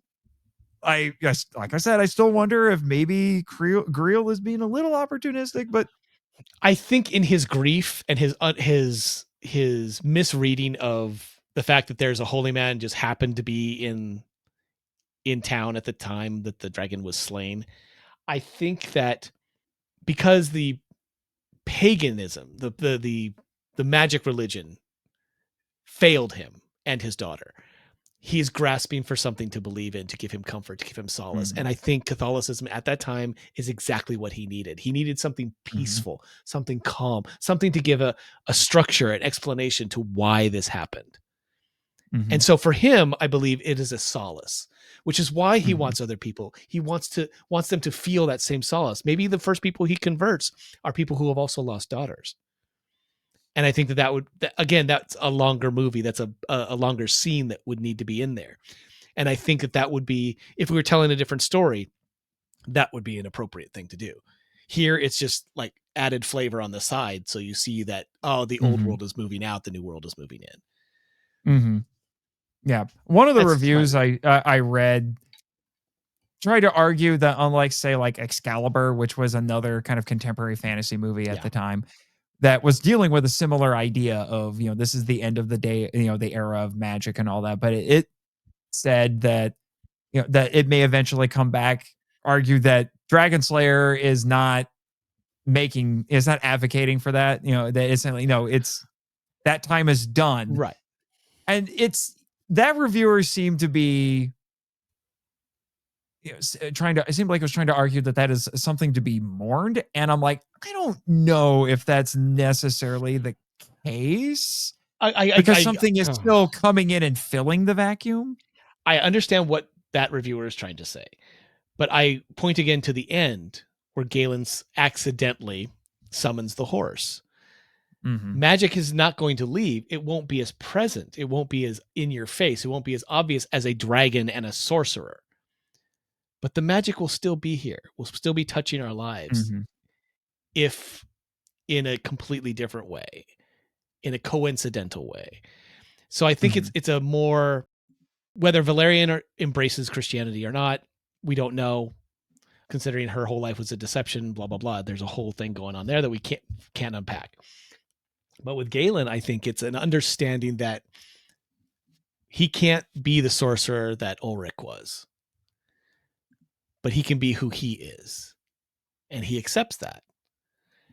And that blends well with the new religious culture that is moving in, because he doesn't have to change. He just has to, he can't be spouting his spells left and right, because that would get him killed eventually.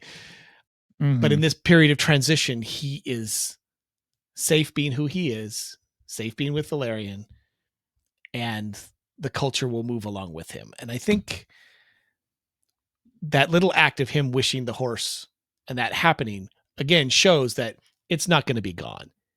It's just going to be a different form. Again, a great philosophical conversation. I love these. Yeah, you're welcome. This is what people come to the Monster Island Film Vault for. Yeah. Hey, fans, I'll get on with it.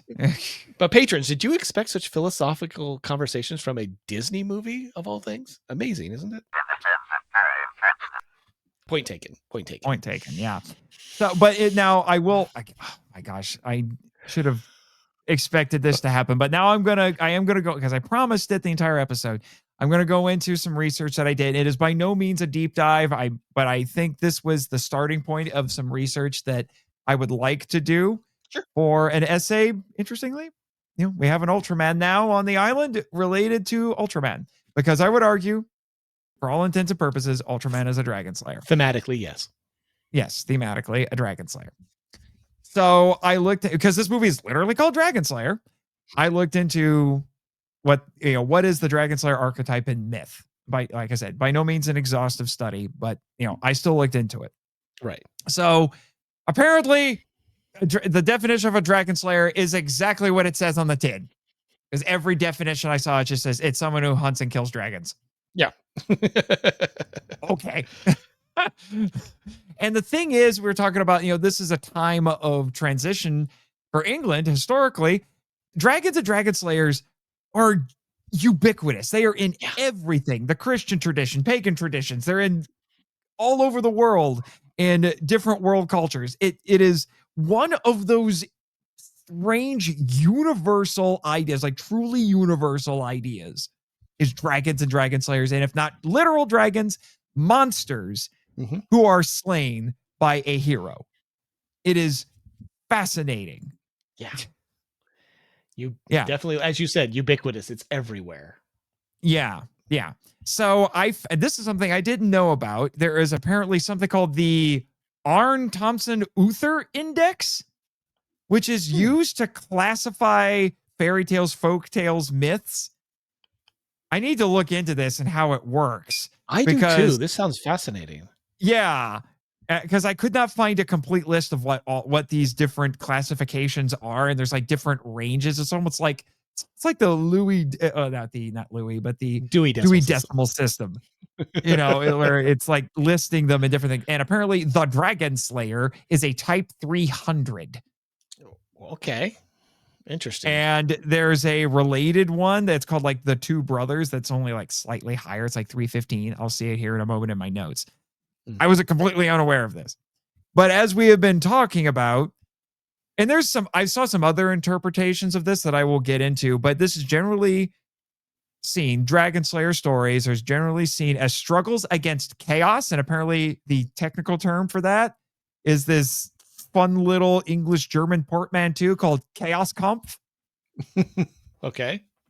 And then, but in antiquity, the dragon is usually seen as the embodiment of a god's wrath, which is why they actually say more recent, like in terms of, in the grand scheme of, historical, because it was usually be like, kind of like what we see. Maybe this is the justification for it, in the mind of, because the guys who made this came from academia. So we didn't come from filmmaking. We came from academia. Right.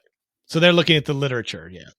Yeah. These are scholarly guys who got into making movies. All right. And maybe it goes along with, maybe this is, part of their mindset with this, because they said it would have, the fact that someone, especially if the dragon is supposed to be an embodiment of a god's wrath, the fact that we have these mortal heroes who are standing against it is actually subversive, because that's not something you do. You don't stand up against the god. Right. Which is a fascinating concept. So dragon slaying myths, say in Northern Europe, they deal with themes like heroism, greed, mortality, because the dragons in those traditions, they were guarding treasure hoards. Looking at you, Smaug. A Fafnir. So these are stories about warriors confronting primal forces. Characters like Beowulf and Sigurd and Fafnir, they fall into this category. So they symbolize eternal chaos and internal vices. All right. And then in Germanic myths, they represent chaos, natural disasters, human greed. Sounds a little bit like kaiju, doesn't it? A tiny bit. Just a tiny bit. You're just proving my point here. Yeah. God, I will say, God's unlike what people were saying a few years ago on social media, Godzilla's not a dragon. However, I do think he taps into dragon tradition. Yes, I'll say does. that 100%. Yeah. So, and this is where you get what's the crap? The world serpent. How do you say the name of it? Jormungandr. Jormungandr. Yeah, the world serpent. Because it's the link between dragons and cyclical destruction, as one of my sources put it. And then slaying these creatures is, as we were saying, is symbolic of restoring order, liberating wealth from destructive hoarding. Because look in The Hobbit. What do? We kill the dragon, we take the treasure. Redistribution of wealth. Kill the rich. There you go. Or as it would become later, because there's a related trope, which is the princess and the dragon. If you're not liberating a dragon horde, you're saving a princess. Yep. You're saving the representation of authority. There you go. Saving the kingdom. Yep. And it's a test of character and resolve. Yep. And now I also found a video. It was a 30-minute video where he gets really deep into this, where this guy is approaching it in a very Jungian, symbolic, kind of psychological, spiritual sort of perspective about the whole dragon slaying thing. Mm-hmm. I recommend, it'll be in the sources, so I recommend watching the entire video, but I took a handful of notes from it. And that is, long story short, he argued that slaying dragons represents the taming or slaying of the self. So he's talking about, like, there's the mammalian self that accepts death like a sacrificial animal, like a bull or a lamb. And then you have the serpent, which is the reptilian brain that reacts violently to that. Right. No, I will not die. Okay. He says this is the false self that is blocking the way to the true self. And this false self represents the primitive instinct that must be tamed. And to do that, it requires cunning and even trickery. I think we saw a lot of both in this movie. I'm just saying. And then once you achieve this, then spiritual rebirth can be achieved. Maybe that also plays into the, the transition period that we saw in Dragonslayer. The four things that you just pointed out, the difference between the mammalian and the reptilian brain, the self-sacrifice, and the defiance. We see that with the princess and self-sacrifice. We see that with Jacobus with defiance. Mm-hmm. We see the deception and the acceptance. We see that along the lines, with Valerian, and we see that with such. Mm-hmm. So yeah, it's pretty astute, and it does fit into what we have witnessed in this particular movie. So yeah. I'll send you a link to the video if you want to see this guy really goes into copious detail unpacking this. It was actually a pretty fascinating video. But yeah. Okay, good. Look forward to it. The thing is, the heroes who are doing the dragon slaying, they can be motivated by selfless duty or personal ambition. Mm-hmm. And these are often in conflict. Again, this movie. Yeah. Now, like I said, there is a related subtype. It's the princess and the dragon. And according to Wikipedia, quote, the story involves an upper-class woman, generally a princess or similar high-ranking nobility, saved from a dragon, either a literal dragon or a similar danger, by the virtuous hero. She may be the first woman endangered by the peril, or maybe the end of a long succession of women who were not of as high birth as she is, nor as fortunate. Normally, the princess ends up married to the dragon slayer. End quote. As the treasure, so we see that in this movie and subverted in this movie. Again, the duality of this movie. Duality. Mm-hmm. Everywhere. Wow. Yeah. Now, here's the thing. This said that a notable exception of that, of the princess marrying the dragon slayer, is St. George and the Dragon, but only if you look at the original version. In subsequent retellings over the next 1,000 years, that changes. And I have a section just on St. George and the Dragon because it inspired this movie. And you'll see just how much in a moment. I'll get to that, like I said, in a moment. Now, there was a Russian scholar named Vladimir Prop who interpreted the dragon slaying tale as this is what I was talking about. The inversion of the ancient ritual of maiden sacrifice, especially to a river to ensure good crops. And he said that the fact that the hero is in defiance of that makes him a profaner of the ritual. Interesting. And then as time passed, the virgin sacrifice was discarded and the hero was elevated. So by that very idea, all the characters who go to Ulrich to say, help us, they're profaning the ritual. Yeah. But they're trying to say the ritual is not necessarily good. In fact, the ritual might be evil. Because you could almost interpret it because they said, like, we basically had to make a deal with the dragon. They're making a Faustian bargain. You won't kill us and destroy our town and crops if we give you a woman. We give you a virgin every 6 months. You leave us alone. Yeah. Wow. Okay. Yeah, I'm thinking off the top of my head here. Now, here's the thing. This does go back to antiquity. Doesn't always involve dragons. It could just involve slaying monsters. Mm-hmm. In the sources that I was looking at, it actually said that one of the first examples of this, you brought up, I can't remember, again, I don't remember if it was on the air or off the air, you brought up Gilgamesh. Yep. And Tiamat. My sources argued that Perseus, yes. from Greek mythology, slaying, not the Kraken like in Clash of the Titans, go listen to the first Harryhausen annual for more. Perseus, it was a Cetus. No, a Cetus, the sea monster, because he has to rescue Andromeda. Right. That's right. So the Princess and the Dragon again there. Yep. But he made it a Kraken, like I said. Yeah. And then you also had Hercules slay the 9-headed Hydra, which is basically a dragon. What is it? Oh, there's one other. The Ladon, which was, I believe, the Ladon was a many-headed serpent that circled the tree with the golden apples and protected it. And it was slain by, I believe, Jason. Sounds right. Yeah, that sounds. I mean, at least from the movie Jason and the Argonauts, that's what happened. But no, I'm pretty sure that is accurate. I mean, they called it a Hydra in the movie, but it's not a Hydra anyway. Yeah, it's not a Hydra. Now, here's an interesting thing. There is a variation of this, like I said, it's called the Two Brothers, and that's where this is relevant to this movie. There are false claimants to slaying the dragon. And it comes from a Brothers Grimm tale called The Two Brothers, where that is exactly what happens. Wow. Yep.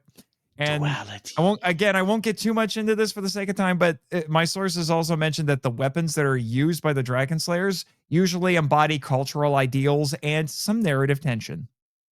Which makes sense. Yeah. Mm-hmm. And then a few other examples of, both of these, ideas, the Dragonslayer and, the princess and the dragon. You have Sigurd or Siegfried, which was a Norse figure. Now, some sources I looked at couldn't agree on because Fafnir used to not be a dragon. Right. Some sources I looked at said he was human. Some sources I looked at said he was a dwarf. Some sources said he was some other humanoid. But whatever it is, he used to not be a dragon. And Sigurd or Siegfried, depending on where the story comes from, slays him, bathes in its blood, which gives him the ability to understand birds. No, he drank the blood. He could understand birds, and he bathed in the blood, and it made his skin invulnerable. Yeah. And then because of this, he was able to find out that there was a plot against him. He was going to be betrayed, and then he thwarted it. The other interesting thing about Fafnir, though, is wasn't that just that he started off as something else? He was transformed by the greed for gold. Mm-hmm. That created the process that turned him into this covetous monster. And I think that's an interesting little factor in there, too. Yeah, and in fact, I have this line here that talks about this as confronting evil brings both power and peril, and Fafnir's transformation shows how avarice corrupts, becoming a cautionary tale. There you go. And then one of my favorites, Beowulf. Yeah, Beowulf. The hero of the Anglo-Saxon epic poem who killed Grendel and Grendel's mother, no one really knows what they were, but I think it's most commonly believed they were probably ogres. Makes the most sense to me. But his final challenge as an old king was fighting a dragon. Mm-hmm. And according to one of my sources, quote, this battle is both a literal fight and a meditation on mortality. When his warriors abandon him in fear, only Wiglaf remains, embodying loyalty and courage, end quote. So it was his last great act as a hero and king. Right. And then, kind of relevant because I'm a little bit suspicious that a guy named Vinny Kami might be this guy, just saying. But Susanoo, the Japanese storm god, he slew Orochi, the 8-headed dragon, by getting it drunk on a special sake, and then he married its next intended victim. He also turned her into a comb and put her in his hair, but okay. How very Zeus-like of you. Very much, yeah. I've seen the Three Treasures. I know how this works. Go back and listen to episode 13 of MIFE to learn more about that. Yeah. And then because I have to bring him up, I have to. The Tolkien fan in me will not abide by leaving him out, Bard the Bowman. Yeah. Bard the Bowman. The man the humble hero, I should say, from Lake Town, who kills Smaug by sniping him in his one weak spot. And interestingly enough, though, it's due to the help of a hobbit and a bird. Whether that bird was actually Gandalf or not was subject to debate. Yep. But it's an interesting, because it's that same thrush that let them that showed them where the keyhole was into the back entrance to Smaug's treasure hoard. But yeah, it's interesting that he doesn't seek out the confrontation. He finishes the confrontation. Confrontation started by someone else, a thief who didn't want to be a thief, a reluctant hero. So we have the reluctant hero arc, and then you have Bard, who sees an opportunity, but only when given the proper information. So it's again a slight subversion of the trope. Oh, the Hobbit is very subversive at points, but that's a discussion for another day. Yeah, I mean, and wonderfully subversive. Does that make Bilbo the princess?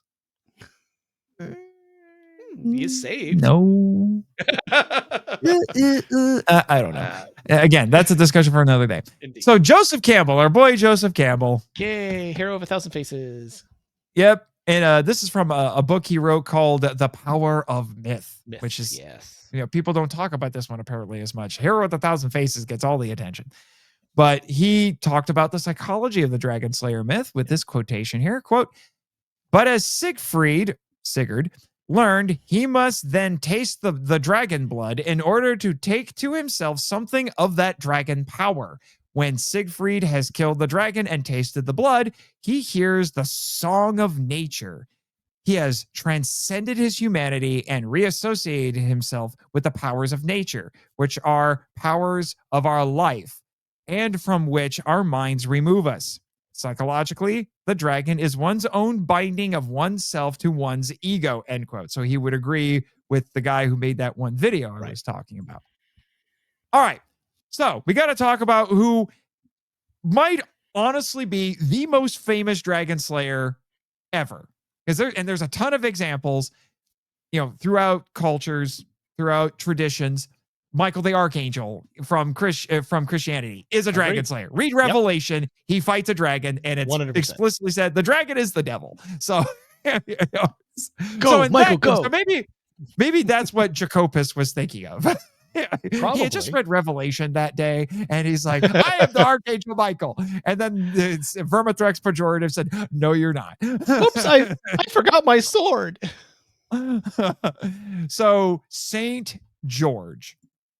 Now, I'm not going to get too much into the historic St. George, because that's a whole other to-do. I will admit, being not Catholic, being a dirty, dirty Protestant, my knowledge of saints is remarkably limited.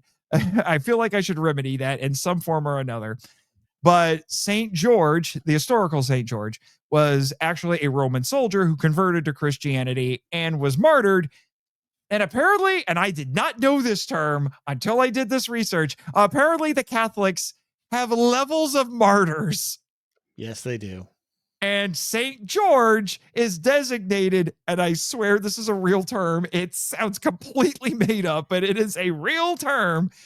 He is a megalomartyr. Yeah. Like, he shouts at the megalomart. I'm just like, what? When I hear megalo, I think comic books. Like that is a prefix in a comic book. Yeah. Or it's one letter away from Megalon. I'm just saying. I'm just saying. So it's St. George or George of Lydda. killed in 303 AD. I did not realize it was that early because of how closely St. George seems to be associated with the Middle Ages. I would have swore it would have been like a good 500 years later. But no, it is 303 AD. His cult built up significantly during the Middle Ages, though. I mean, come on. Yeah. It's a good story. Oh, yeah, he did. And so he was from Cappadocia in Anatolia, which is now modern day Turkey. Now, here's the thing. This story of him slaying the dragon was originally attributed to other saints, most notably Saint Theodore Tiro, among others, in the 9th and 10th centuries, before it was transferred to him in the 11th century. And then solidified in something that I had never heard of before, because again, I'm a dirty, dirty Protestant, called the Golden Legend, which is and again, I learned so many words I did not know before this episode, which is a collection of, I hope I say this right, hagiographies. I believe it's hagiographies. Hagiographies, which are biographies of saints. And this was compiled, written, whatever, in the 13th century. Right. There is a Russian tale that is remarkably similar to this called Saint Yegori the Brave. It's practically the same story from what I read. Of course. So I don't know if I should, it's like 3 paragraphs long, so I don't know if I should just read the whole thing. Maybe I just will. Sure. We're going to commit to the bit. It's gone long already. Might as well embrace it. So this is the Wikipedia summary of the original version of the legend. Silene was being plagued by a venom-spewing dragon dwelling in a nearby pond, poisoning the countryside. To prevent it from affecting the city itself, the people offered it 2 sheep daily, then a man and a sheep, escalation, and finally their children and youths chosen by lottery. There we go. One time, the lot fell to the king's daughter. Ooh. So that's the part of that. So that's the part of it that this movie subverted. Right. It didn't fall to the king's daughter. She rigged it. The king offered all his gold and silver to have his daughter spared, but the people refused. The daughter was sent out to the lake dressed as a bride to be fed to the dragon. St. George, described as a tribune, a Roman military commander, arrived at the spot. The princess tried to send him away, but he vowed to remain. The dragon emerged from the pond while they were conversing. St. George made the sign of the cross and charged it on horseback, seriously wounding it with his lance. He then called to the princess to throw him her girdle, which you were telling me before we went on the air that there's another similar story from a different, where was it from? France. And what was that again? Saint Martha and the Tarasque. Which is a woman, interestingly, who's doing a lot of who's doing basically this, using her girdle, and she leads the dragon away. She puts it around the dragon's neck, and then wherever she walked, the dragon followed the girl like and this is a direct quote apparently, meek beast. End quote, on a leash. Yep. Same thing in the St. Martha myth. Yeah. And then the princess and St. George led the dragon back to the city of Silene, where it terrified the population. St. George offered to kill the dragon if they consented to become Christians and be baptized. Ooh, that the movie too. 15,000 men, including the king of Silene, converted to Christianity. George then killed the dragon, beheading it with his sword, and the body was carted out of the city on 4 ox carts. The king built a church to the Blessed Virgin Mary and St. George on the site where the dragon died, and a spring flowed from its altar with water that cured all disease. Only the Latin version involves the saint striking the dragon with the spear before killing it with the sword. End quotes. Interesting. Now, I also saw some accounts that said that stabbing the dragon with the lance actually made the sign of the cross, which is what prompts the people to convert. So there's variations of this that started happening as it was filtered through centuries of culture and art, whether that be art in churches or when you get to the Renaissance period and they start making artistic depictions of this story. St. George was named the patron saint of England. There you go. WHG3, half of you gets George. Well, I think I know where the being struck by the lance, it wouldn't be a lance in the medieval sense. It would be the Roman pilum, which the head of the pilum is basically a 4-sided triangle. And so going in, it would leave a mark that looked like a cross. A cross, so yeah. That would make perfect sense then. That's a – interesting addition to the mythos. Mm-hmm. And now here's the thing. In the original story, the princess is unnamed. But later writers, and like I said, artists, gave her a name. Really? Sabra. Interesting. Sabra. Sabra. I've heard it and that was before, given to her by an Elizabethan writer named Richard Johnson in a book he wrote called 7 Champions of Christendom in 1596. Wow. Okay. And this, however, the princess is from Egypt. Okay. And there's some other liberties that's taken from with the material. One of the big ones is that St. George does marry her later on, after he saves her and goes back to the town. And they have English children, one of whom becomes Guy of Warwick, which is I put down as a nearly forgotten English hero. but at the time, he was a big deal. So, yeah. Oh, those Middle Ages. Those Middle Ages. And then there are some alternative names given to the princess in other sources, like in Italy. Up to the 13th century, she was called Cleolinda and Aya.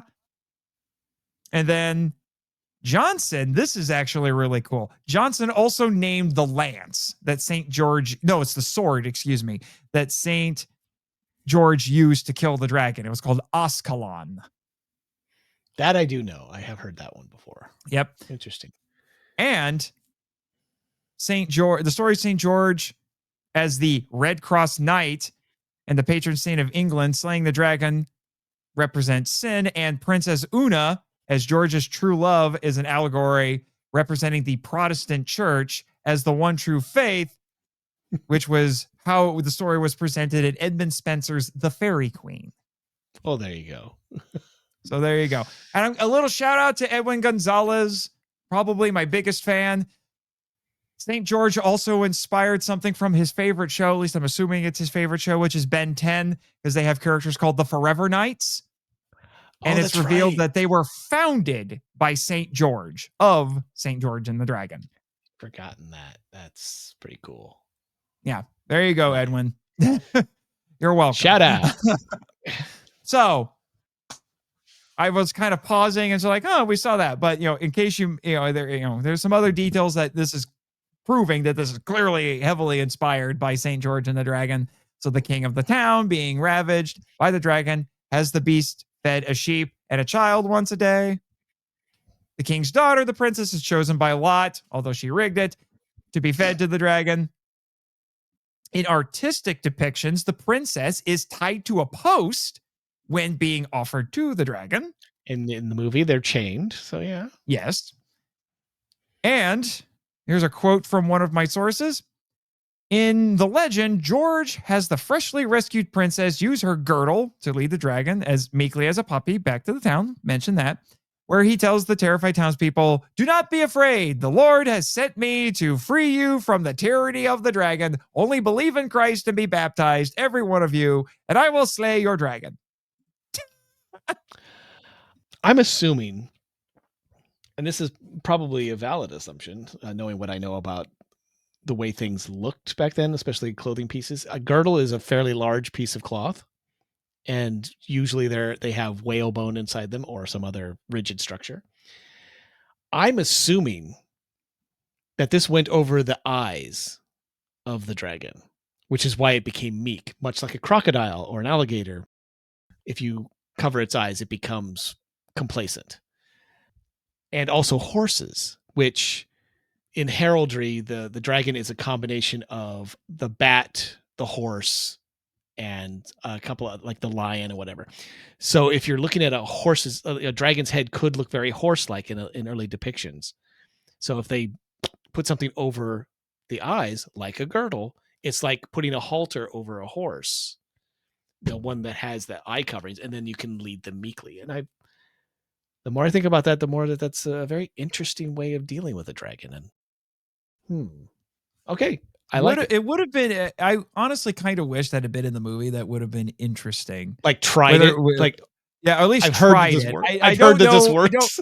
I don't know if the princess would have necessarily done it, but it would have been interesting if Valerian's like, "I'm going with you," and then she's like, "I have an idea," or maybe she even goes over and finds the corpse of the half-eaten corpse of the princess and like takes her girdle off. Is like, "Ha ha, dragon." I think it would have been a source of comedy in a different movie where she goes to do that until she sees the size of the dragon and then realizes that this is not going to fit. I mean, let's be honest. There's no way. Yeah. And that's just a taste of the sort of things that I was finding in this research. And that's I'm very interested in diving a bit more into this. And like I said, connecting it to Ultraman, because I do think a lot of that classic Dragonslayer tradition, particularly, the idea of confronting and defeating chaos. Because here's my little argument, then we'll start wrapping up. Sure.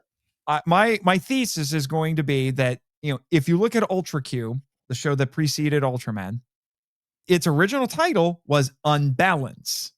The idea being that the environment and the world are being thrown into unbalance, and because of that, monsters and other strange phenomena are being produced. Makes sense. That theme carried over from Ultra Q into Ultraman, so that Ultraman truly is, the shining hero. He is a giant of light who's coming in, confronting chaos, and defeating it. And it's interesting that they chose an amalgam of both Buddhistic, that calm, centered face that they give him, the almost passive, and yet make him very aggressive. Mm-hmm. So I'm going to be calm, have a calm exterior. At the same time, I must destroy you and defend against. I must take action. Yeah, it's a very interesting dichotomy. Again, duality. Yeah, a duality, because Eiji Tsuburaya was raised Buddhist and converted to Catholicism. There we go. See? Look at that. And Catholicism is full of duality. So, yeah. So I realized that my in is talking about how the franchise started with Unbalance, and Ultraman is there to confront that. I was like, I got it. I got my angle. Ultraman confronting chaos. Because that's what heroes do in the very traditional sense. They confront chaos and defeat it. They bring order. And that is what Ultraman does. He restores order by the end of every episode. I agree. It's quite good. All right. Good. Whew. Good conversation. Yes, Jimmy. We'll start wrapping up. Again, you're getting overtime pay. Don't complain too much. He's a very tired producer. I mean, he has to sit back there and listen to us pontificate about a movie that he doesn't give two jets about. I mean, come on. Be honest. Yeah. I can understand. Yeah.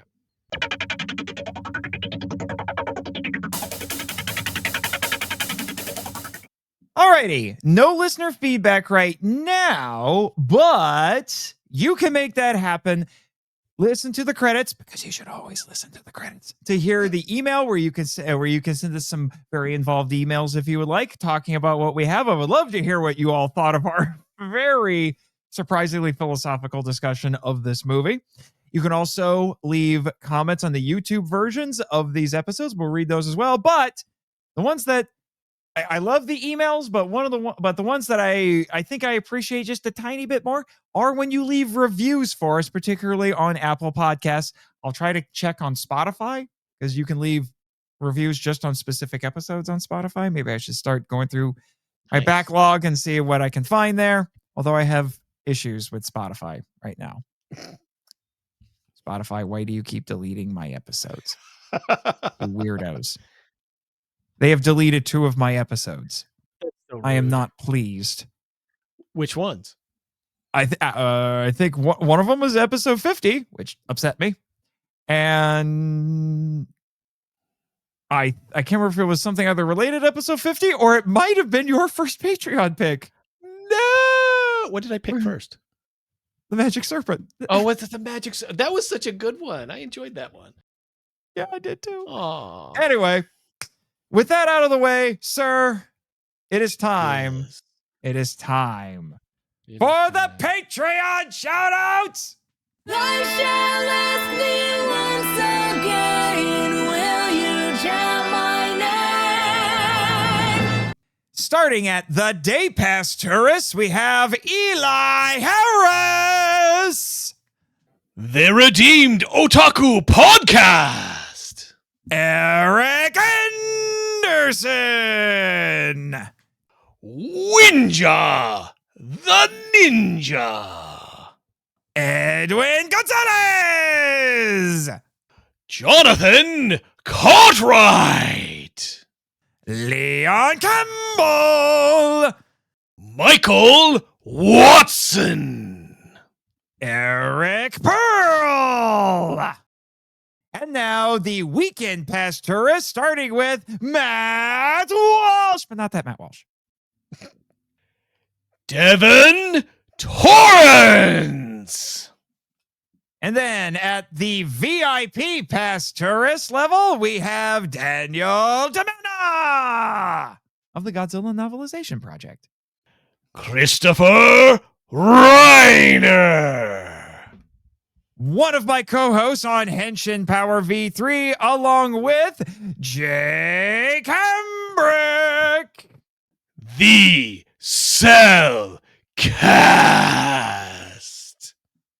And finally, at the Season Pass Tourist, we have Sam Allred.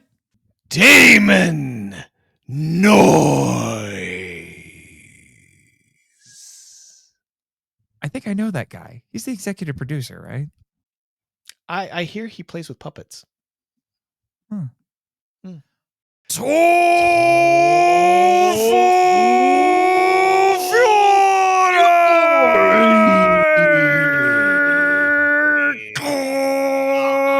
I'm going to go slay some dragons right now.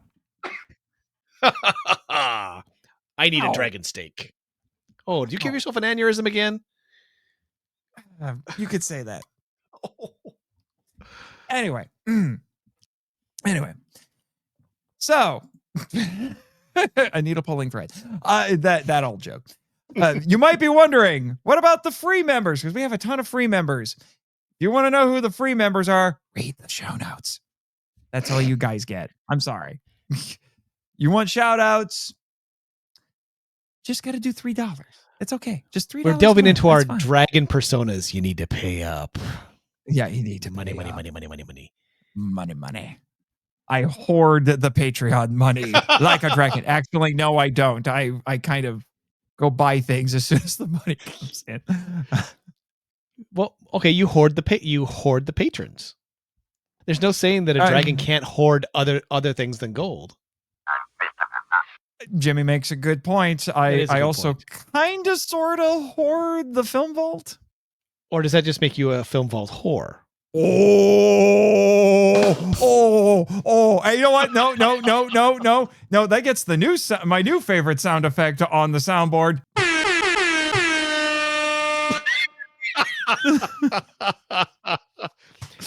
And boom goes the dynamite.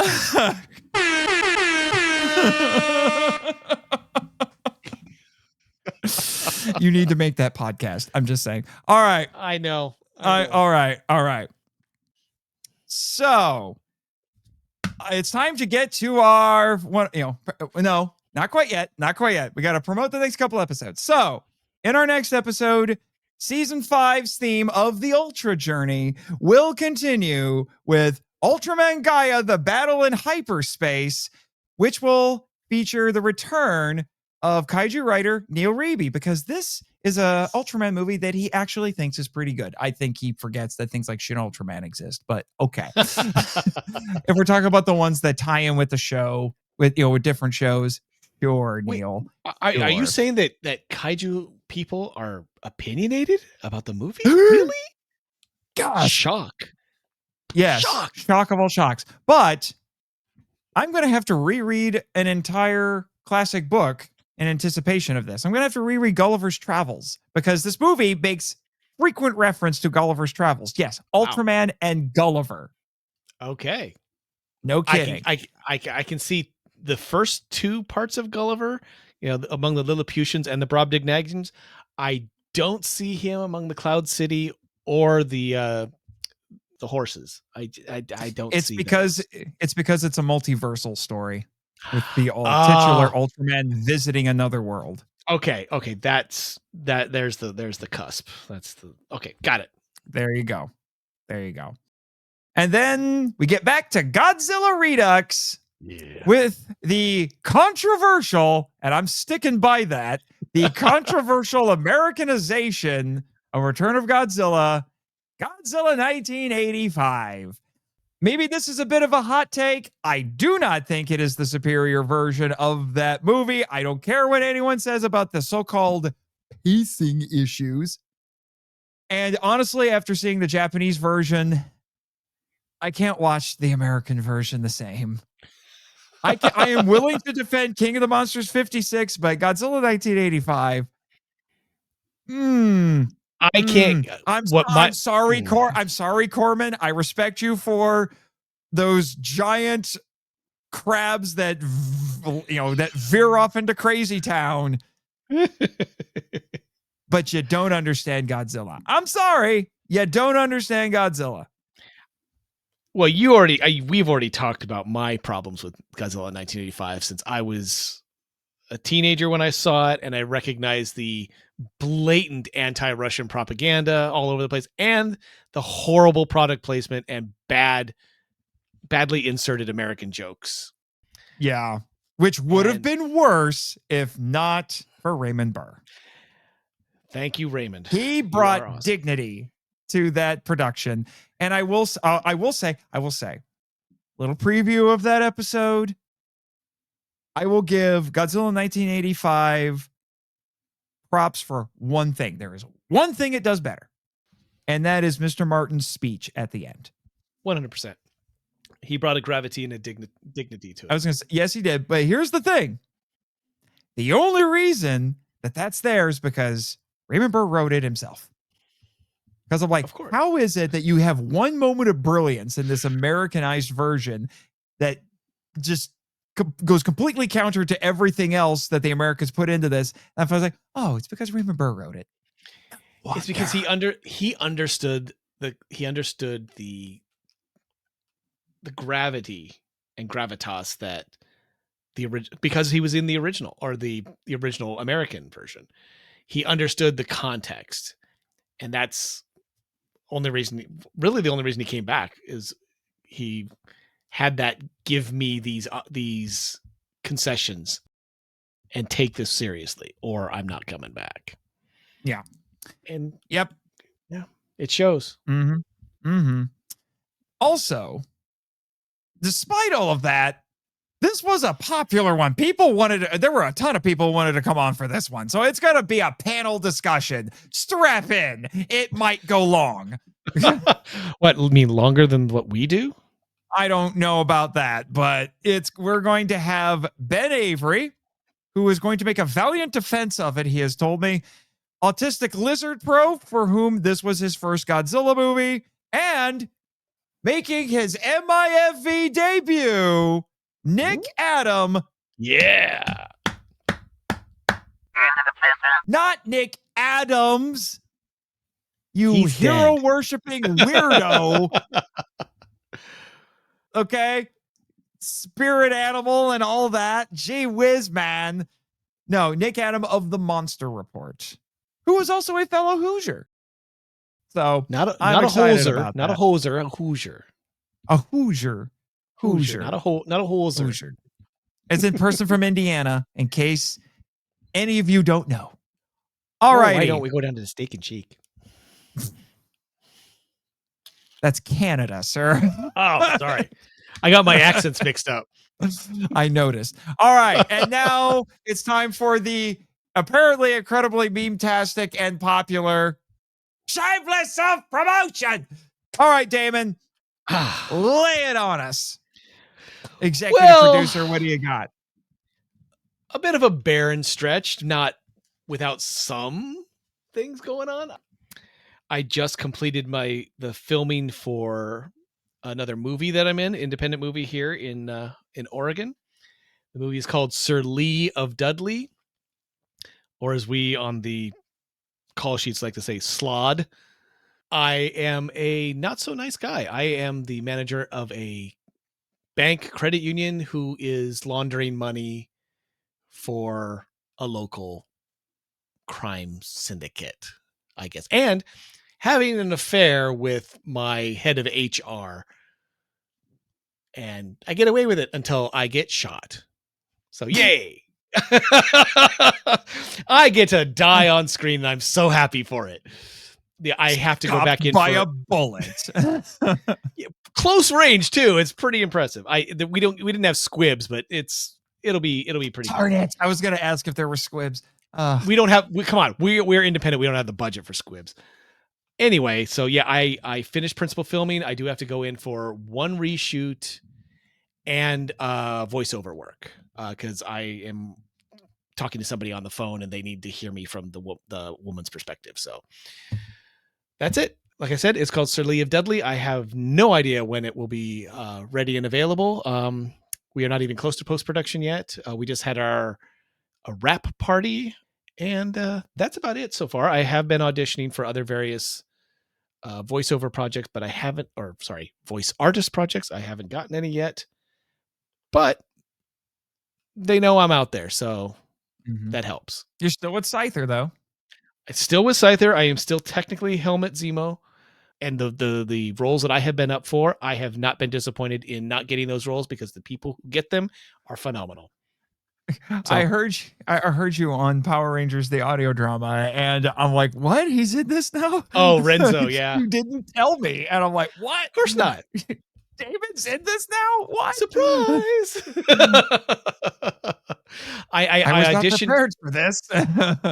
I put in a solid audition for Warren Worthington III, Angel, for the X-Men podcast, X-Men audio drama, because their Warren was leaving. And sadly for me, I did not get it, but the guy who did is phenomenal, so he'll do great. So I'm not too disappointed. I am of the mind always that it is the best person for the project should get the job. If that's me, great. If it's not, fantastic.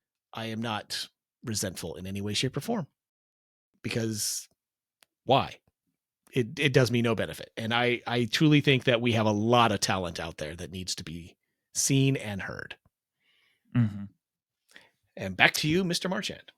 So, first and foremost, if you want to know about more about the show, where to follow us on the socials, how to contact us, listen to the credits, because you should always listen to the credits.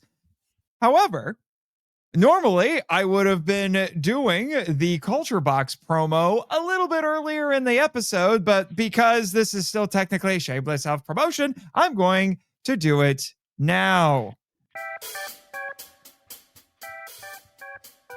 Do you enjoy transforming superheroes? Then you need Henshin Power V3 now! HP V3 is a podcast where three friends have 3 minutes to talk about tokusatsu. Join hosts Nathan the Subro Marchand, Chris Sentai Guy Reiner, and Jake the Metal Don Hambrick as they tackle 5 to 10 episodes of a TV series, live action or animated, that features a transforming superhero like Kamen Rider or Super Sentai. But like Ultraman, they only have 3 minutes to discuss each episode. They also have engaging thematic discussions and go on epic rant masters when something truly annoys them. Then they give awards for stuff like the best fight scene or craziest what the Henshin moment. So, if you're ready for a Henshin credible time, watch your favorite podcatcher for Henshin Power V3 at henshinpowerv3.podbean.com. There you go. Nice and quick. Painless almost.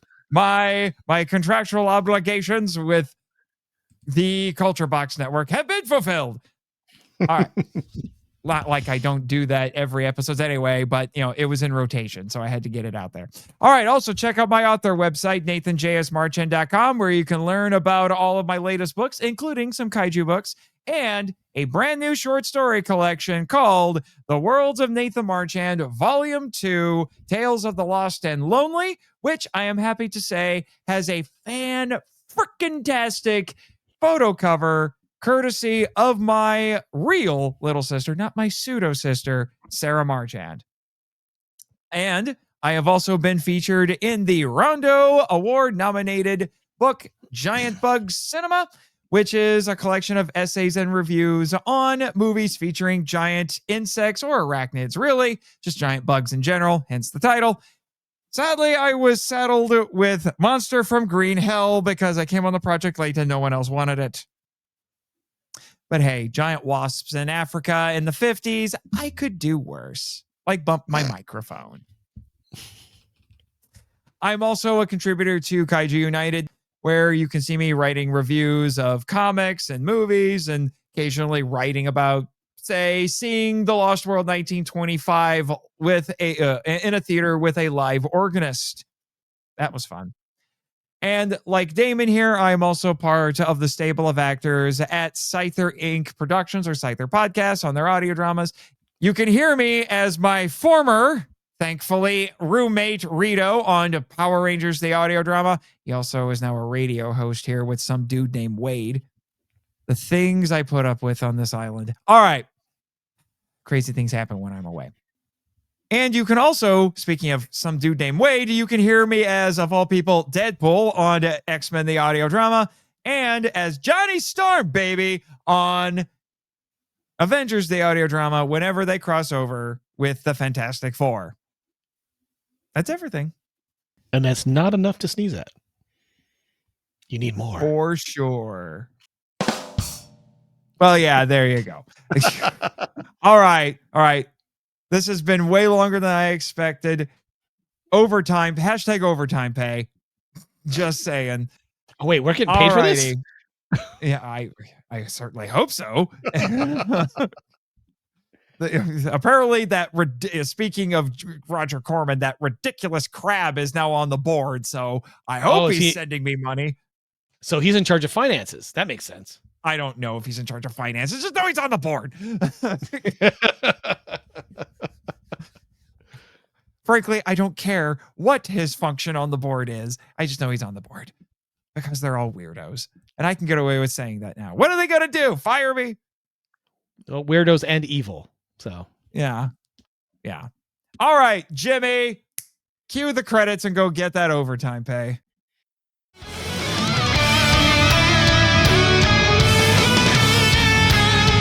Thank you for listening to the Monster Island Film Vault, a podcast produced and hosted by Nate Marchand. Our executive producer is Damon Noyes. If you want to be heard on the show, we'd love to hear from you. So, email us at monsterislandfilmvault@gmail.com or leave comments on YouTube or Spotify. Check the show notes and monsterislandfilmvault.com for Linktree links to all of our socials, including our Facebook group and Discord server, The Markalite Lounge. Be sure to follow Jimmy from NASA and our other colorful characters on X/Twitter. Our logo was created by Rebecca Hudgens. Follow her on X/Twitter and Instagram at super_R_illustrations. Sound effects sourced from freesound.org and created by JP Gant. Our theme song is Wanderer on the Offensive, live edit by B33J, Sarax, Juan Madrano, and Nonsensical Lexus, which is a remix of Counterattack and The Open Way by Koatani from Shadow of the Colossus. Our music includes Ultraman Rap, Artist Unknown, and Chant My Name, a cover by Second Archive of the song by Masaki Endo, with additional tracks from the 4Kids dub of Ultraman Tiga. All film and audio clips belong to their respective copyright holders, and no infringement is intended or implied. Visit our TeePublic store, the Monster Island Gift Shop, to purchase official MIFV merch.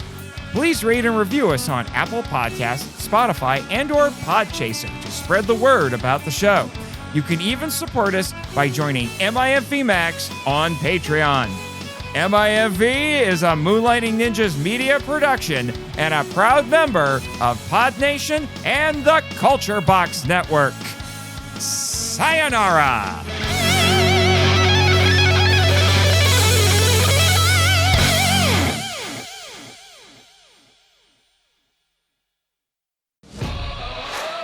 This podcast is a proud member of Culture Box. Whether you enjoy geeky reviews, comedy, or original fiction, you can open up the Culture Box and find something excellent for your soul.